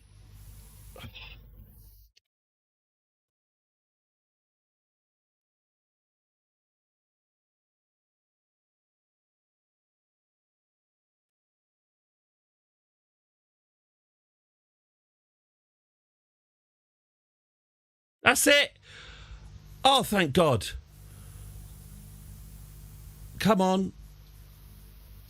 Come on. There. Oh. Oh. Oh, thank God. Okay, fine. Oh, yes. Do deploy your solar panels. We probably need a bit of electricity after that. Lovely stuff. Okay, put your claw away, love. Your claw's out. Your claw's showing. Put it away. There we go. Okay. Christ, thank God for that. Okay, well, thank you very much. Almost completely useless landing struts. Okay. Apologies for the frame rate. I think it's loading in the... it's loading the base in. Here it comes. Just coming over the brow of the hill like the Wicker Man. Oh, Christ. Jesus Christ. Okay. Here we are. So, shall we just see if it can clamp as designed? Because it'd be nice to get some monopropellant. And then we'll get old Bill. We'll get Bill. Oh, Bill. We'll get him in the driving seat and we'll see what this baby can do. Let's have a look. Hello, Savage Banana. Sad. I was going to do an unlurk animation. Just the other one, but backwards.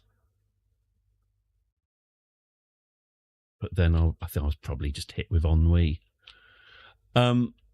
Okay, so if we stop it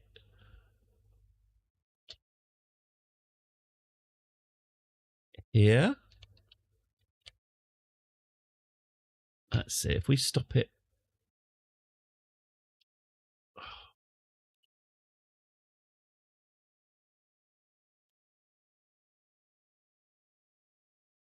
Okay, and now if I activate the claw.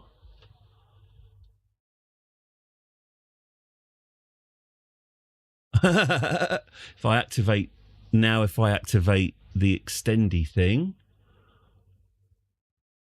Yay! It clamps on. We got it. Yes. Yes. Yes.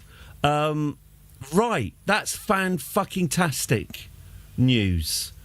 That's our buggy clamped on, which means I can now refill our monopropellant tank. Isn't that exciting? There we go. Let's get that mono refilled. Why is that taking so long?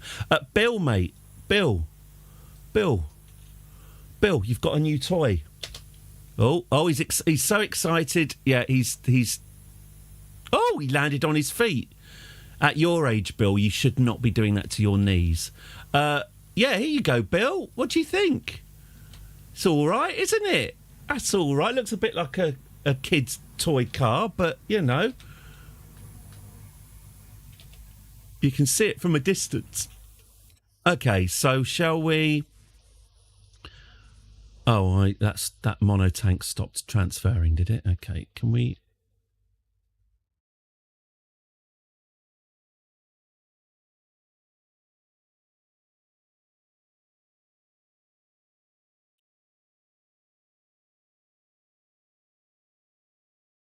Okay, great. Oh, don't bounce the base. Okay, lovely stuff. So let's take this for a drive. Unclamp, disarm. Ooh, thank God for that. Disarm. Should we get it?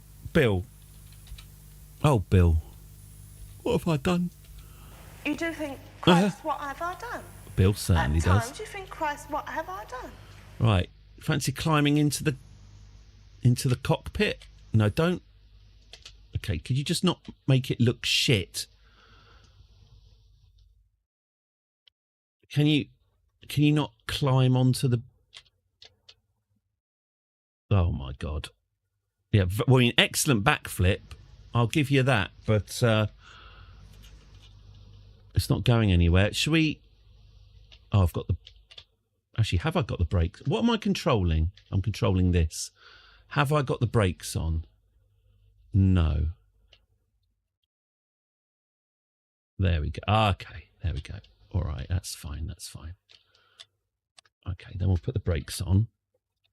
And now Bill can fly it. Okay, good. I mean, drive it. Okay. He might have to jetpack himself into the driving seat. But I guess that just makes it cooler. Okay. Now, Bill, I just want you to know, I'm going to quick save. Before you go on your drive, I will quick save it. So don't be afraid to go absolutely fucking bananas. On board. Here we go. So, well, mission complete anyway. That is Bill's new rover has been delivered. Constructed and delivered. Promises made, promises kept. There you go, Bill. Bill has a new toy. So, shall we see how this actually handles on the actual moon?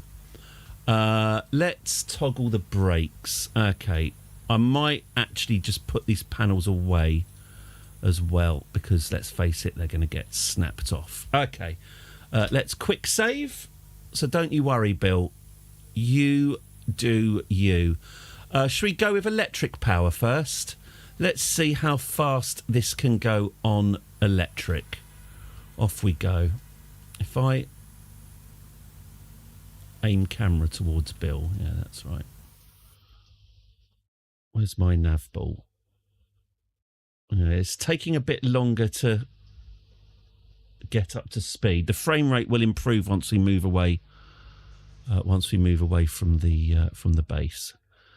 Okay, yeah, it's taking a bit longer to get speed up than it does on Kerbal, interestingly. All right, so we should be going downhill fairly soon. I'm thinking, Bill, we'll do electric downhill. Got the Nigel decal, yeah.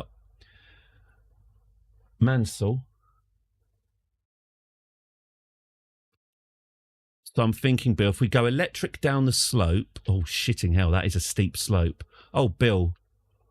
Oh, Bill. All right, let's tear arse it down here, shall we? This is pretty good.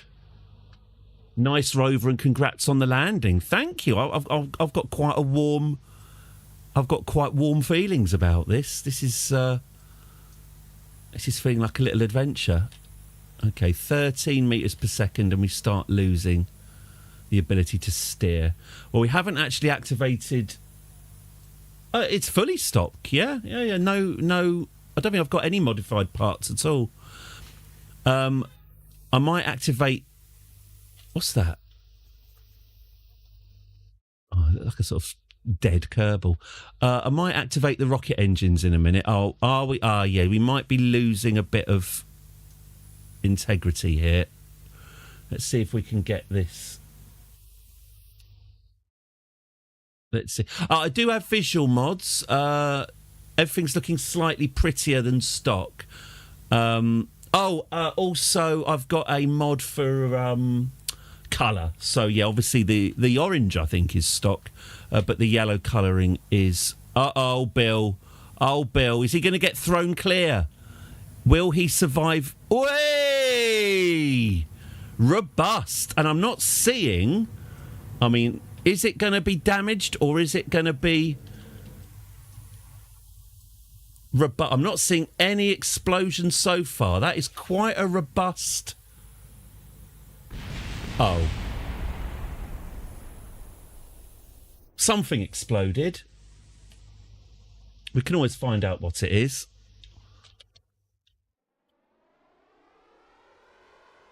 Oh, Bill, that looked painful. Yeah, it's quite a... it's quite a... Oh, Jesus! Well, luckily that was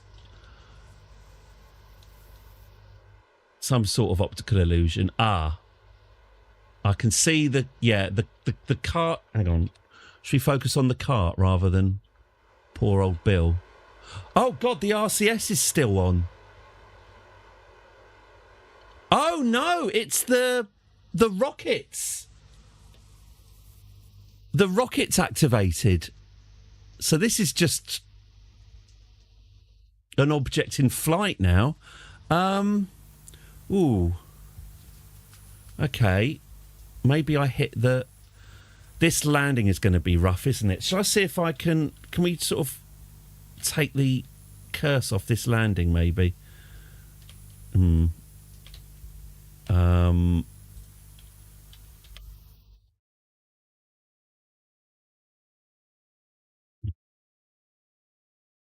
Yeah, we needed the wings. In this atmosphere... How soft is this landing going to be? Oh, there go the rear wheels. All right. Well, we may... Yeah. We may need to... You know, I'm... yeah. Okay. Lessons have been learned. Woof. So, woof! It's giving us good value for money, though. Come on, what's going to happen when it reaches the bottom? Well, I hope you enjoyed that, Bill. Hope you enjoyed your 20 seconds of delight, because you've got another 5 years of waiting for another one to turn up. Okay. Should we try again? One more drive and then... Turd! That's it! Imagine... I mean, it's a really good mod. Imagine working on that mod for as long as they obviously have. Put that amount of effort in, and then they go and call it Turd.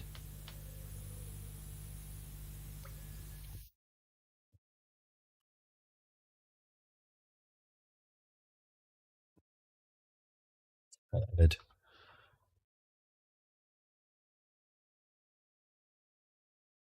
Also, turds are famously not colourful.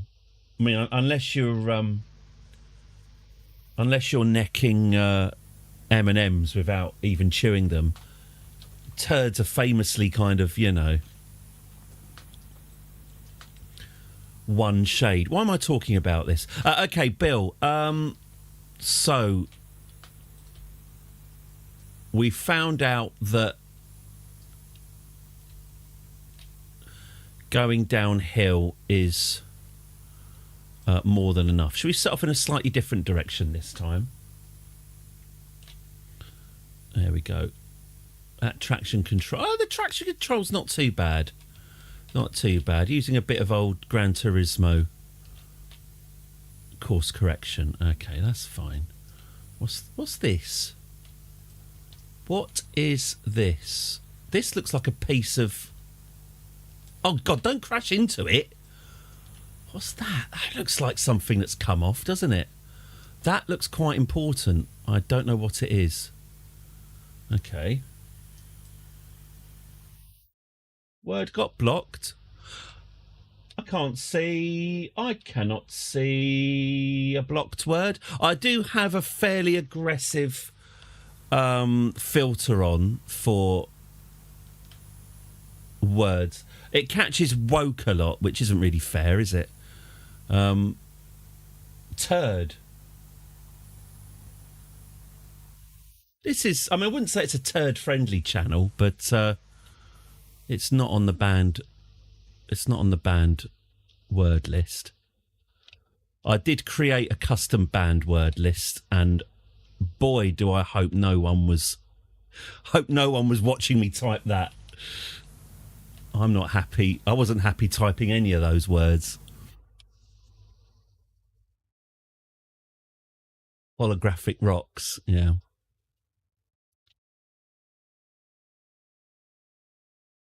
Okay, so here we go. We're side. Oh, am I supposed to steer? I'm supposed to steer into a skid, aren't I? There we go. So maybe, Bill. Yeah, this is a pretty controllable pretty sweet little go-kart. Not very fast, but I'm definitely getting Cooper Trooper vibes from it, which is nice. From DR Congo, it is hot. I wonder how many people across the country made the same hydration break umbongo comment to a thoroughly unimpressed and mildly disgusted family. Because I know one. Okay. Yeah, it's quite side skiddy, but not too bad. I'm what it is, I'm just looking at this cliff face here. I'm wondering if the cart has got the oomph to climb it. This is all a little bit Death Stranding. I like it. Complaining about umbongo jokes in the pub. Right, well, there you go then. I never pretended to be original. Well, I'm a dad as well. This is a flat-roofed stream.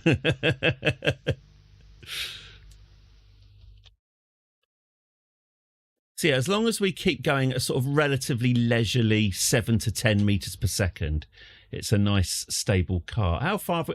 we've only travelled a kilometre. It's been a lot of fun. This sheer wall doesn't seem to be getting nearer, does it? That, I believe, there is our... Oh, the Fact Hunt 1. Oh, is that an old abandoned spaceship? I thought that was our... I thought that was Membry Services flying overhead. If we look up sometimes, we can see the scientists of Membry Services looking down upon us. I am going soon. This is very much mission accomplished. I'm just... wow.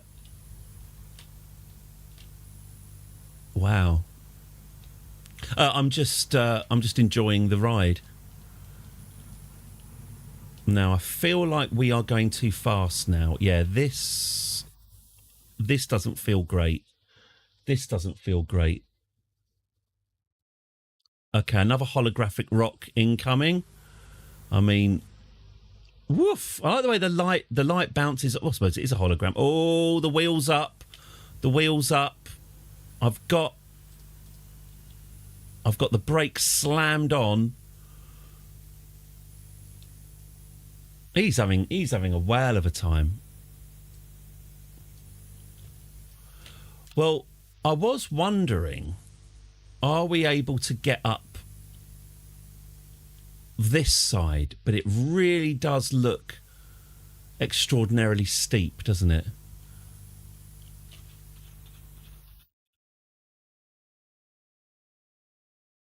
Oh, I see. That's what's going on. Oh, I see. So we'd be going down into there and then whoop, alley up. Oh, we're still only... Are we still only... We are. We're still only halfway down the hill. Interesting.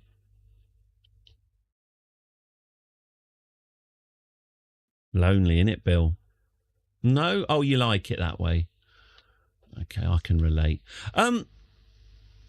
All right, well, I do need to end the stream. Shall I attempt to take Bill... Oh, shit. Oh, Bill's gone. Right, let's just see. At least Bill's alive. Let's see if this can survive.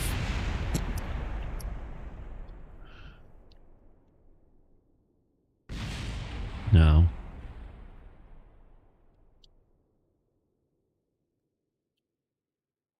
I mean, it might be all right. It might be okay. I'm not sure what's blown up. Oh, maybe it was... Oh, did we lose our monopropellant tank? Maybe we did. Maybe we don't... Maybe we don't need it. Well, it is I was wondering about what would happen when we got to the bottom, so I guess we'll find out. Poor old Bill is just, there you go, 500 metres away, just watching his hopes and dreams clatter down into this valley. If I can get this back on its wheels again... There's another hollow rock. Do seem to be hitting a lot of them. Oh, here we go. We're coming up to this ridge bit. So I guess we're probably going to just fly past this and then spin wildly into this crater here. Oh, now can I get us onto our four wheels before that happens and slam on the brakes?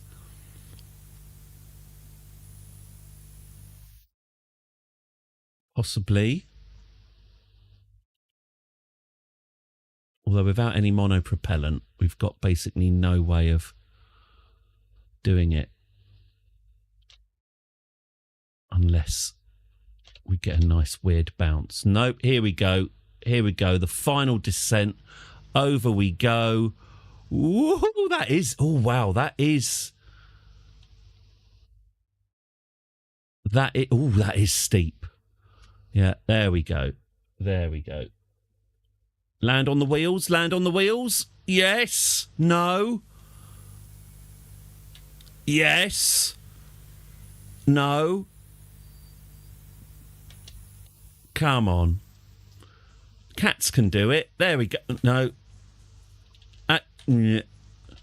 Probably need to be spinning quite a bit less than this. Oh, my God. Bill, you've lost the news. Come on. Still not many more explosions. Come on.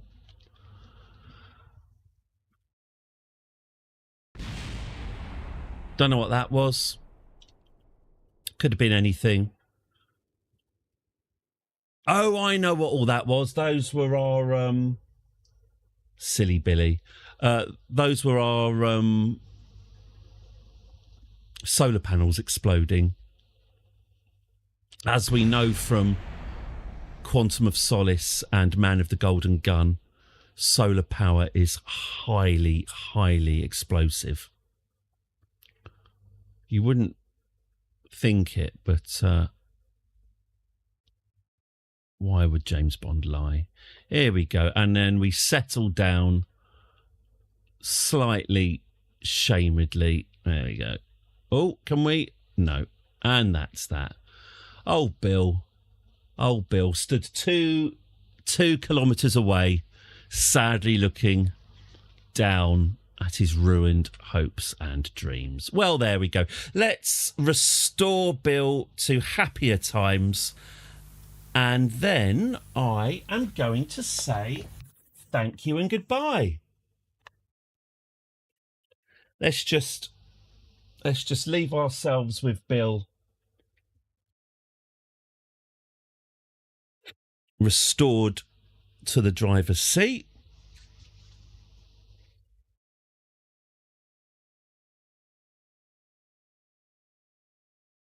That's a good... Anyway, what's good about that is we can obviously get that cart template.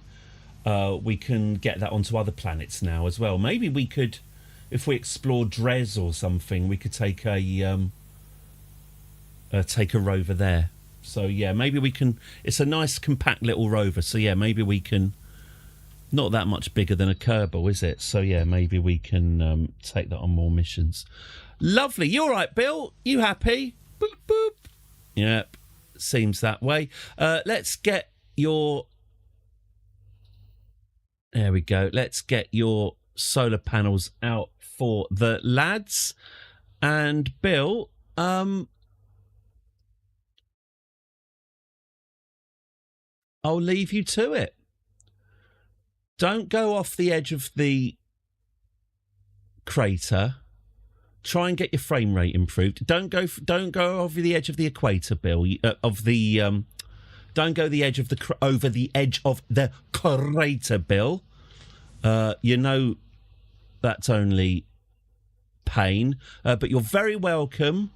You're very welcome to just drive little circuits around the moon base. Just don't stray anywhere naughty, but you're very, very welcome to burn as much rubber as you like. There we go. Doesn't he look happy? Doesn't he? Stay near mummy, yeah. And if you eat a sandwich, you're going to have to wait an hour and a half before getting back in, okay? Okay, good. You go and play, Bill. You go and play. Oh, there we go. Wasn't that nice?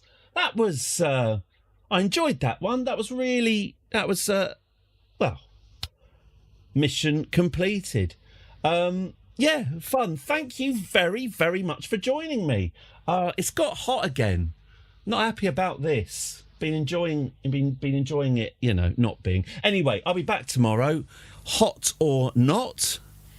10 o'clock tomorrow, UK time. Is it Friday? Friday already. Friday. Okay, we're back on Friday. I'll have a little think about what's next. I'll have a little think about what we can do tomorrow. That's also a right laugh. Naughty Friday. I will be, yes, English language. If you could bring in, tomorrow you're allowed to bring in bongo mags, but English language only. And don't forget, I fucking love crack. No, sorry, I'm thinking of Craig Charles again. Craig. Leave him alone. Leave him alone. In fact, just do this, and then that'll shut you up. Thank you very, very much for today. Really good fun today. It's very Moorish. It's very more. So if you are tempted to take crack, please do remember to really stock up. Make sure you've got loads. Otherwise you'll regret it later. You'll be a fool to yourself. Thank you very, very much for today. Thank you, everyone. Thank you for the resubscriptions. Thank you for the follows. If you haven't followed already, please do follow and subscribe if you wish. You know how the internet works. I'm off to have a look at my ducks again. Pardon. And maybe my hench squirrels. And enjoy the football tonight. I look forward to wittering on about that for 45 to 60 minutes tomorrow to everyone's frustration. Have a lovely afternoon, everyone. Have a lovely afternoon, YouTube. Goodbye. See you later. Have a lovely afternoon. I've already said that. Oh, now I look foolish. Really do have to make that end bit last longer than 1 minute. Nothing worse than saying your goodbyes and then being caught and then having to do a second round of goodbyes. Thank you very much and goodbye. Bye.